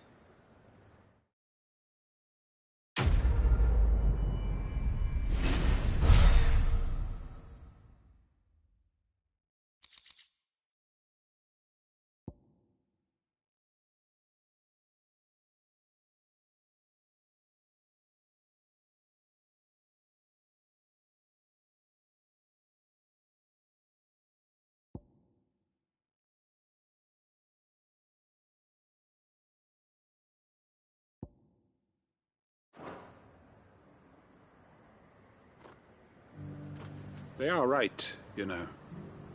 Lostwing can be rebuilt. It was more than a mere village.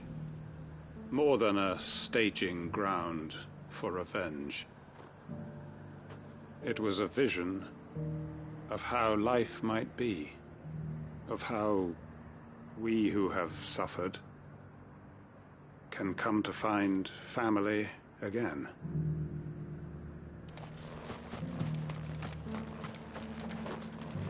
I'd have followed Quentin to that manor if I could have done, and I'll keep following him now. Wherever that surly bastard cares to lead us. Quentin's gonna build us new Lost Wing, and I'm gonna help.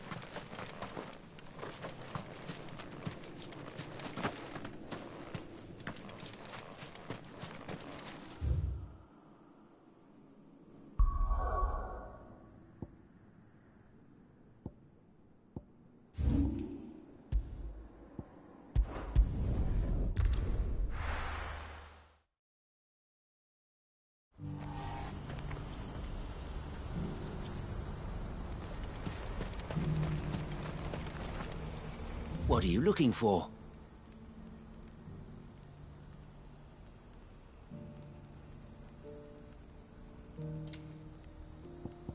May Gilbert smile upon you. If we're going to do this, we'll need help. Clive, your timing is impeccable. It just so happens that right at this very moment, we're in need of someone with your talents. And what talents would those be? Why, your fearlessness, and your skill with a blade. I'm listening. Well, as I'm sure you're aware, when these dark skies swept over the Republic, so too did a wave of chaos and confusion. Randalar has been particularly badly affected. Many of the capital's bearers have lost their masters, or taken the opportunity to flee them. None remain free for long, of course. Most find themselves under the protection of the Fist before they get far. But the army too is in disarray, and finds itself unable to provide for its new charges. Which means it has been looking to sell.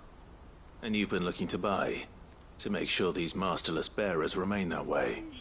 Precisely. It's the perfect opportunity to free dozens more, and for an attractive price, no less. So where does my skill with a blade come in? Though we may have the funds to buy these bearers, we have nowhere to house them. So we've been searching for a place where they can be resettled. Somewhere far from the prying eyes of those who would see them enslaved once more. And we believe we have found one. Cashlock. A small hamlet hidden in a canyon. The place was abandoned a long time ago, but when the men moved out, the beasts moved in. And so we seek the aid of a fearless swordsman to encourage them to look elsewhere. You'll help, won't you? How could I refuse? Excellent. Theo, if you wouldn't mind making arrangements for the transportation of our guests, as we discussed. Of course. Leave everything with me. Sounds like you'll have your work cut out for you. I will. We have an entire village to stock and furnish. Residents and all. Even if I begin right now, I'll be working day and night. So I'd better get started. Try to clear the place out before the wagons roll in, won't you? I'll do my best. You will find a village in Chairdra's Thread, past Lateney's Cleft. My man there will open the gate for you. All right. Wish me luck. I'm sure you won't need it.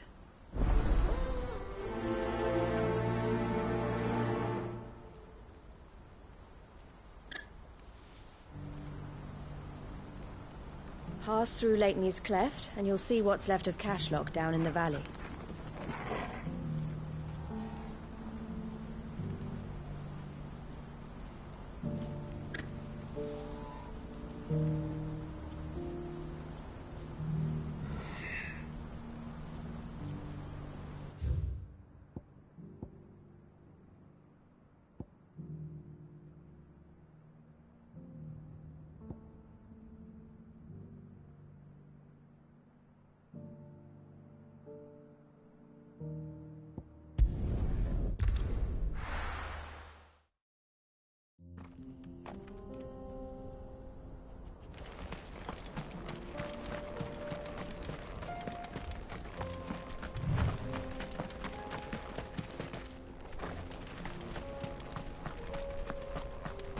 Oh, you're a friend of the Crimson Caravans. And by the look of you, I'd say you were the help they told me was on its way. Cashlock's just down there. If you'd be so kind.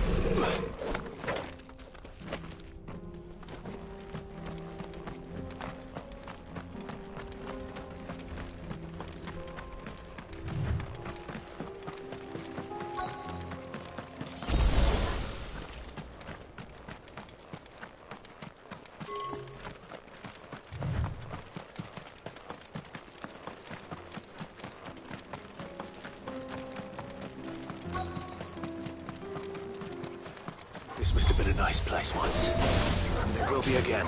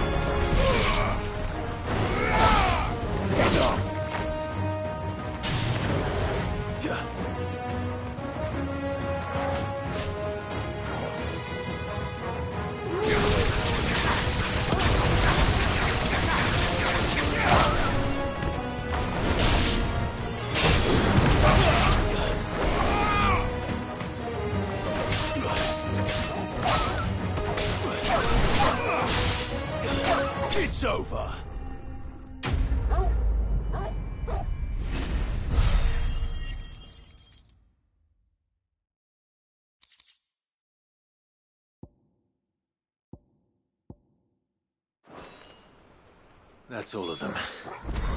Come on, Toggle. That's it. Back to Bocklad.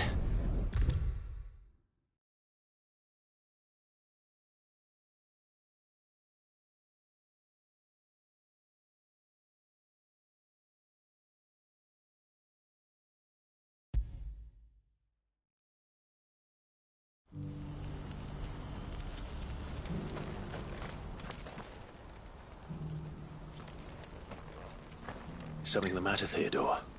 Quiet. Those are our terms. I trust that you will give them your full consideration. I shall.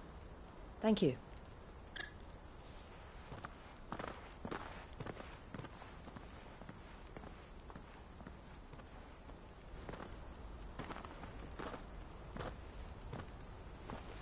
Him again. Someone you know? Yes. And, no. But enough about him. How did you fare down in Cashlock? It's done. The village is safe now. You made quick work of it, as always. I should go and let Eloise know. Don't let me keep you. But Clive, don't tell her I was watching her, will you? She'll only get upset. I'll explain everything once you've finished with your report. All right. We'll speak then.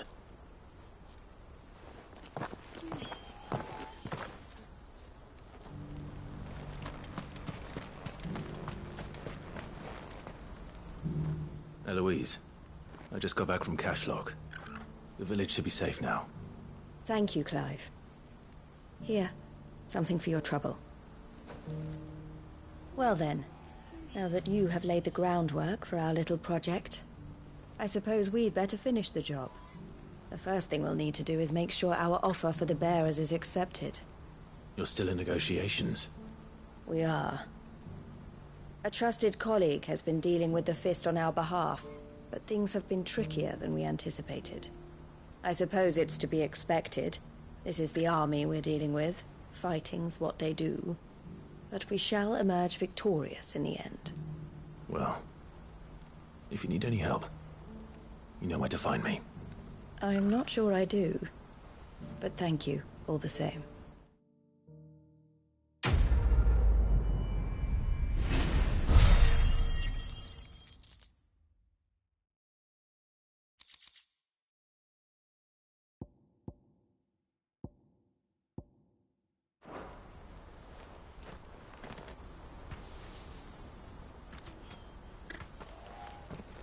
Ah, Clive. You wanted to talk? The man I was watching earlier, the one speaking to my sister. He represents the Silver Peak Consortium. It's one of the bigger trading houses. I don't think I've heard of them. Well, every trader in Dharmekia has.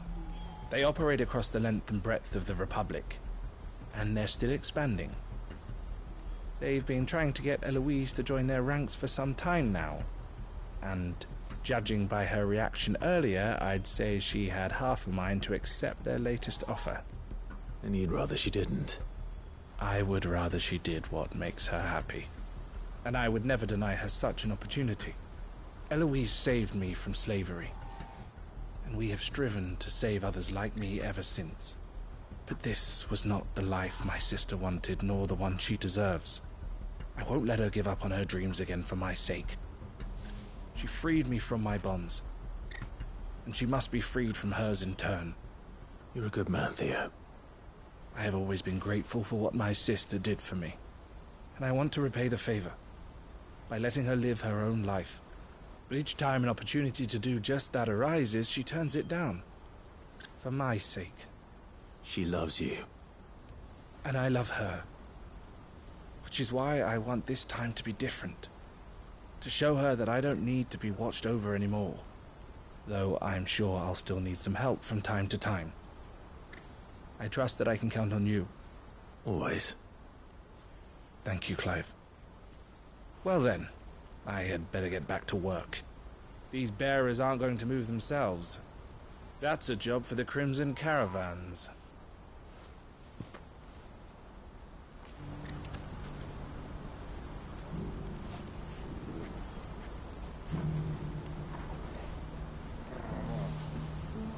This could well be the last commission the Crimson Caravans undertakes. Under present management, at least. But don't tell my sister I said that, will you?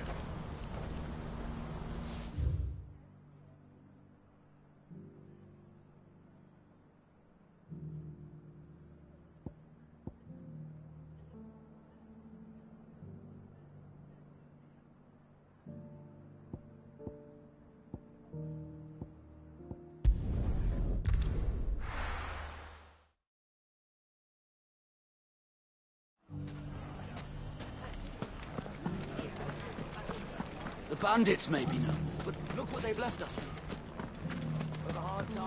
Mummy, are the bad men going to come back? The gentlemen of the town guard us. You wouldn't happen to know if the pieces that were stolen from my stall were recovered, would you? They were irreplaceable.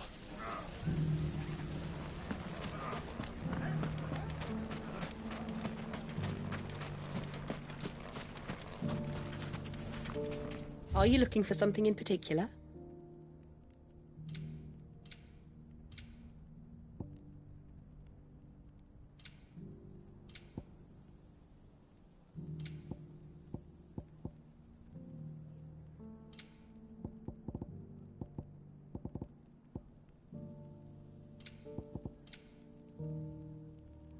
Go with Gilbert.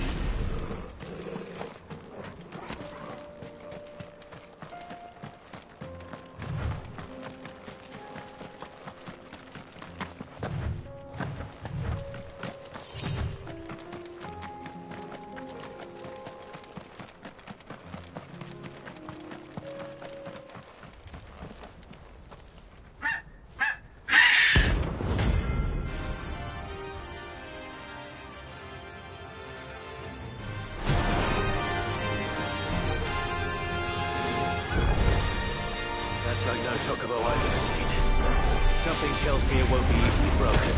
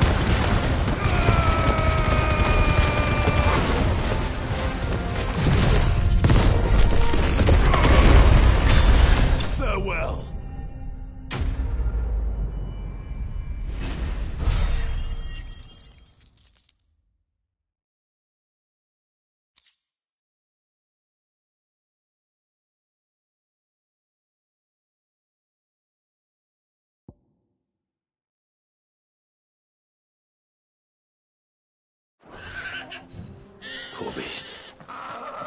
There was nothing I could do.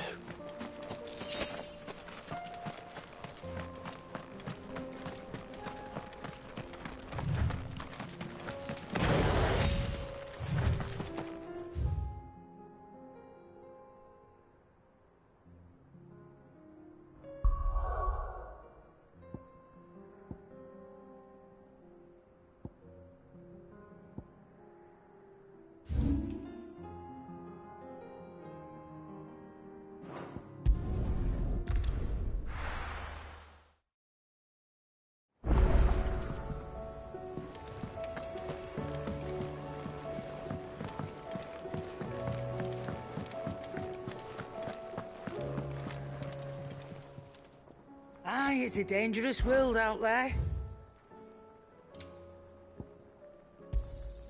You'll not find a better price than that. It'd better all be here.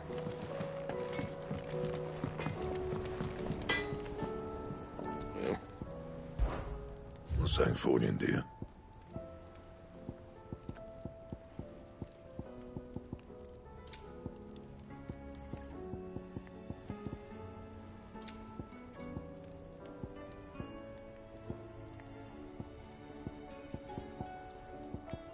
Anything else?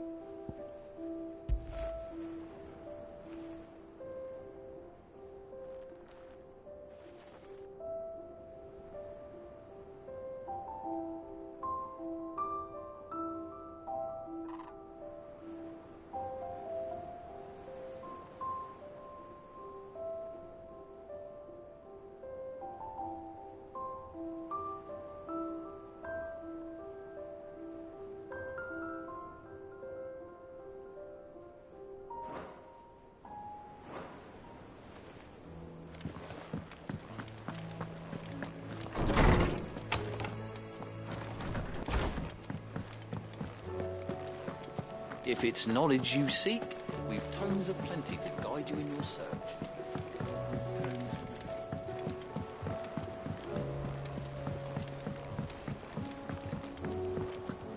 Cole said it was an army of Akashic. What will happen to Mid and the How are we supposed to do our duty when the hills are crawling with Akashic and the valleys are full of it? How may I help you today, Clive? Come to claim your just desserts?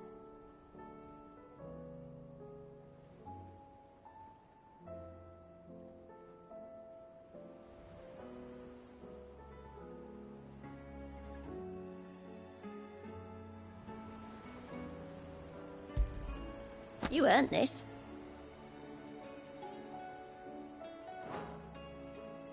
Come again. I may have more for you.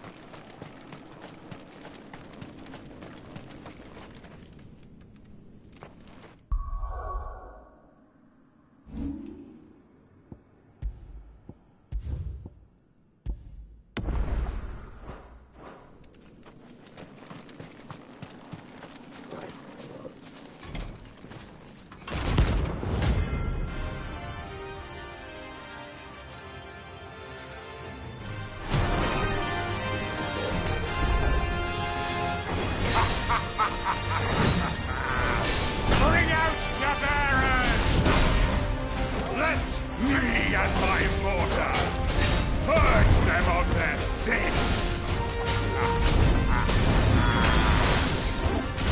You'll regret doing my mother's bidding.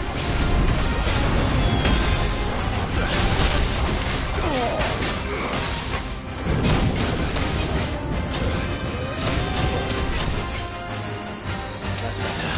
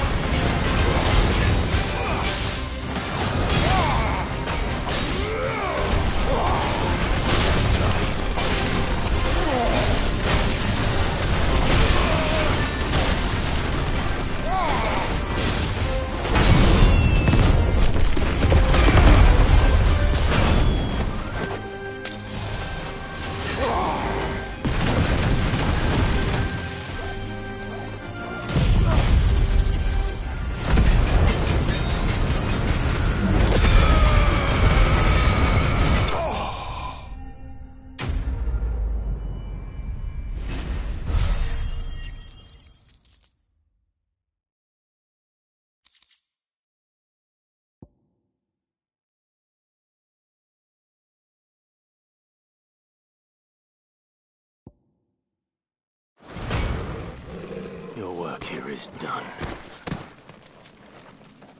Better already.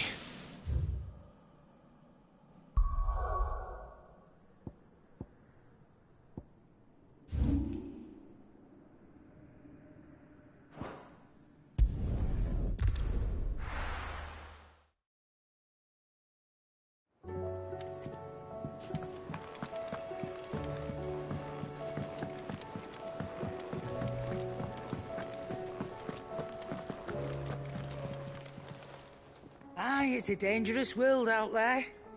Best stock up while you can. It'd better all be here.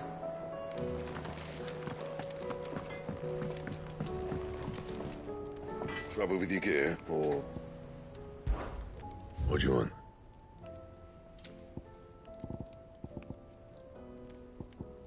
Anything else? If it's knowledge you seek, we've tomes aplenty to guide you in your search.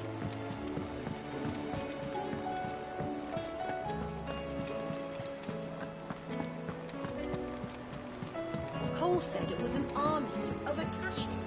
What will happen to me? How are we supposed to do our duty when the hills are crawling with a cat?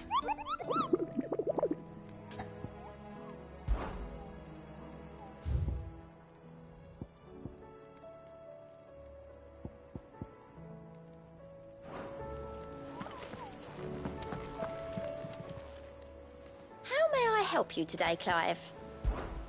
Here's everything we've received and everything promised. Best of luck out there, Sid.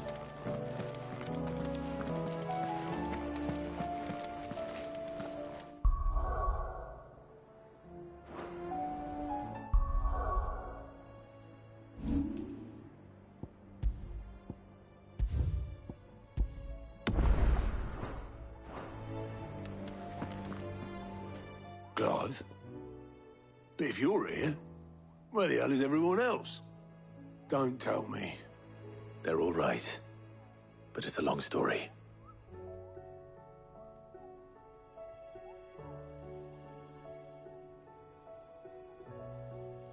You lot don't do things by halves, do you? Well, at least everyone's still breathing. Now, as for these writings, I'm sorry to say, Clive, but if you had those, you'd be... Sitting under a pile of rubble, I know. But we were able to save a few bits and pieces from the ruins, most of which ended up being used to build this place. The more personal items we gave to the next of kin. In the case of Sid's things, that would have been mid. Then I'll check the workshop.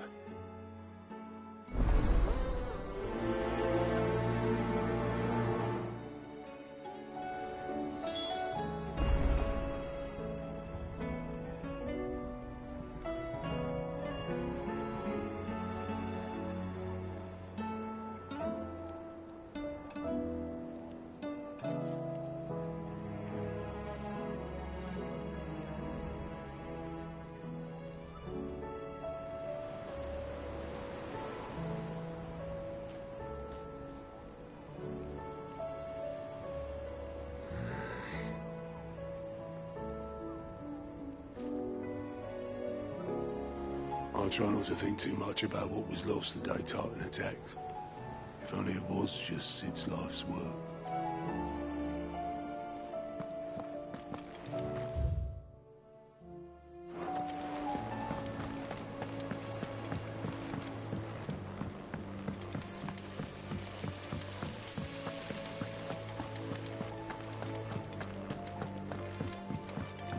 If Amber and the Lazarus are gone, then...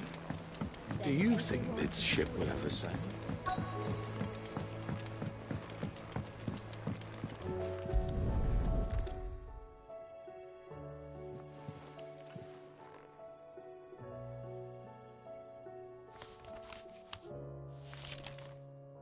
This looks like it's from Sid's old diary.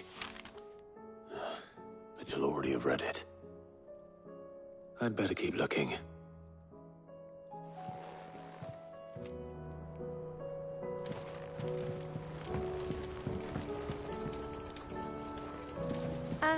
I know this is your hideaway, but you really shouldn't be in here. If Mid caught you rifling through her research, she'd have your head. Then mine for letting you. That leather loosener was only the first of the discoveries the Alembic gonna help us make. Just you wait, Sid. Just you wait!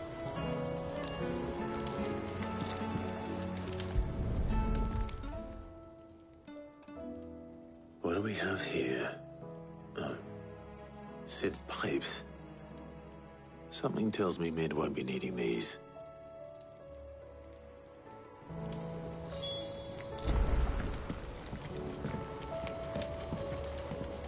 We've had no word from Canva for days.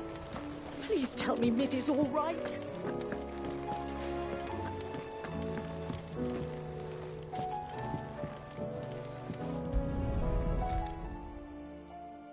I remember seeing this doll in Sid's cellar. I wonder if it was Mid's.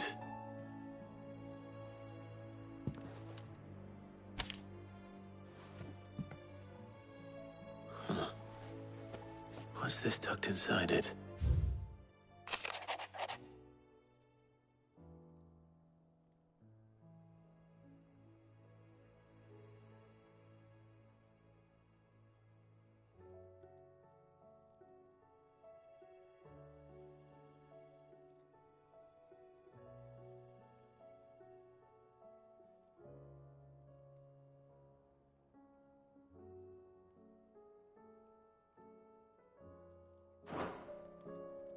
Sid's best invention.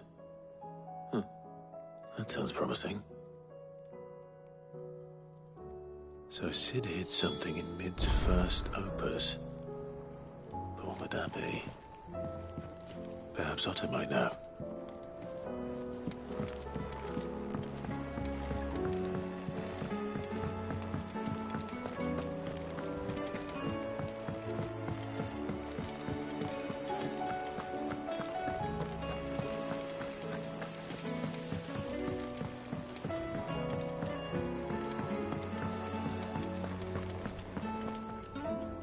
Well, did you find anything? Possibly. You wouldn't happen to know what Mid's first opus was? Opus? That girl's as tone-deaf as a banshee. Unless you mean the orchestrion. She couldn't have been more than, what, 11, 12 when she cobbled that thing together? It surprised us all. Not least her dad. You should have seen how proud he was of the little scamp. What's that battered old box had to do with anything? I think Sid may have hidden something inside it. Wouldn't surprise me. Those two and their bloody treasure hunts. Half the things in the hideaway were hidden one time or another.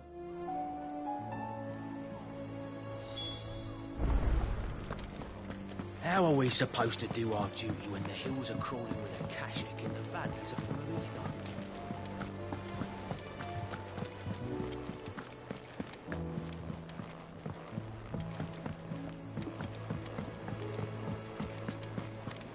Who's that? I didn't break it. Well, I didn't break it. What didn't you break? Nothing. We didn't break nothing. We definitely didn't break the orchestrion. What's wrong with it? It's broken. Except when it isn't.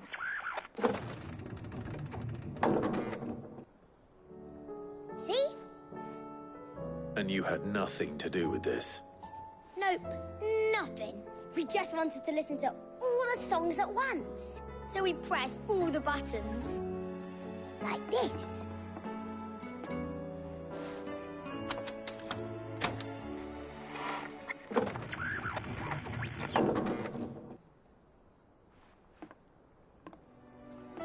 See? All too well. All right, out of the way.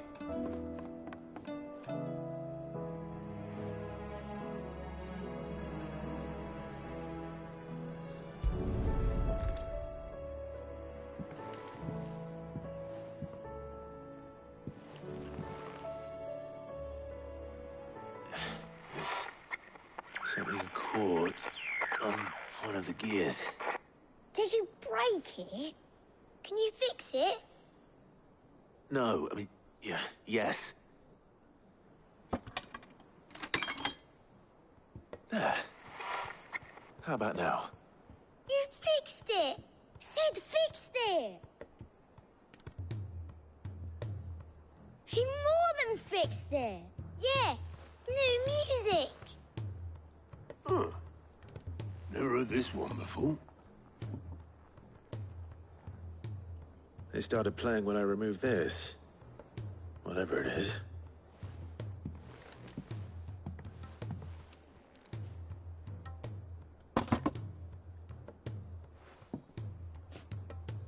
Well, don't look at me. I can tell you it's important, though. Sid showed it to me once and said as much. Said it was the stuff dreams were made of. Let's just hope it's the stuff ships are made of as well. Indeed. Let's see if we can make some dreams come true.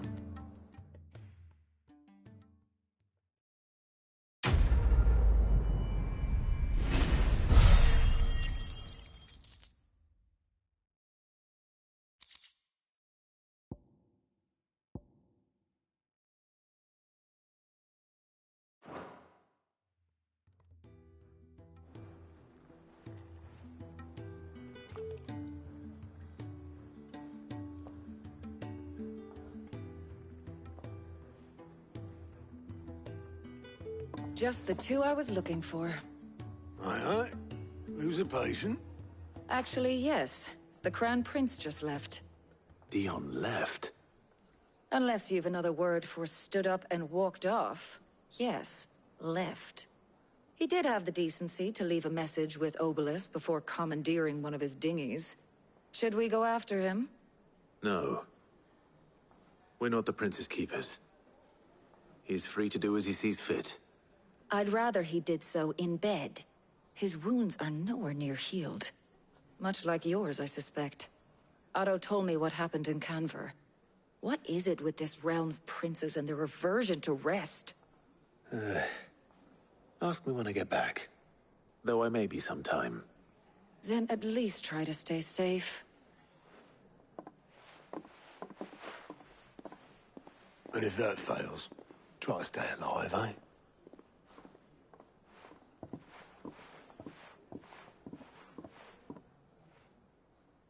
Every moment I waste here, the further the flagship sails. I have to get back.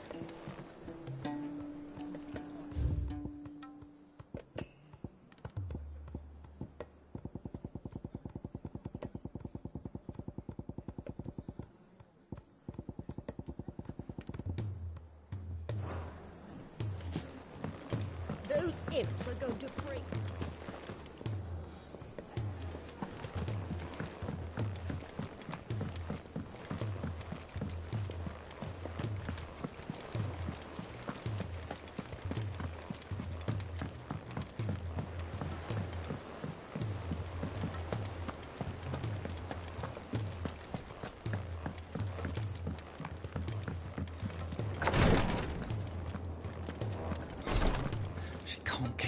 Glory to Griga. There you are. I'm not a moment too soon. What's happened? Taya's busy working herself into an early grave.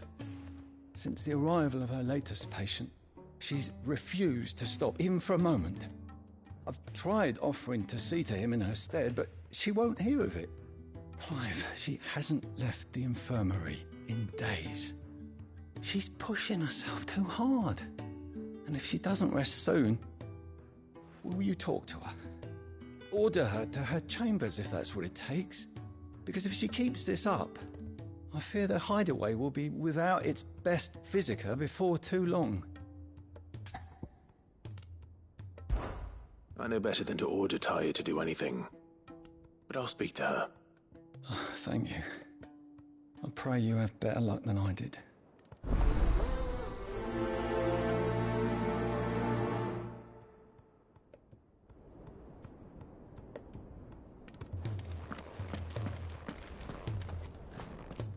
Taya, Rodriguez worried about you.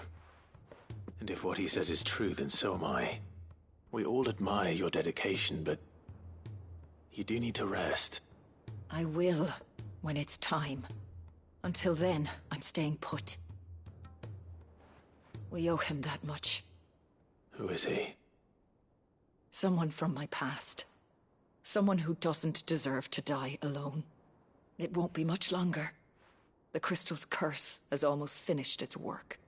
If I had the tears, I could ease his passing.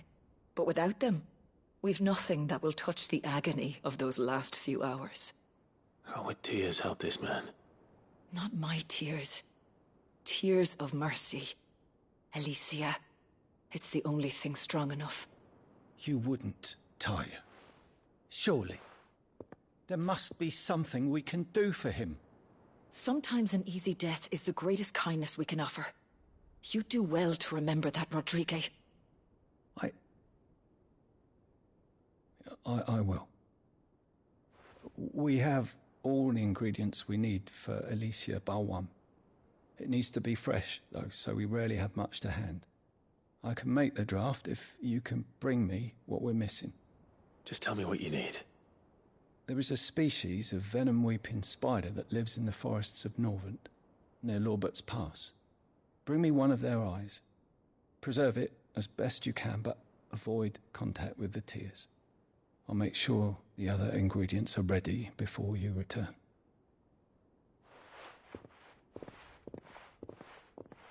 Thank you, Clive. I won't forget this. If it was me lying there, I know he'd do me the same kindness.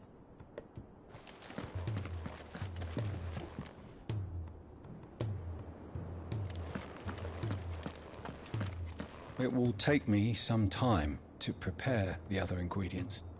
Time enough for you to make for the old road north of Lostwing and return with that eye.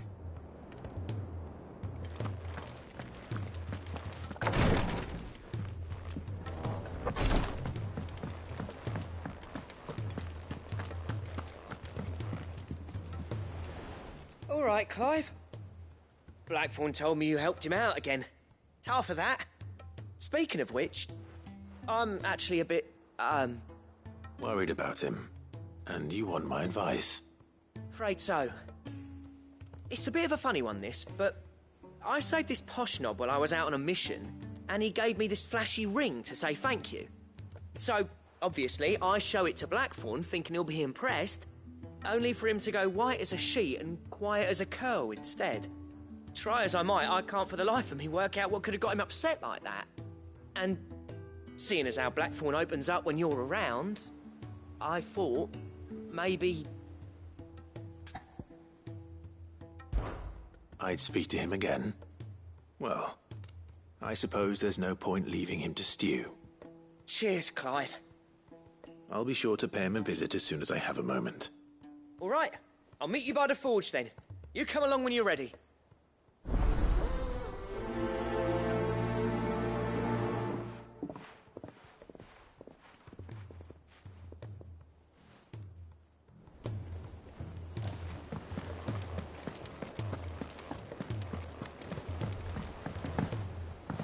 Cole said it was an army of Akashi. What will happen to Mid and the others?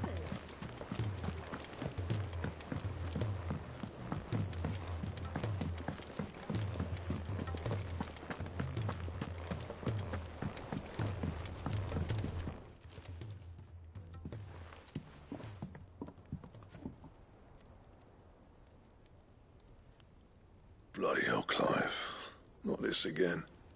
Oh, ain't you got better things to do with your time? That remains to be seen. August tells me he showed you a ring, and that the sight of it clearly upset you. Would you mind telling us why? Come on, mate. Bottling it up ain't gonna help no one. If it weren't the ring, and it was something I said, then I'm sorry. It was the ring, right? It brought back some unhappy memories, that's all. Memories better left forgotten. Memories of what? There are things we'd all rather leave behind, Blackthorn. But sometimes it helps to talk about them. And sometimes it doesn't. Is that so hard to understand? Don't be like that. Fine. If it'll get you off my back. That ring you flashed was the work of Zoltan. We apprenticed together, back in the day. You've never mentioned him before. Why would I? Ain't seen him in decades, and the last time I did, we almost came to blows. The ring brought it all back. I could tell it was one of his the moment I saw it. Vast has improved, though. More than I thought possible. That thing's a work of art. So it was a nice ring. Worth a few gil, maybe. What's it matter to you? It matters because engraving metal's a nightmare, and I've got no bloody idea how he managed it. The fact is, I couldn't make anything even half that detailed. So what? You're an armorer, not a jeweler. I'm the Hideaway's master craftsman. I'm not stealing a living at some backwater village forge. My armor keeps you lot safe, and my swords keep you dangerous. As far as I'm concerned, every swing of my hammer's another blow struck in the name of our cause. So I put my heart and soul into my work. Because the curse breakers deserve better than second best. And I refuse to be shown up by the likes of Zoltan. Very well. Why don't we go and pay him a visit? Learn his secret. I doubt he'd be too happy to see me. Then just this once. Make peace with being second best. Swallow your pride, and focus all your energies on the task at hand. Keeping the curse breakers armed and armored. Provided you can do that, you'll hear no complaints from me. But if you can't, and it's going to distract you, we need to do something about it. What'd you say, Blackthorn? You know he's right. And it's not like you'll be going alone. All right. Magic. So, where do you reckon old what's-his-name is then? Zoltan, was it? In Dravozd, my old village. He won't have left. He's the chief. Dravozd, eh? That rings a bell. Not far from Tabor, right? Just north of the fields of Carava. Got that, Clive? Meet us at Dravozd as soon as you can, yeah? And I'll make sure Blackthorn don't get cold feet. Good luck with that. I'll see you there.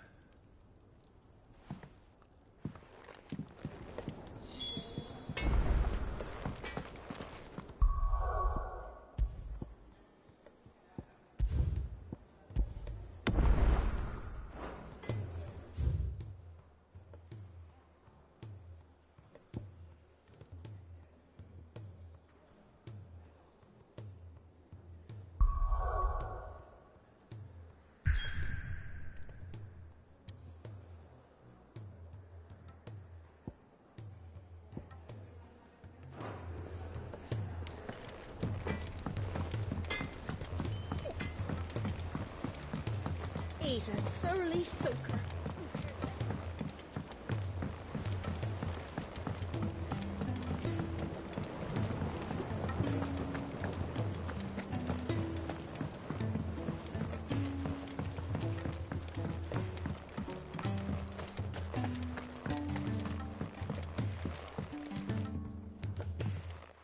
Sid, do you recall the flowers I had you bring back to the yard? Vaguely. Is something wrong? I'm afraid so. I was able to get most of the Morganbeards to take root, but they rarely flower. I fear the soil here does not agree with them. However, I believe I have a solution. I can't wait to hear it. I'm going to marry the Morganbeards with Morbles. I know, but hear me out. Morbles are possessed of a highly choleric temperament. The fire which drives them appears to be maintained by an abundance of nutrient-rich ether drawn from their environs. I believe that by grafting a Morble vine to a Morganbeard, the appendage's wealth of vigor-inducing nutrients might well stimulate the flower to bloom. The endeavor, I assure you, is scientifically sound. I simply need a vine to prove the theory.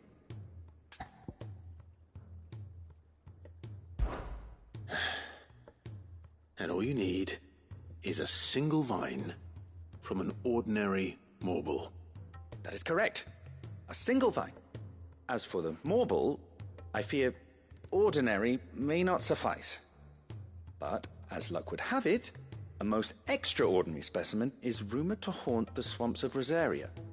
Why, a notice concerning this very creature was only recently posted on the hunt board. How timely. Well, I shan't keep you any longer. I know you have much to do, as do I. Now, where did I put my watering can?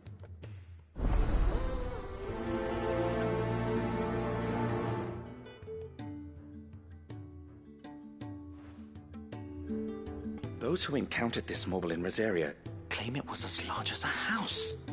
Think of all the ether it must have consumed to attain such a prodigious size.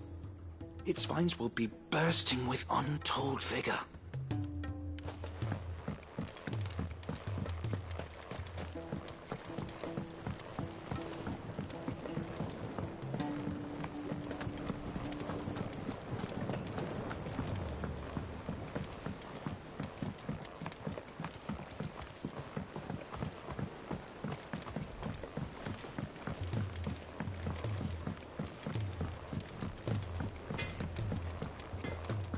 If it's knowledge you seek, we've tomes aplenty to guide you in your search.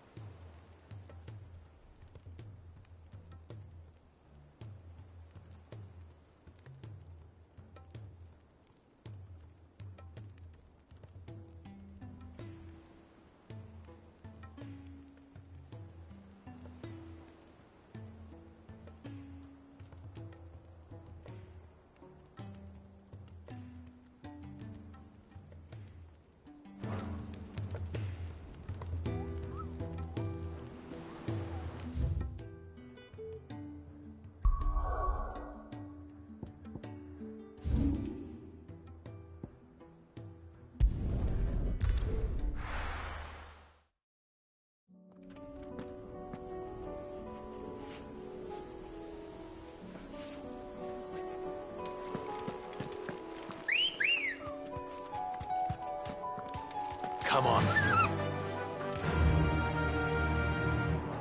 Faster!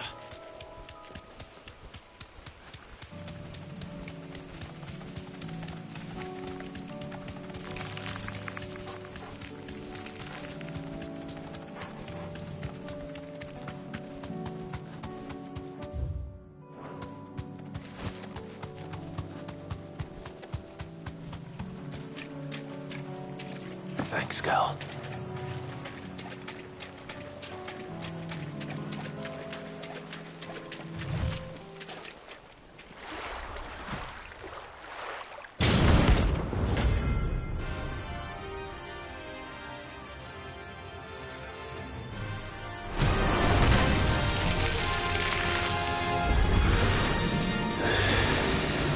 Couldn't have been just any normal, could it? Right then.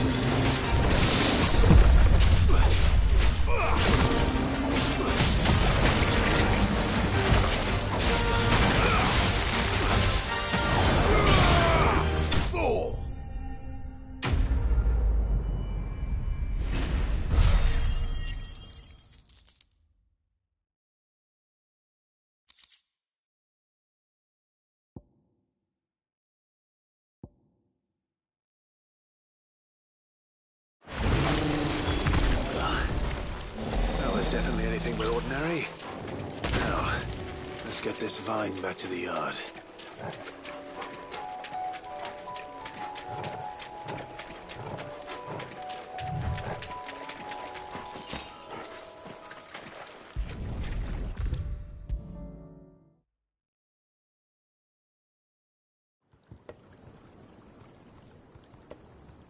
Sid, I can't help but notice that your satchel is twitching in a most violent manner.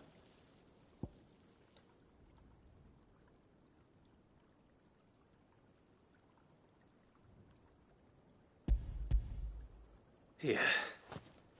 It's your problem now. What an amazing specimen. The flesh positively throbs with vitality. If I can successfully graft this to the Morganbeards... When I successfully graft this to the Morganbeards, I suspect the results will be immediate. I shall begin at once.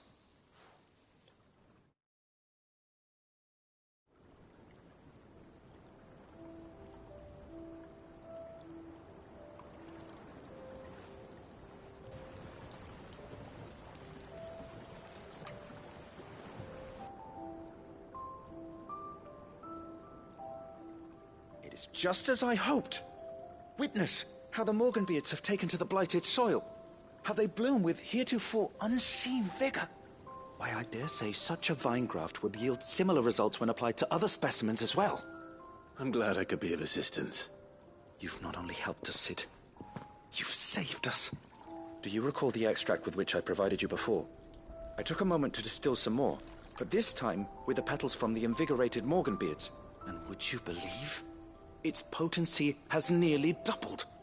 You must accept this vial as thanks for your assistance. The rest, I shall give to Taya.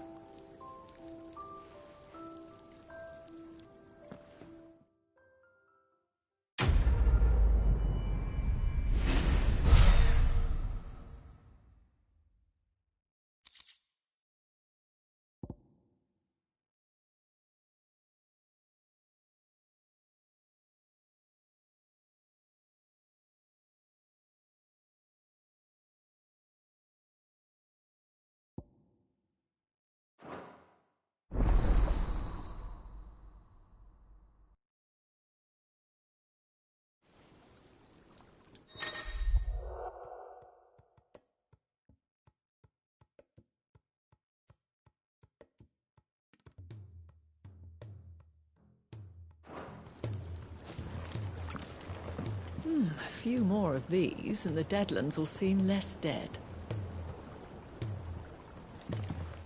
Allow me to thank you again, Master Sid. I do believe you have quite a knack for this sort of work. Should you ever grow tired of saving the realm, we would happily welcome your assistance here in the backyard on a permanent basis. I jest, of course.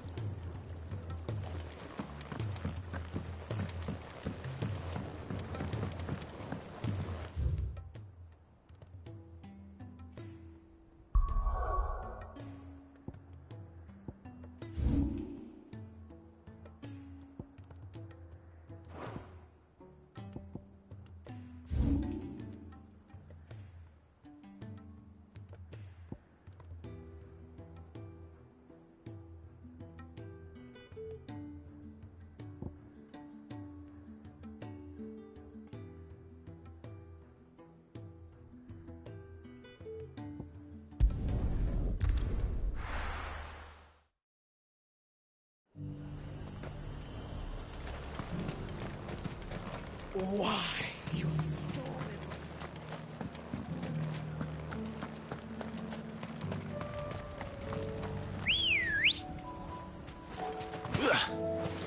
Ready, go? Faster!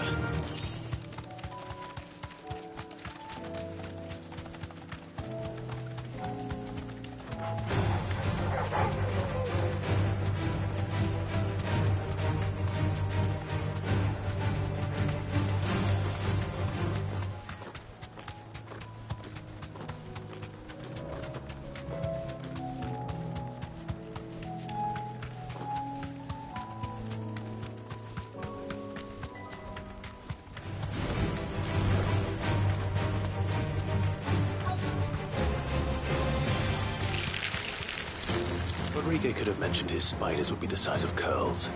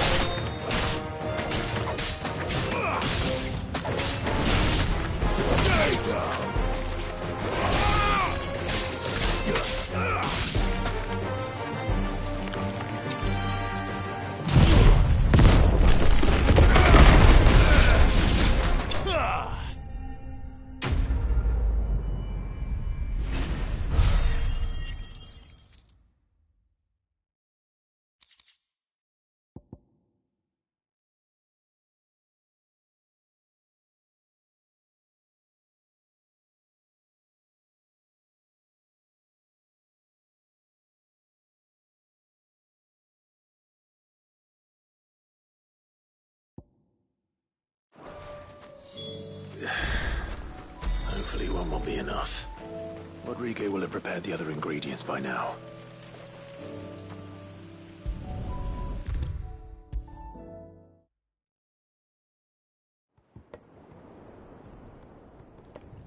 Thank goodness you're back. Taya looks like she's about to collapse. Is this what you needed?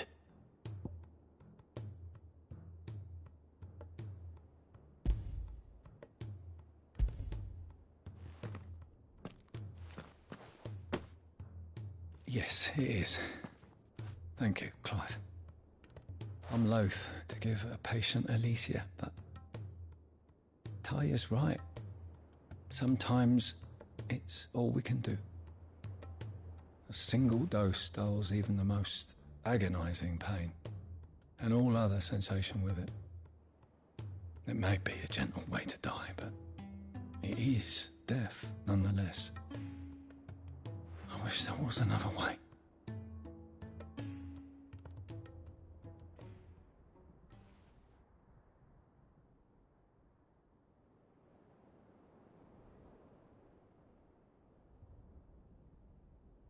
How are you feeling? Light, mid-here. Drifting on waves. Good. Just relax. Let the waves carry you to a better place. Thank you, Taya. I'm so proud of you.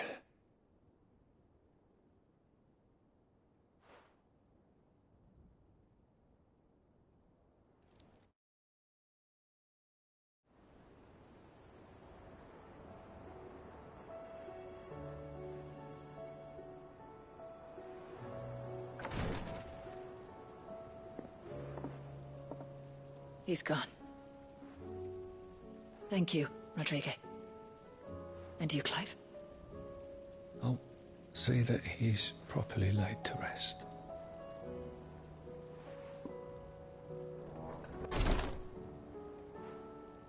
The man you helped today was my mentor, back in the Southern Isles, on the front lines of some meaningless war.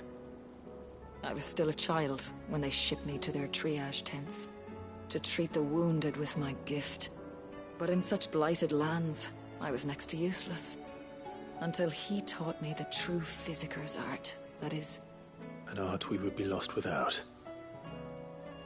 Tears of mercy were his gift to the bearers of the world. A respite from the agony of the curse's end. And a kindness Sid would have approved of. You know as well as I what life is like for a bearer soldier. Marched from one battle to the next, never knowing which might be your last. A commander may care nothing for the bearer spent in his service, but my mentor's gift gave the dying one fleeting moment of tranquility before the end. I've no tears left, Clive. I've seen too many of my friends taken. Something needs to change. And we need to be the ones to change it. And we will. I promise. I hope so.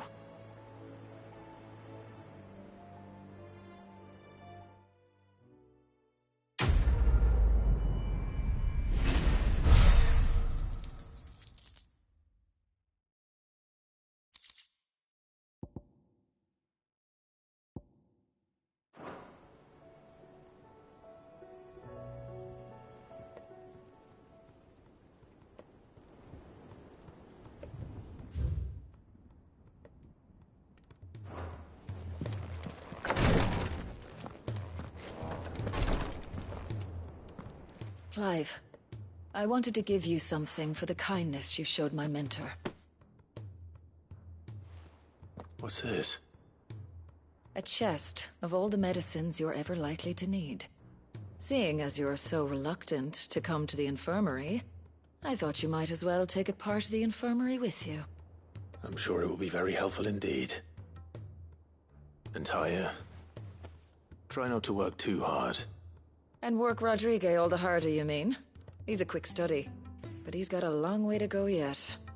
I'll take that particular piece of advice when you heed it yourself, thank you very much. Besides, who else is going to see that your brother takes his medicine? Who indeed?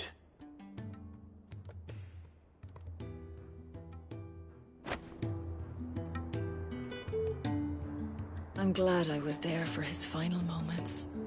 He deserved the peace he chose.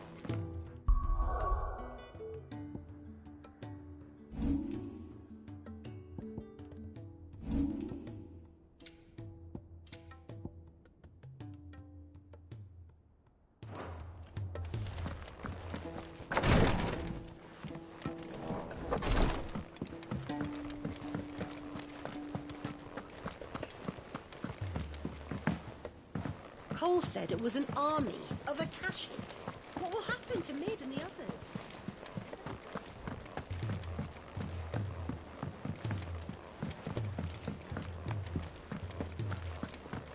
If it's knowledge you seek, we've tomes aplenty to guide you in your search. These tomes would have letters in them, would they? My Lord Marquis, I heard about Eastpool. That some of my fellow Guardians are to build a new home there. Both for themselves and for Madame Martha's bearers. Is it true? It's true. The village is to be rebuilt. I have many fond memories of Eastpool. When I was a child, we would visit my aunt and uncle often. They would lavish attention upon me as if I were the son they never had. I went to see Aunt Hannah after my uncle passed away, but not nearly as often as I should have. Oscar, I'd like you to assist Sir Wade in the rebuilding efforts. But my lord, my training is not yet complete. I couldn't possibly. I warned you I might not be the easiest of masters, but I'm not as hard-hearted as that. Go. Be with your aunt. Rebuild her home. Is what she would have wanted. Yes, my lord. Thank you, my lord.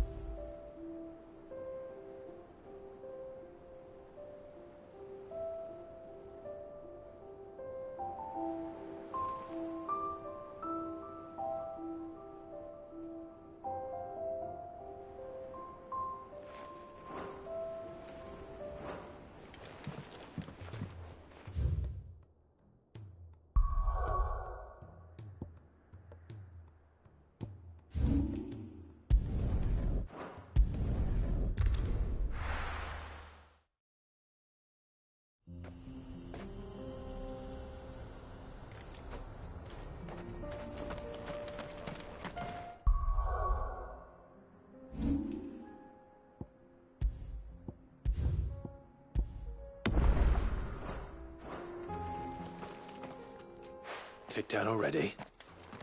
No. This charmer ain't letting anyone through. Why are the gates closed? Chief's orders. No one's allowed in without his say-so. Not that I'd have let you in anyway. You look like trouble. I suggest you go home. That's what I'm trying to do, you little prick.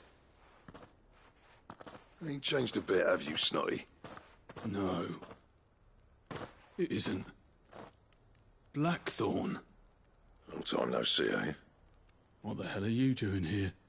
Well, it was meant to be a surprise, but since you asked so nicely, I'm here to see Zoltan, you fucking numbskull. Now let us through. All right. Just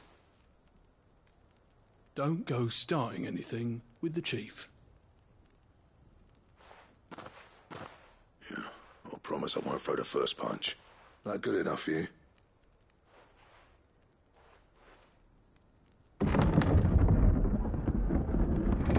Go on then. Much obliged.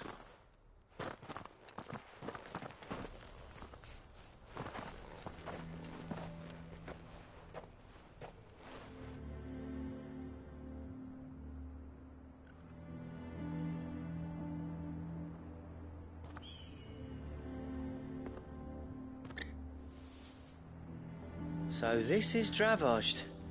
Not much going on, is there? It's a smithing town. When I was a lad, you'd have to shout to be heard over the sound of hammer on anvil.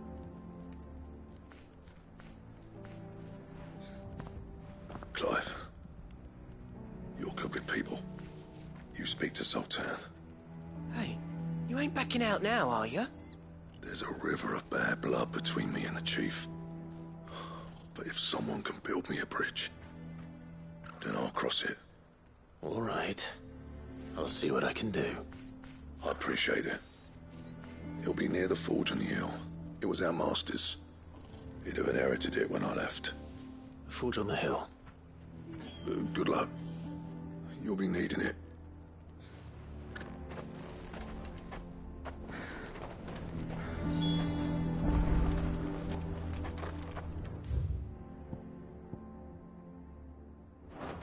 But if we can't fire the forges, how are we going to earn our keep? I have some things for sale.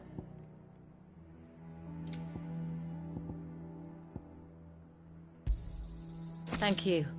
Farewell, traveller.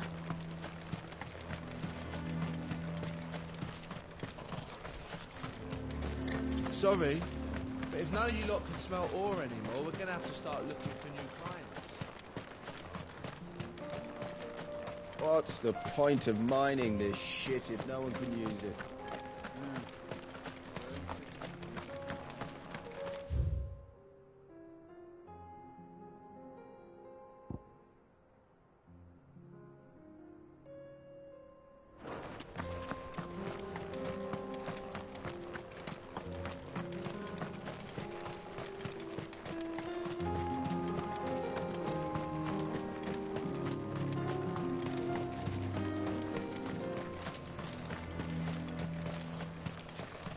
Isn't there anything we can do to help? It doesn't seem fair, the menfolk having to deal with all this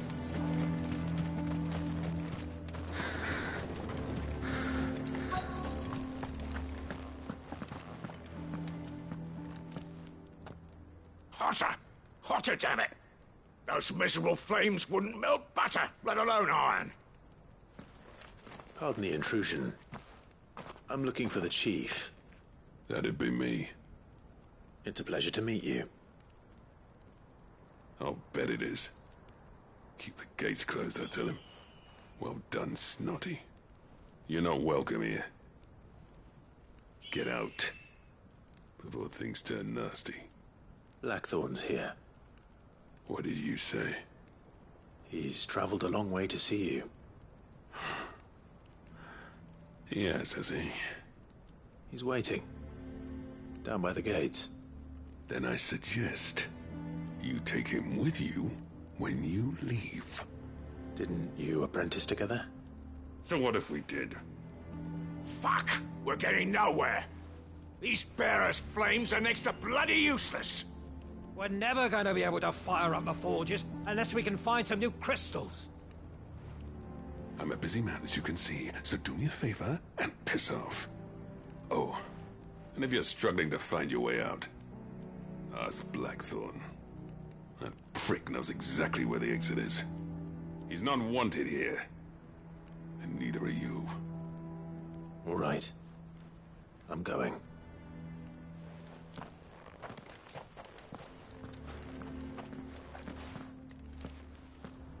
Please, Chief, you've got to do something. Mama, why hasn't Papa come back yet? But if we can't fire the forges, how are we going to earn our keep? Shut your... Let me guess. Zoltan told you to piss off. As a personal favor to him, yes.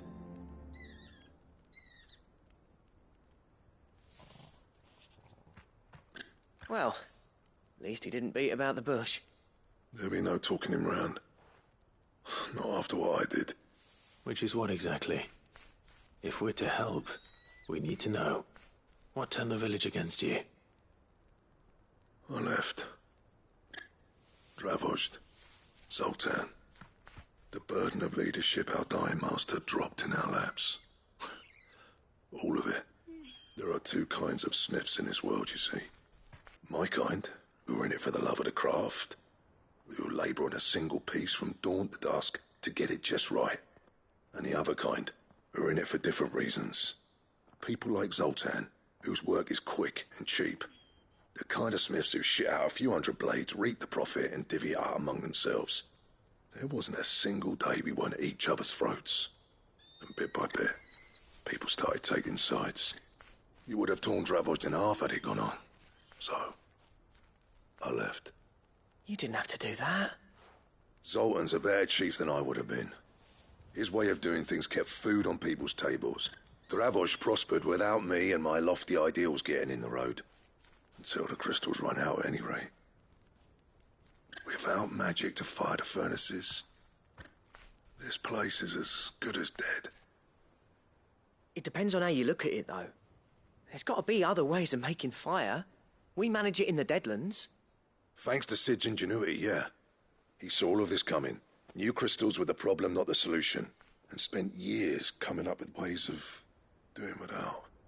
You know what I mean, though, right? Where there's a will, there's a way. What I'm trying to say is that it's not your fault. You couldn't have predicted this. It doesn't matter whose fault it is. I don't want to be the greatest smith alive just because I happen to be the last.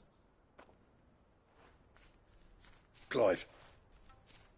Dravozd won't last long without his furnaces. So, do you think it's time we shared Sid's bellows with the world? The way I see it, it's your decision to make.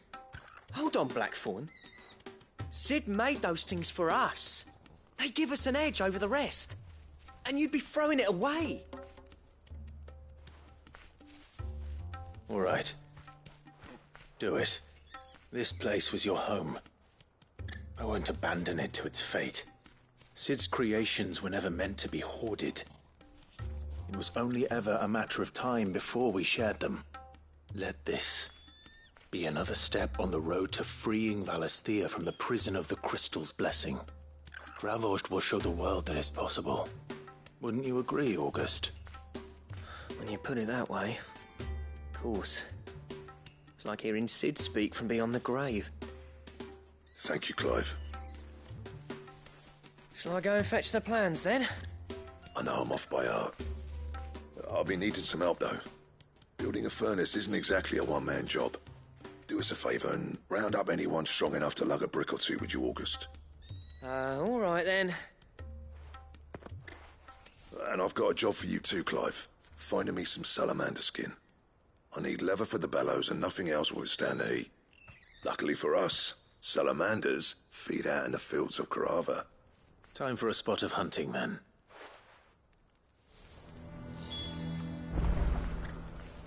Sid tried all sorts of leather to make those bellows, but salamander skin was the only kind that worked. Luckily for all our sakes, salamanders aren't too hard to find around these parts.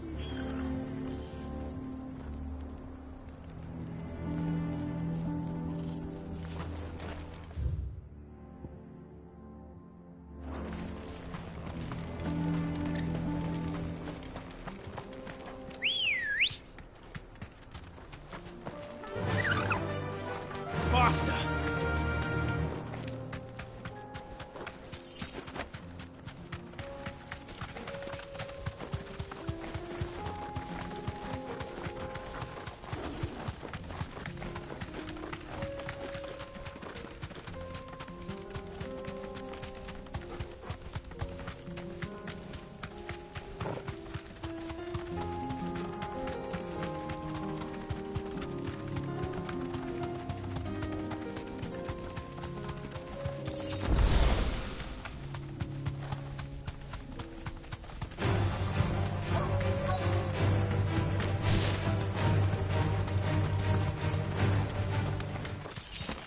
Let's make this quick, shall we?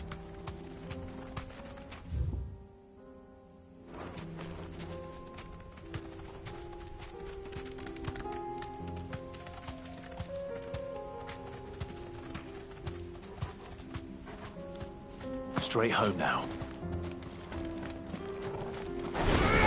This won't be easy.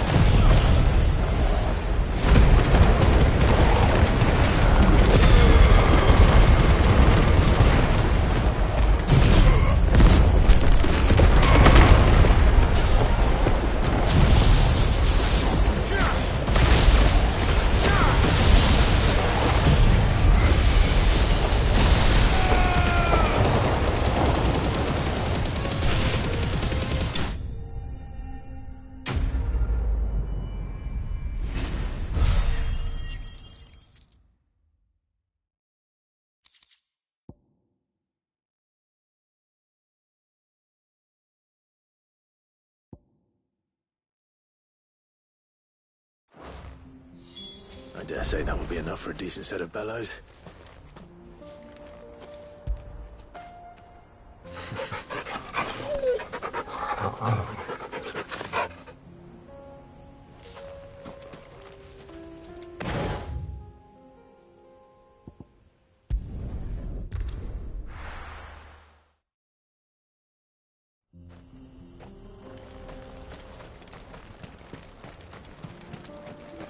What's this all about, then? Don't know. So, any trouble finding the skin? Nothing I couldn't handle.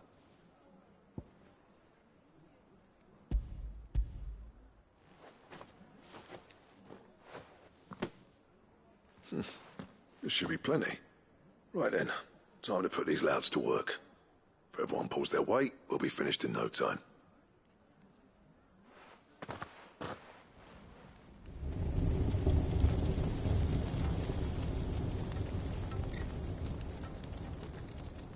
Well, I'll be damned. I honestly didn't think it'd work. But it's hot enough, all right. And without a single crystal in sight. You know what this means, don't you? I do, yeah. Dravost is saved.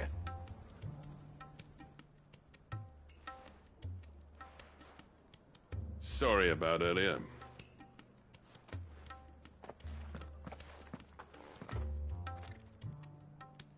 I take back everything I said.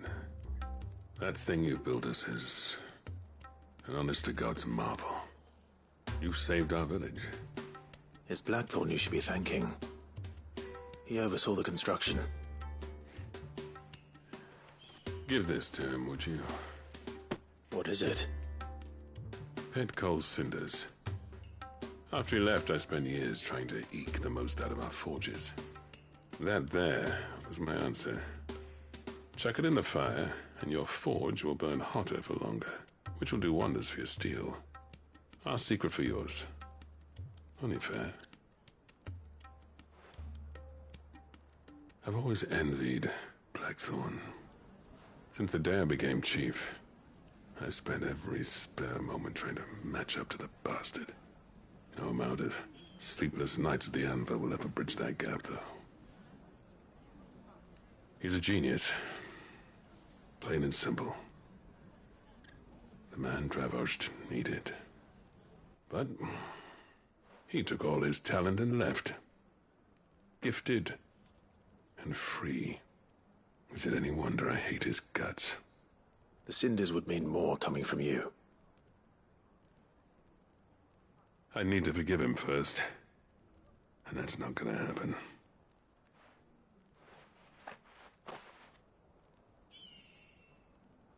Well, you know what they say. Oriflamme weren't built in a day and all that. These things take time. Especially when they involve two geezers who hold grudges tighter than their hammers. But what matters is, Blackthorn's got that twinkle back in his eye. And I'd call that a job well done. So would I. I reckon he's going to be at it a while yet, though, so why don't you head off without us? I'll see that the old git gets home safe and sound. See that you both do. I'll save the cinders till then. All right. It'll be a nice little surprise for him.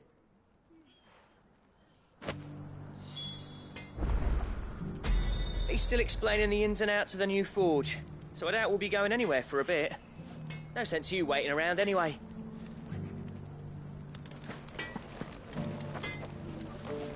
These things are going to take some getting used to. Bloody hell. Give it a week. How's it wonder why staying you so ever hot bother without with a crystals. Don't Let's ask run through it me. again, shall we? But whoever invented this thing was a fucking genius.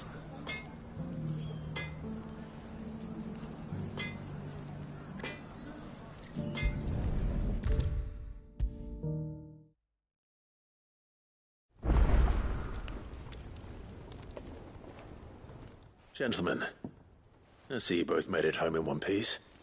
Yeah, well, we didn't want to outstay our welcome. The whole village turned out for a go on the bellows after you left.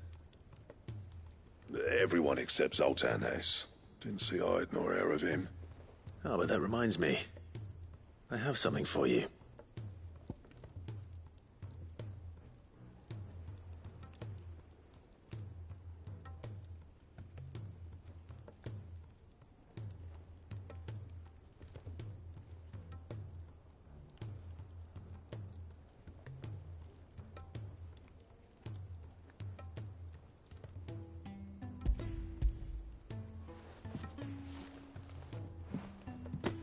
Pick old Cinder.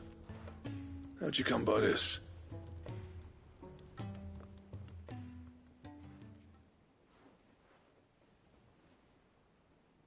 And you're sure he wanted me to have it? I'm sure. He didn't say so, but I think he wants to forgive you. Huh. Imagine that. Yeah.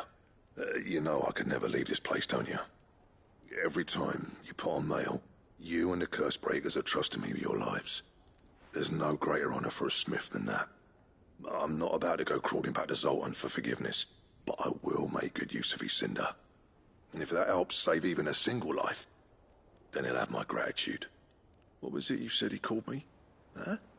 A genius? And he spent sleepless night trying to copy me, did he? Sounds like I better get to work. I've got a reputation to uphold. It's good to see you back on form, Blackthorn. I don't know how you pair put up with me sometimes, but I'm grateful all the same. Now, where was I? Oh yeah, about to put Zoltan back in his place.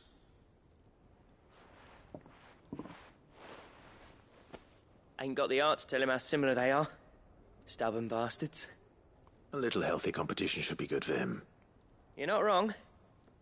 Still, it's a shame him and Zoltan couldn't let bygones be bygones.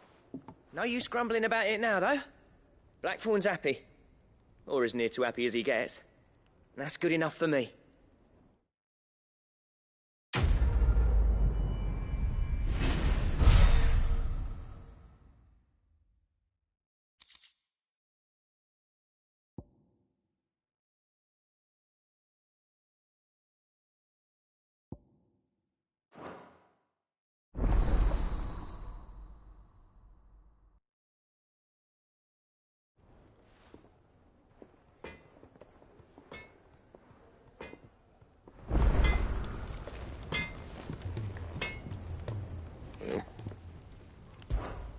What do you want?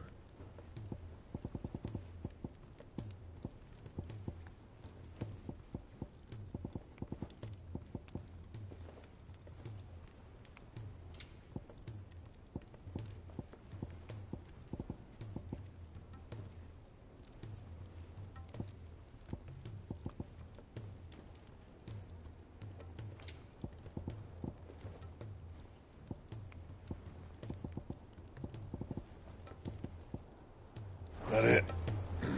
Fine.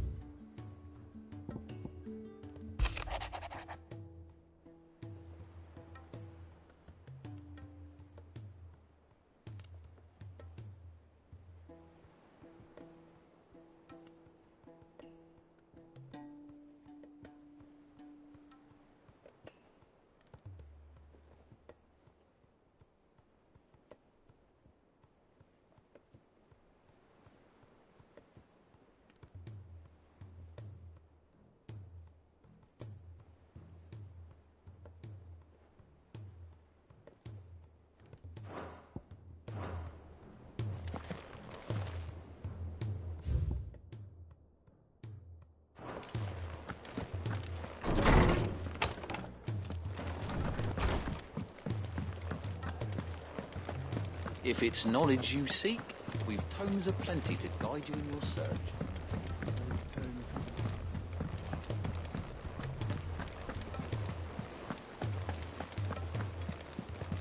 Cole said it was an army of Akashi. What will happen to Mid and the others?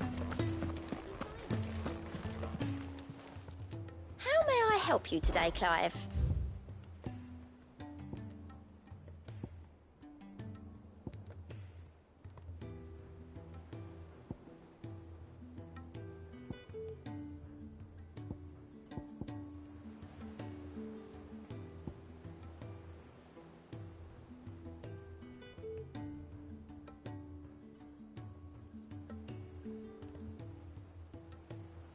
Best of luck out there, Sid.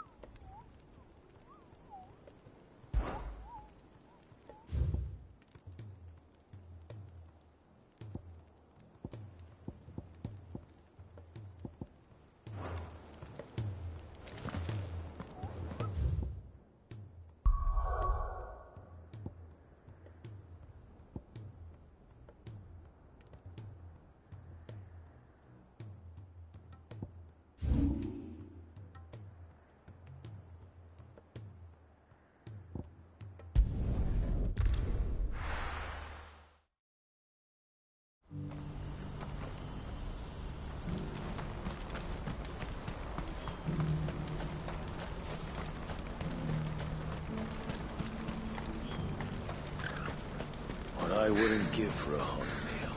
Looks like this is the end of the road for us. When are they gonna let us through?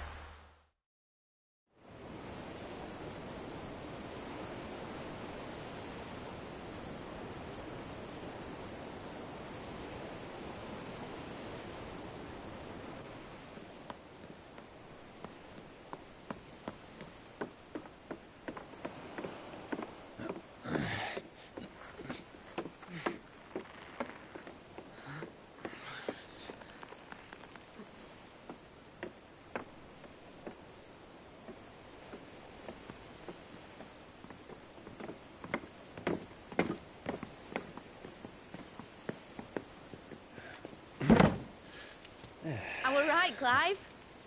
My dad had it all worked out. He'd be proud of you, Mid. His writings may have helped, but this achievement is all yours. Can we catch them? The Ainayar's one of the largest, fastest vessels ever built. And it won't help she has the wind at her back. Any other ship would be hard-pressed to keep pace with her, let alone reel her in. But this isn't any other ship. This is the Enterprise! And the world's never seen anything like my dad's engine. It certainly hasn't.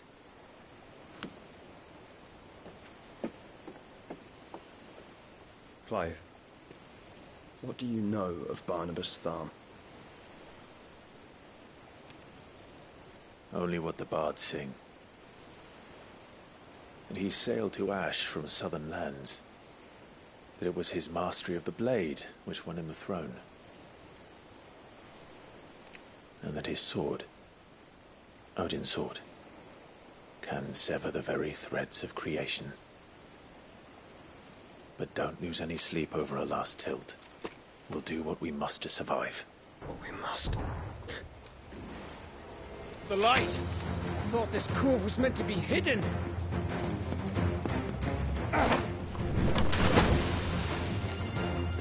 Mid! Company! Eh? We'll hold them off until the ship is ready. But hurry! Bollocks! All hands! Man your stations!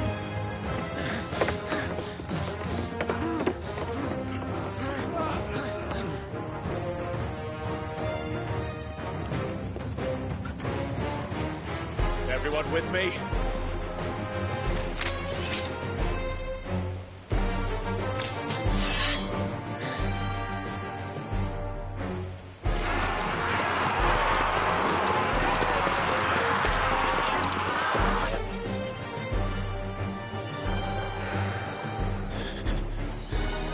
Here they come!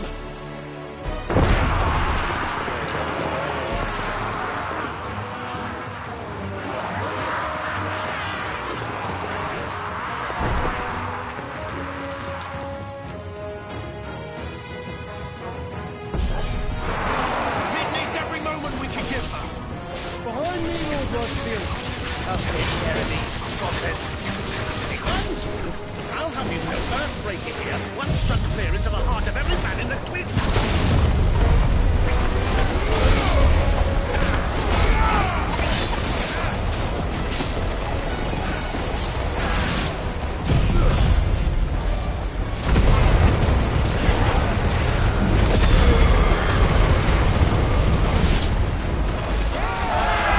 About that offer, Gav?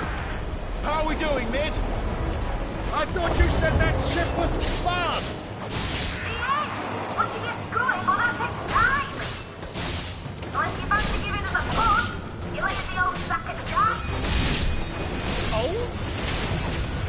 I haven't felt this alive in 20 summers! Come on, then!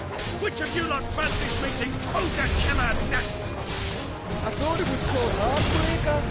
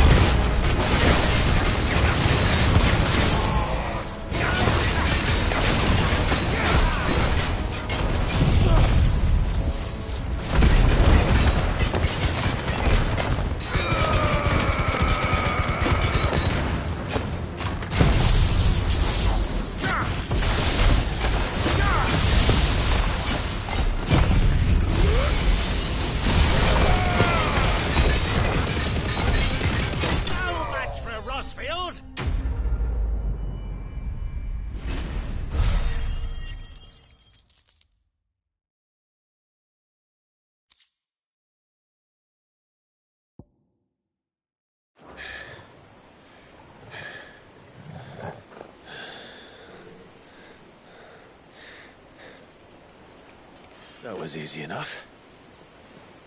All right, you lousy lot. Get your asses on board. She's ready to sail. You heard the captain.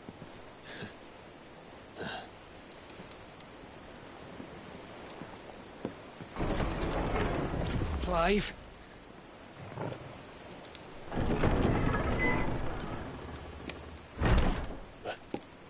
But I thought he was... Confounded. Then it is as I feared. Sleipnir is no man, but a creation of Odin.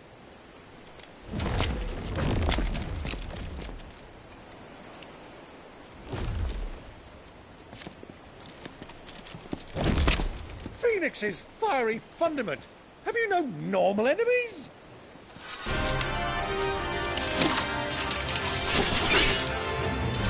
Up for another round? Of course we are. Right, Lord Rosfield? My boy, there was a time people called me the Executioner. Those are my orders. No matter, heads will roll, all the same. Mate! New plan! You leave! We follow! Follow? Swimming, are you? Oh, bugger me! Weigh anchor! Engine's dead slow ahead!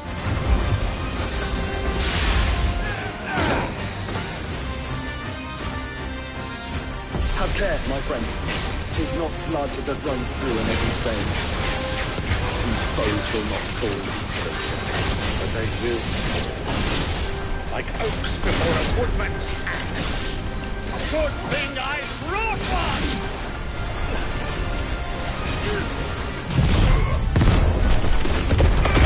How long are we meant to keep this up? As long as it takes. Unless you have a better idea. Well, I've already killed at least 5 of the bastards. Fuck it. Let's do the lot.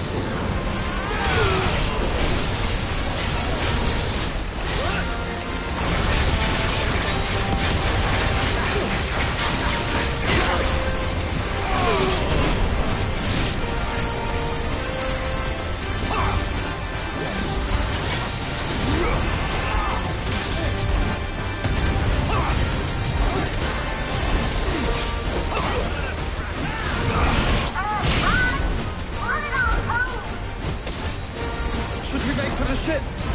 Not yet. Wait for my signal.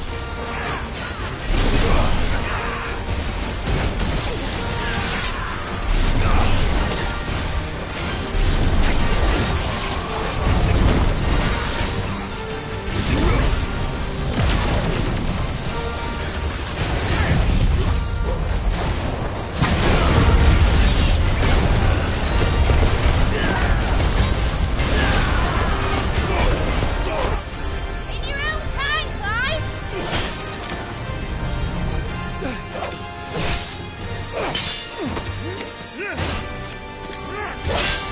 Right, run for it!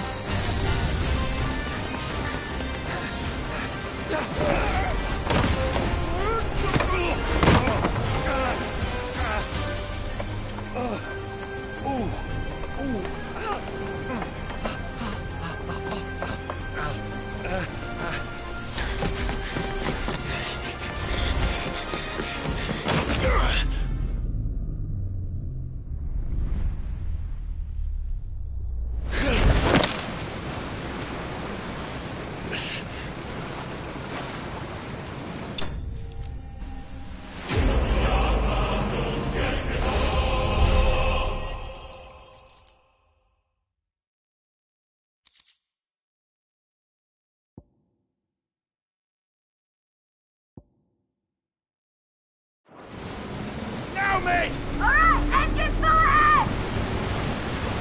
And hold on tight!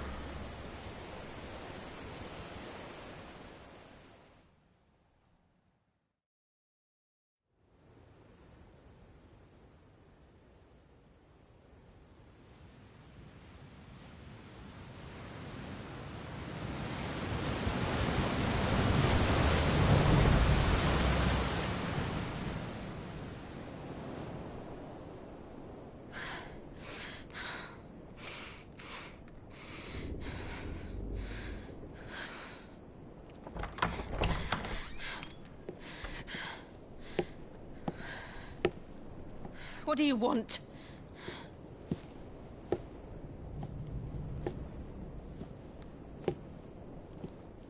That's quite a mess you've made. And wholly unnecessary. You are my offering to Mythos. I would not see you damaged.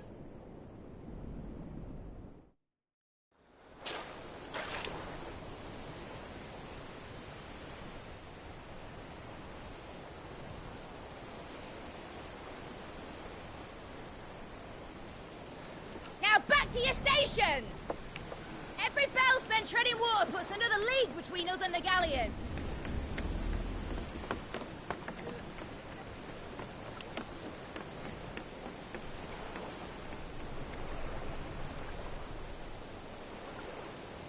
I don't suppose Mid has a spare engine?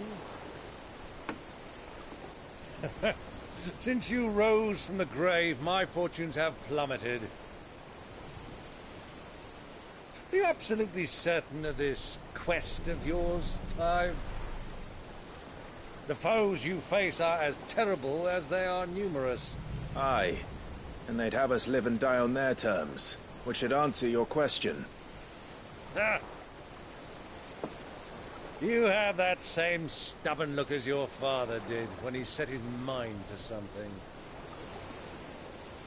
On the battlefield, I am but a single axe. A deadly one, mind, but a single one nonetheless. Yet what you require is 1,000, and I believe my old friend in Randalar can provide them. Take care, Clive. I have many more tales of your father's exploits to share. And I cannot very well do that if you're dead. Again. Good luck, Uncle.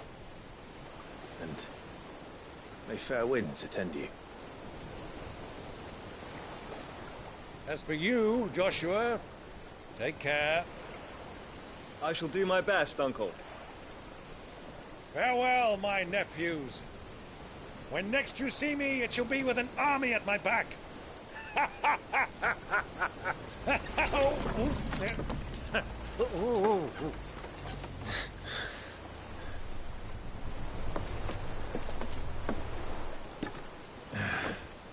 Cheerio!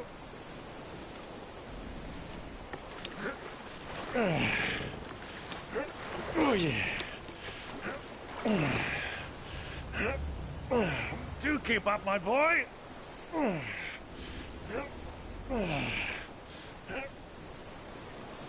Well, we can't have him showing us up now, can we? We would never hear the end of it.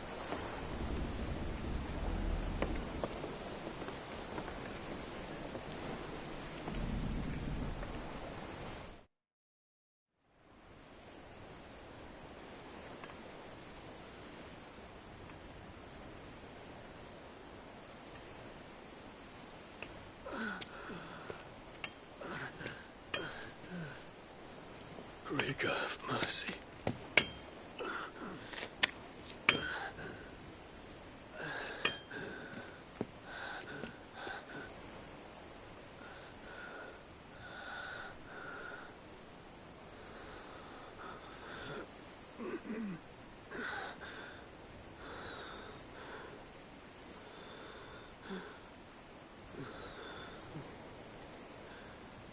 All this.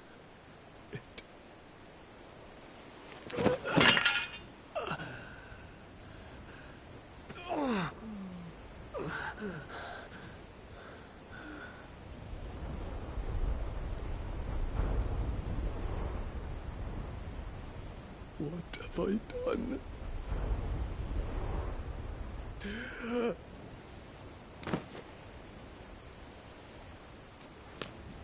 My lord.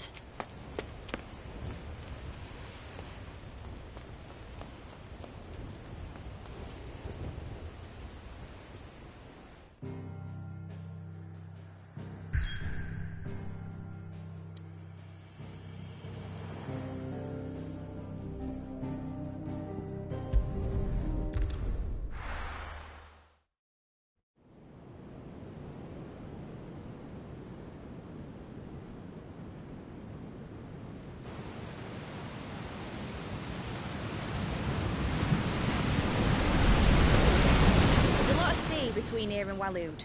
But any ship heading north has to round Zemeckis and put through the Narrow. Maintain our current bearing north-northeast, and we'll catch the Black Galleon before she vanishes again. What's to prevent her from circling around Ash from the south? With these winds in those waters, it'd taken forever and a fortnight to reach Stonehenge. Mid knows what she's talking about, Clive. Better than any of us lot, anyway. I say we do as she tells. Sails on the horizon. She's ours.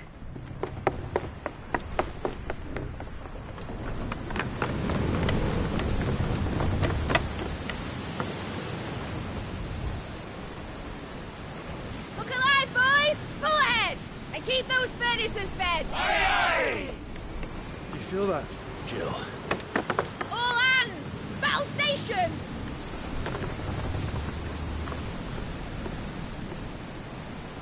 Let's see what this girl can do. Where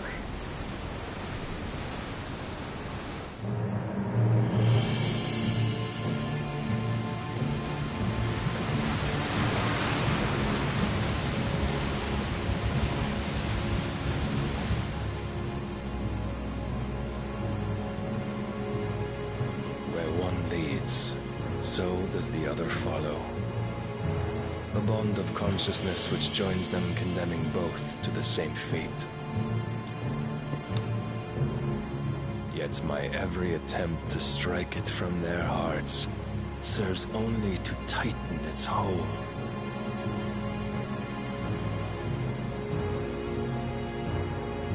Fascinating.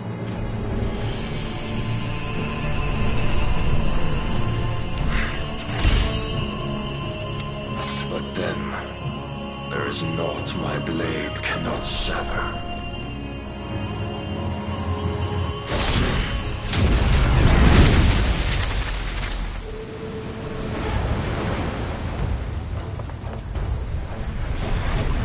Great Grigos, gosh!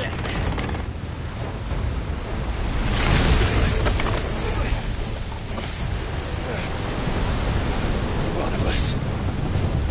Harder port! Heads down, you brutes! And brace for impact!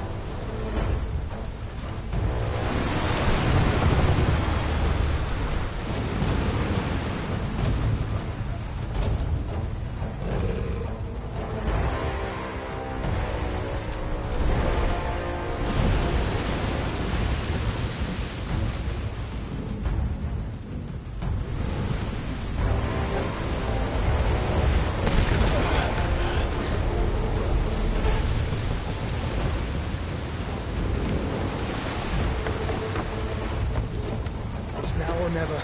I'll find her.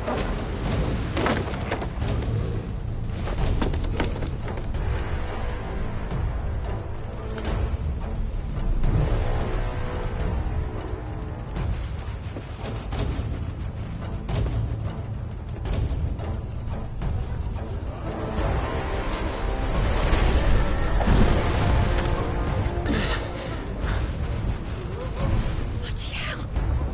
Harder starboard!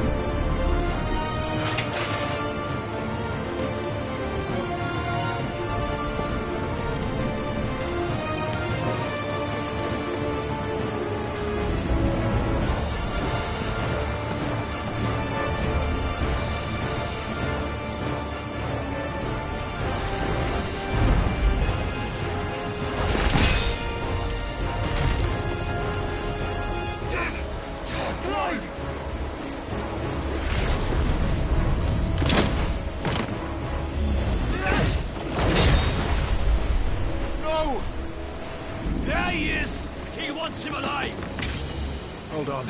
I'm coming. For both of you. Extra shepherds!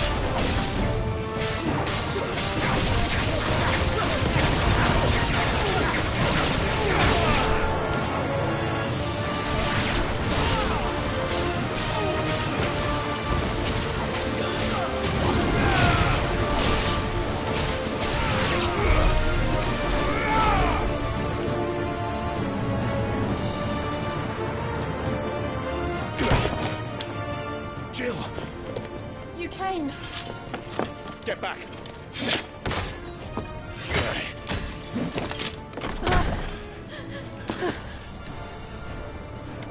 Clive, how did you... I'll explain later. Hands!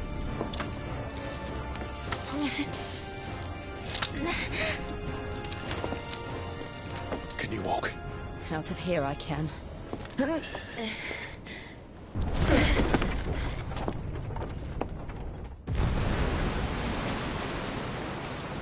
Stand still! Phoenix. Are you not the dominant of fire? I see naught before me but a guttering flame.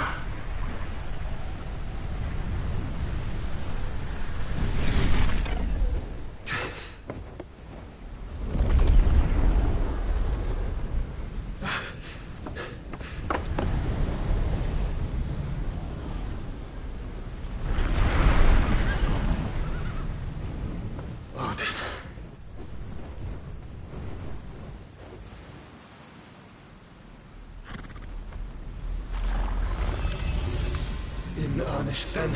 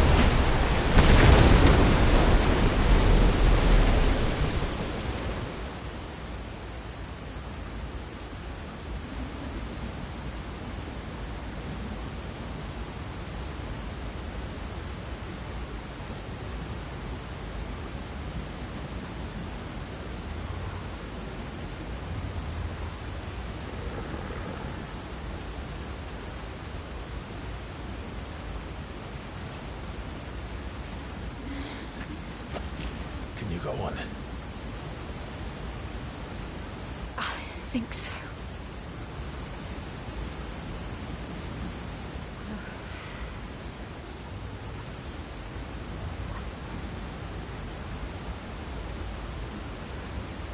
But to where?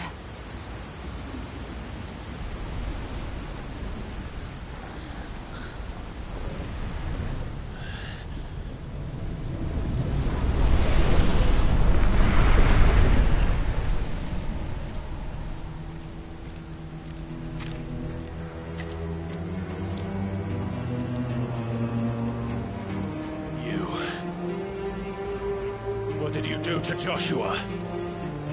The Phoenix?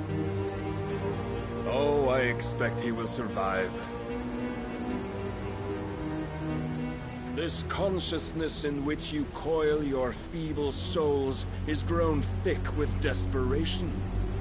And thus has my master turned to my blade.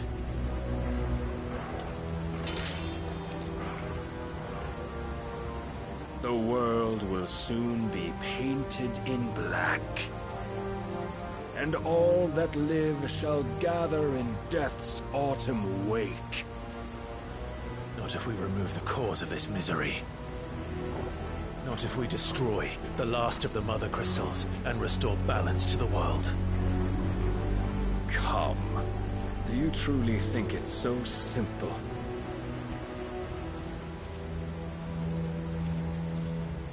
The Blight is inevitable. Not even the Almighty might stop its endless march. Your efforts will avail us naught. Naught, that is, but suffering. You must embrace the truth, Mythos. Accept your place with the Lord. Keep it. As long as there's a chance, there's a choice. Ever led astray by your blind resolve.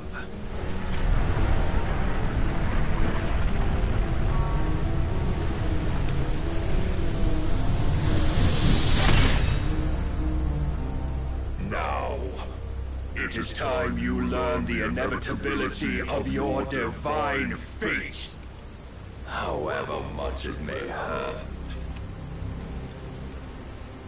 Get as far away as you can. Clive, no. Trust me, Jill.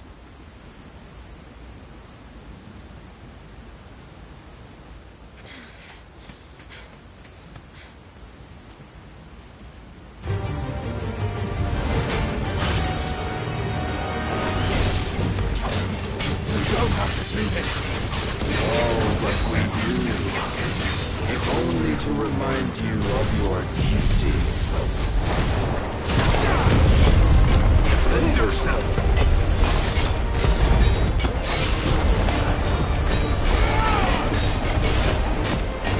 In the short time since our last meeting, you have grown much. Yet as a vessel, I fear my Lord will still find you lacking.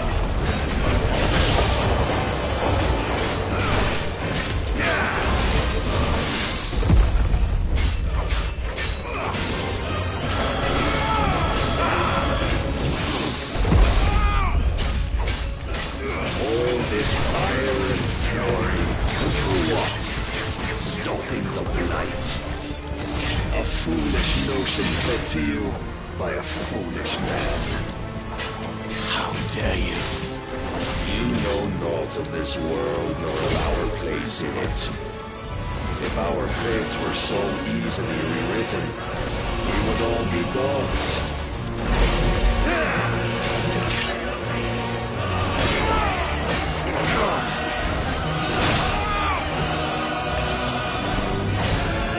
I have seen enough.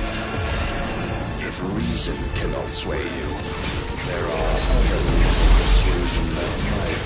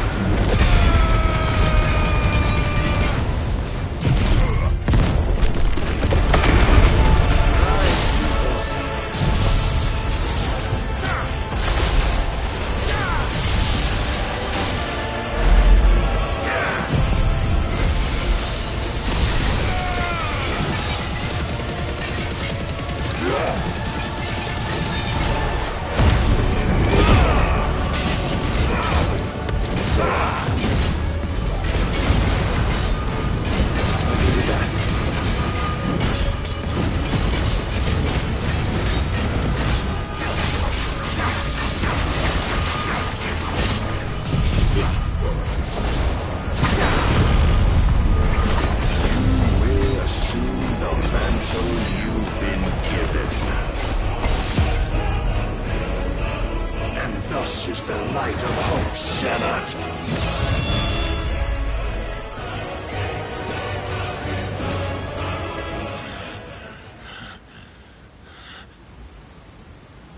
You would yield so soon. Never. Clive!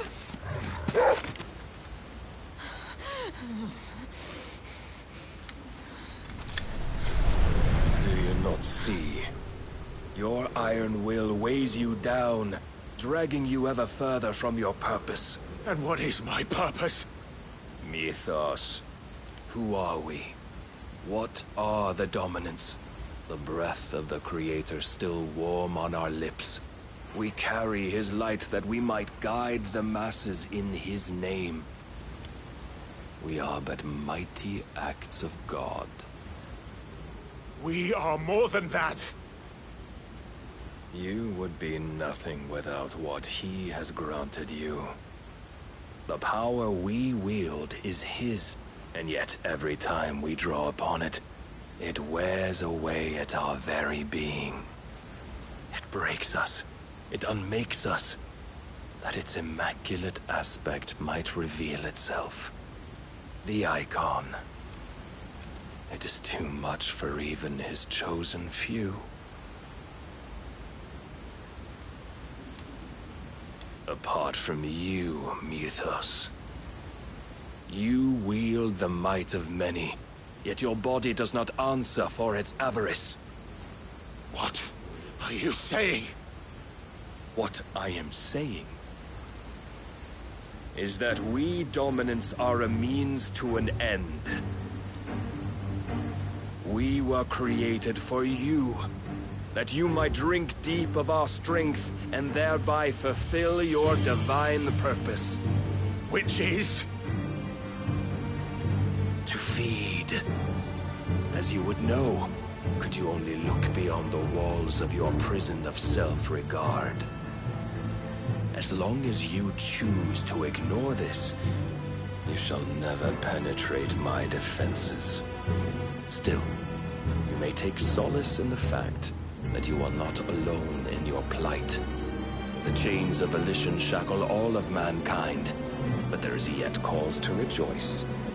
For the Lord, in his mercy, has taken pity on his flawed creations, and shall see them restored to their proper forms. And what exactly would that be? Why, loyal servants to God. No. Manners, Lord Rossfield? They are men, like you and me. Albeit ones unburdened by the wills that drive our kind to madness. They are pure. They are divine. You mean to turn everyone Akashic? Not turn, Mythos. Turn back. For too long has mankind been led astray by their clamorous wills. It is time they return to a world of quiet equality, where they might once more know salvation. Salvation? And abandon everything we hold dear? We don't need your salvation. We'll save ourselves, and we'll do it on our own terms. Not yours. And not your gods. With every defiant expression of your will, the tighter the chains of consciousness become. But perhaps that fact may be put to use.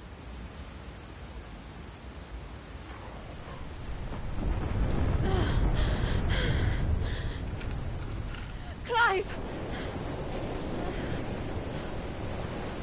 The faster it binds you to the remaining dominance, the stronger your hunger will become. Until it leads you back to the only answer there ever was. Mayhap not by the path my master intended, but back all the same.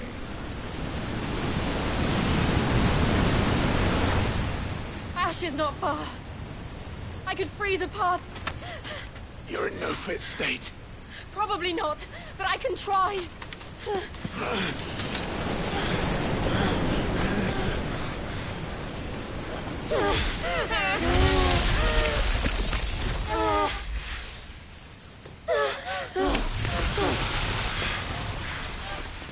Don't look back!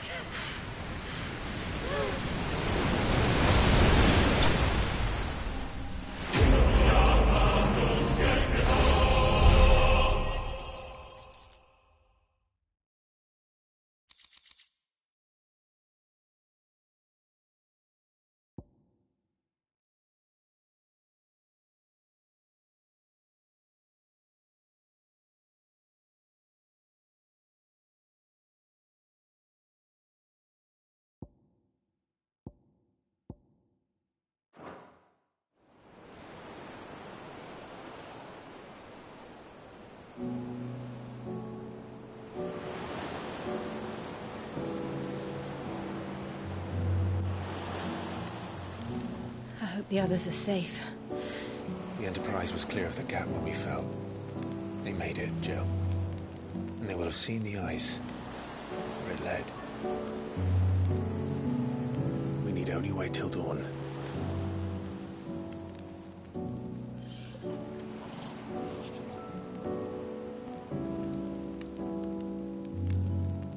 This is the second time Barnabas has bested me. I'm powerless against him. And maybe there really is nothing else for it but to give yourself to his master.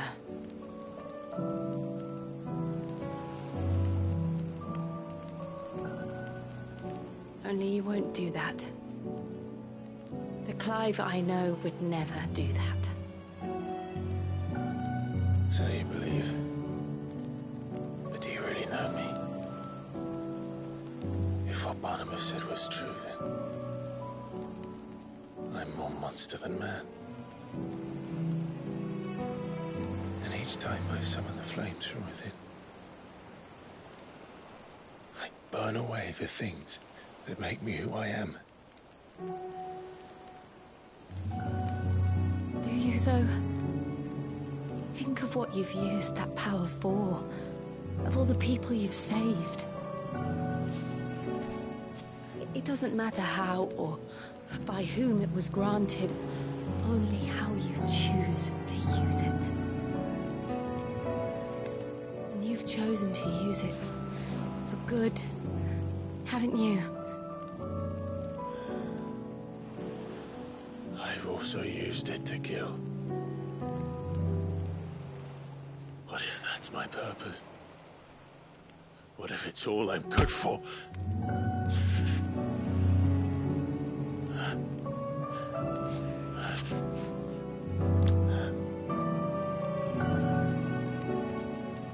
You're still that same boy I grew up with. Always so eager to save everyone around you, and yet always so lone. Because you failed to realize the one thing that needed saving most of all. You, Clive. You. You never once took the time to save yourself.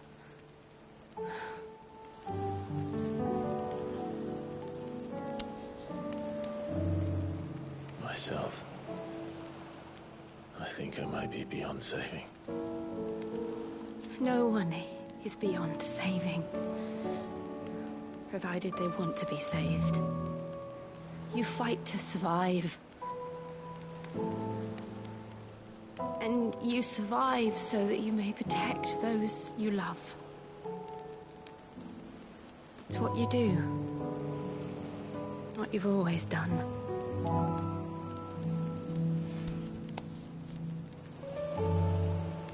And I know you're not about to change. So I'm going to help you.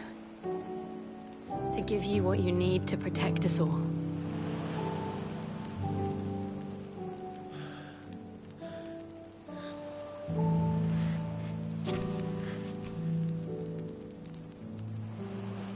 Jill.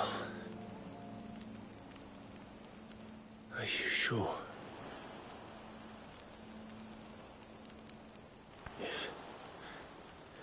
If this is what you want, then...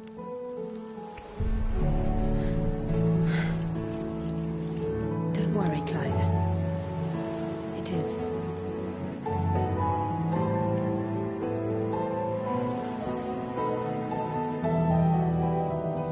This burden, I'll give you the strength to bear it alone. But I'm not alone. These burdens I carry, my sins, my pain, my sorrow, I see now that they are all a part of me.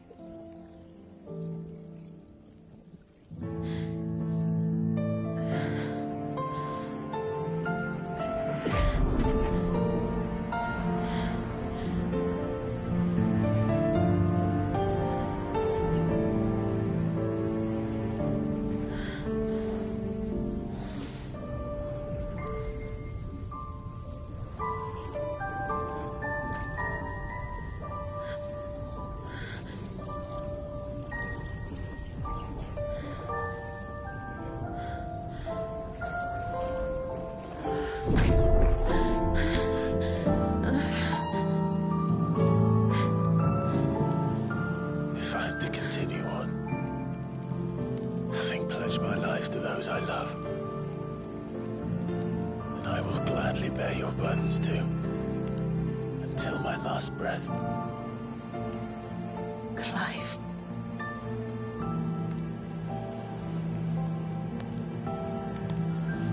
I promise you, Jill, we will find a way to escape this fate. Find a way to save each other.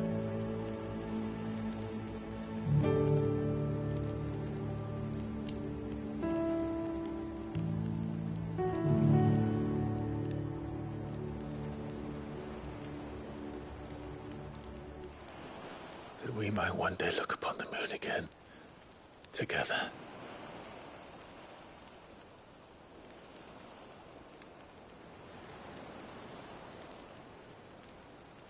And I promise you, Clive, that I will be there, no matter what you must become. I know.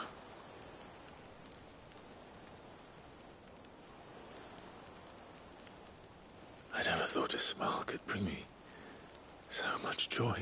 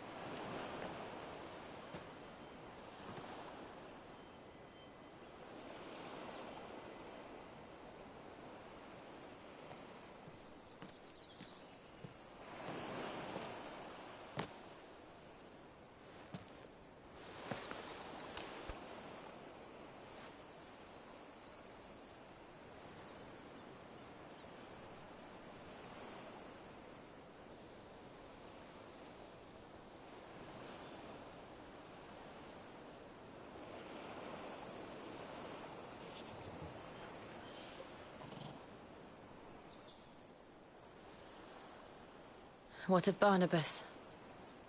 Do we pursue him? No. Our paths will cross again soon enough. Whether we like it or not. Besides, there is something we must do first.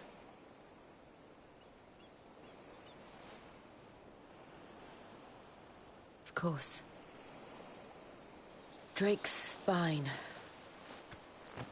The last Mother Crystal. The Einherjar is at the bottom of the sea. Waloed won't dare move on Storm without her. But they know we're coming now. We'll need a plan. And a damn good one at that. Then let's go home and find one. Ash will have to wait.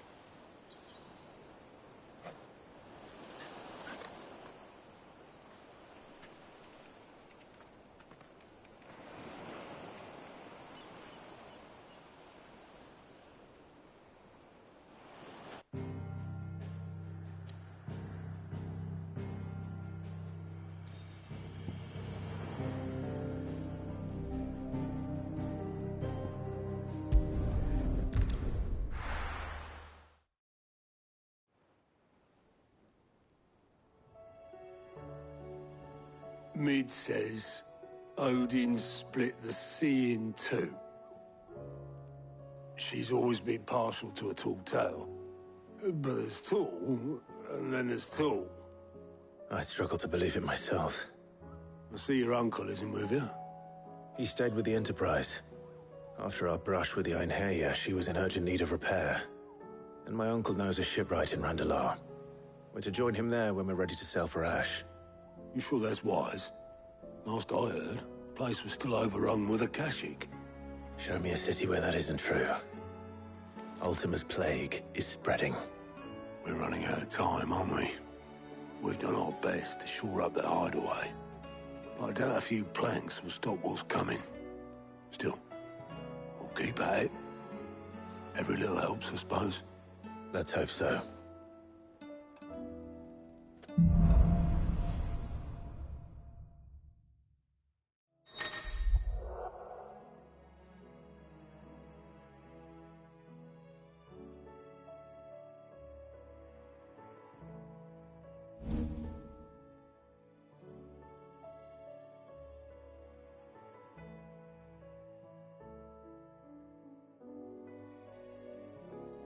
I should visit Joshua. Assuming Talia will allow it. You need anything, you just ask. We might not have your uncle's resources, but resourcefulness, we've got in spades.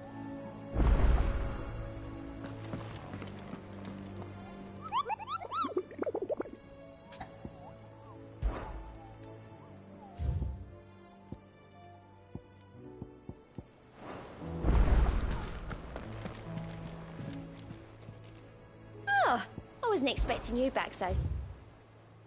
All done? Welcome to the Patron's Whisper. Off you go, then. Clive. Here you go. Always something in there. How are you doing? Anything catch your eye?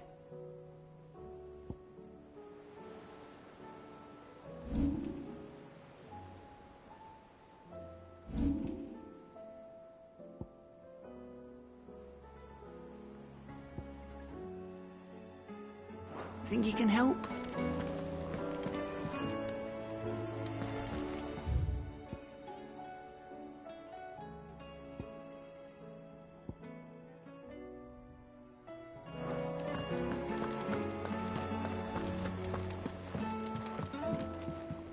Clive. How may I help you today? I have the details here.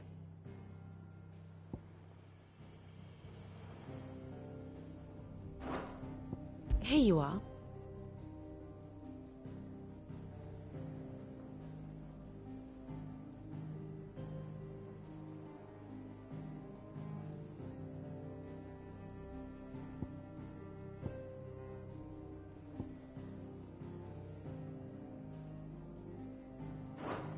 Thus ends today's lesson.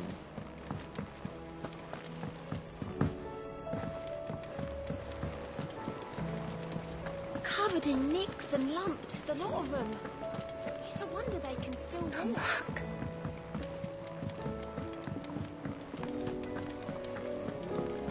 Oh, don't tell me we've run out of Papio. Clive. Go on, then.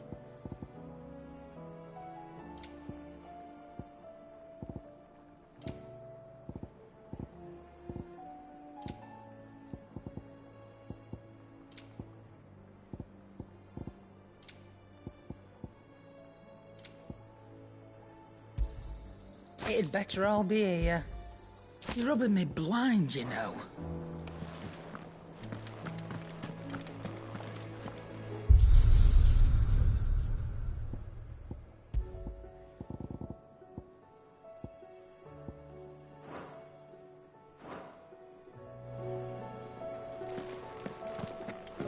The stew's awfully thin these days.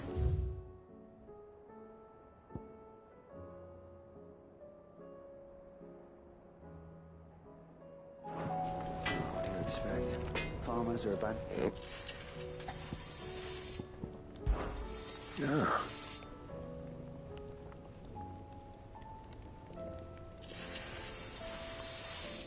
The weight of all that shit.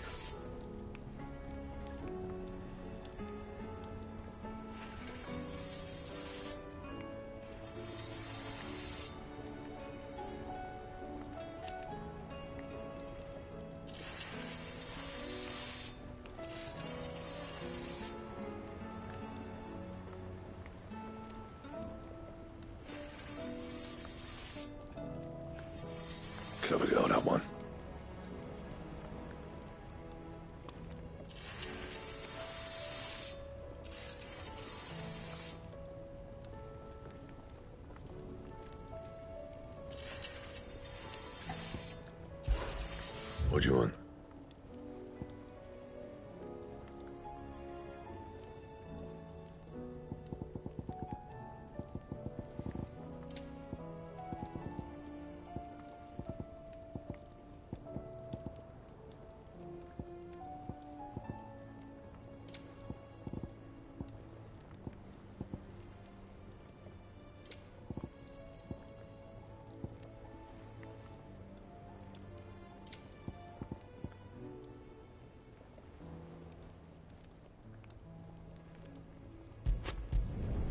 Not bad, if I do say so myself.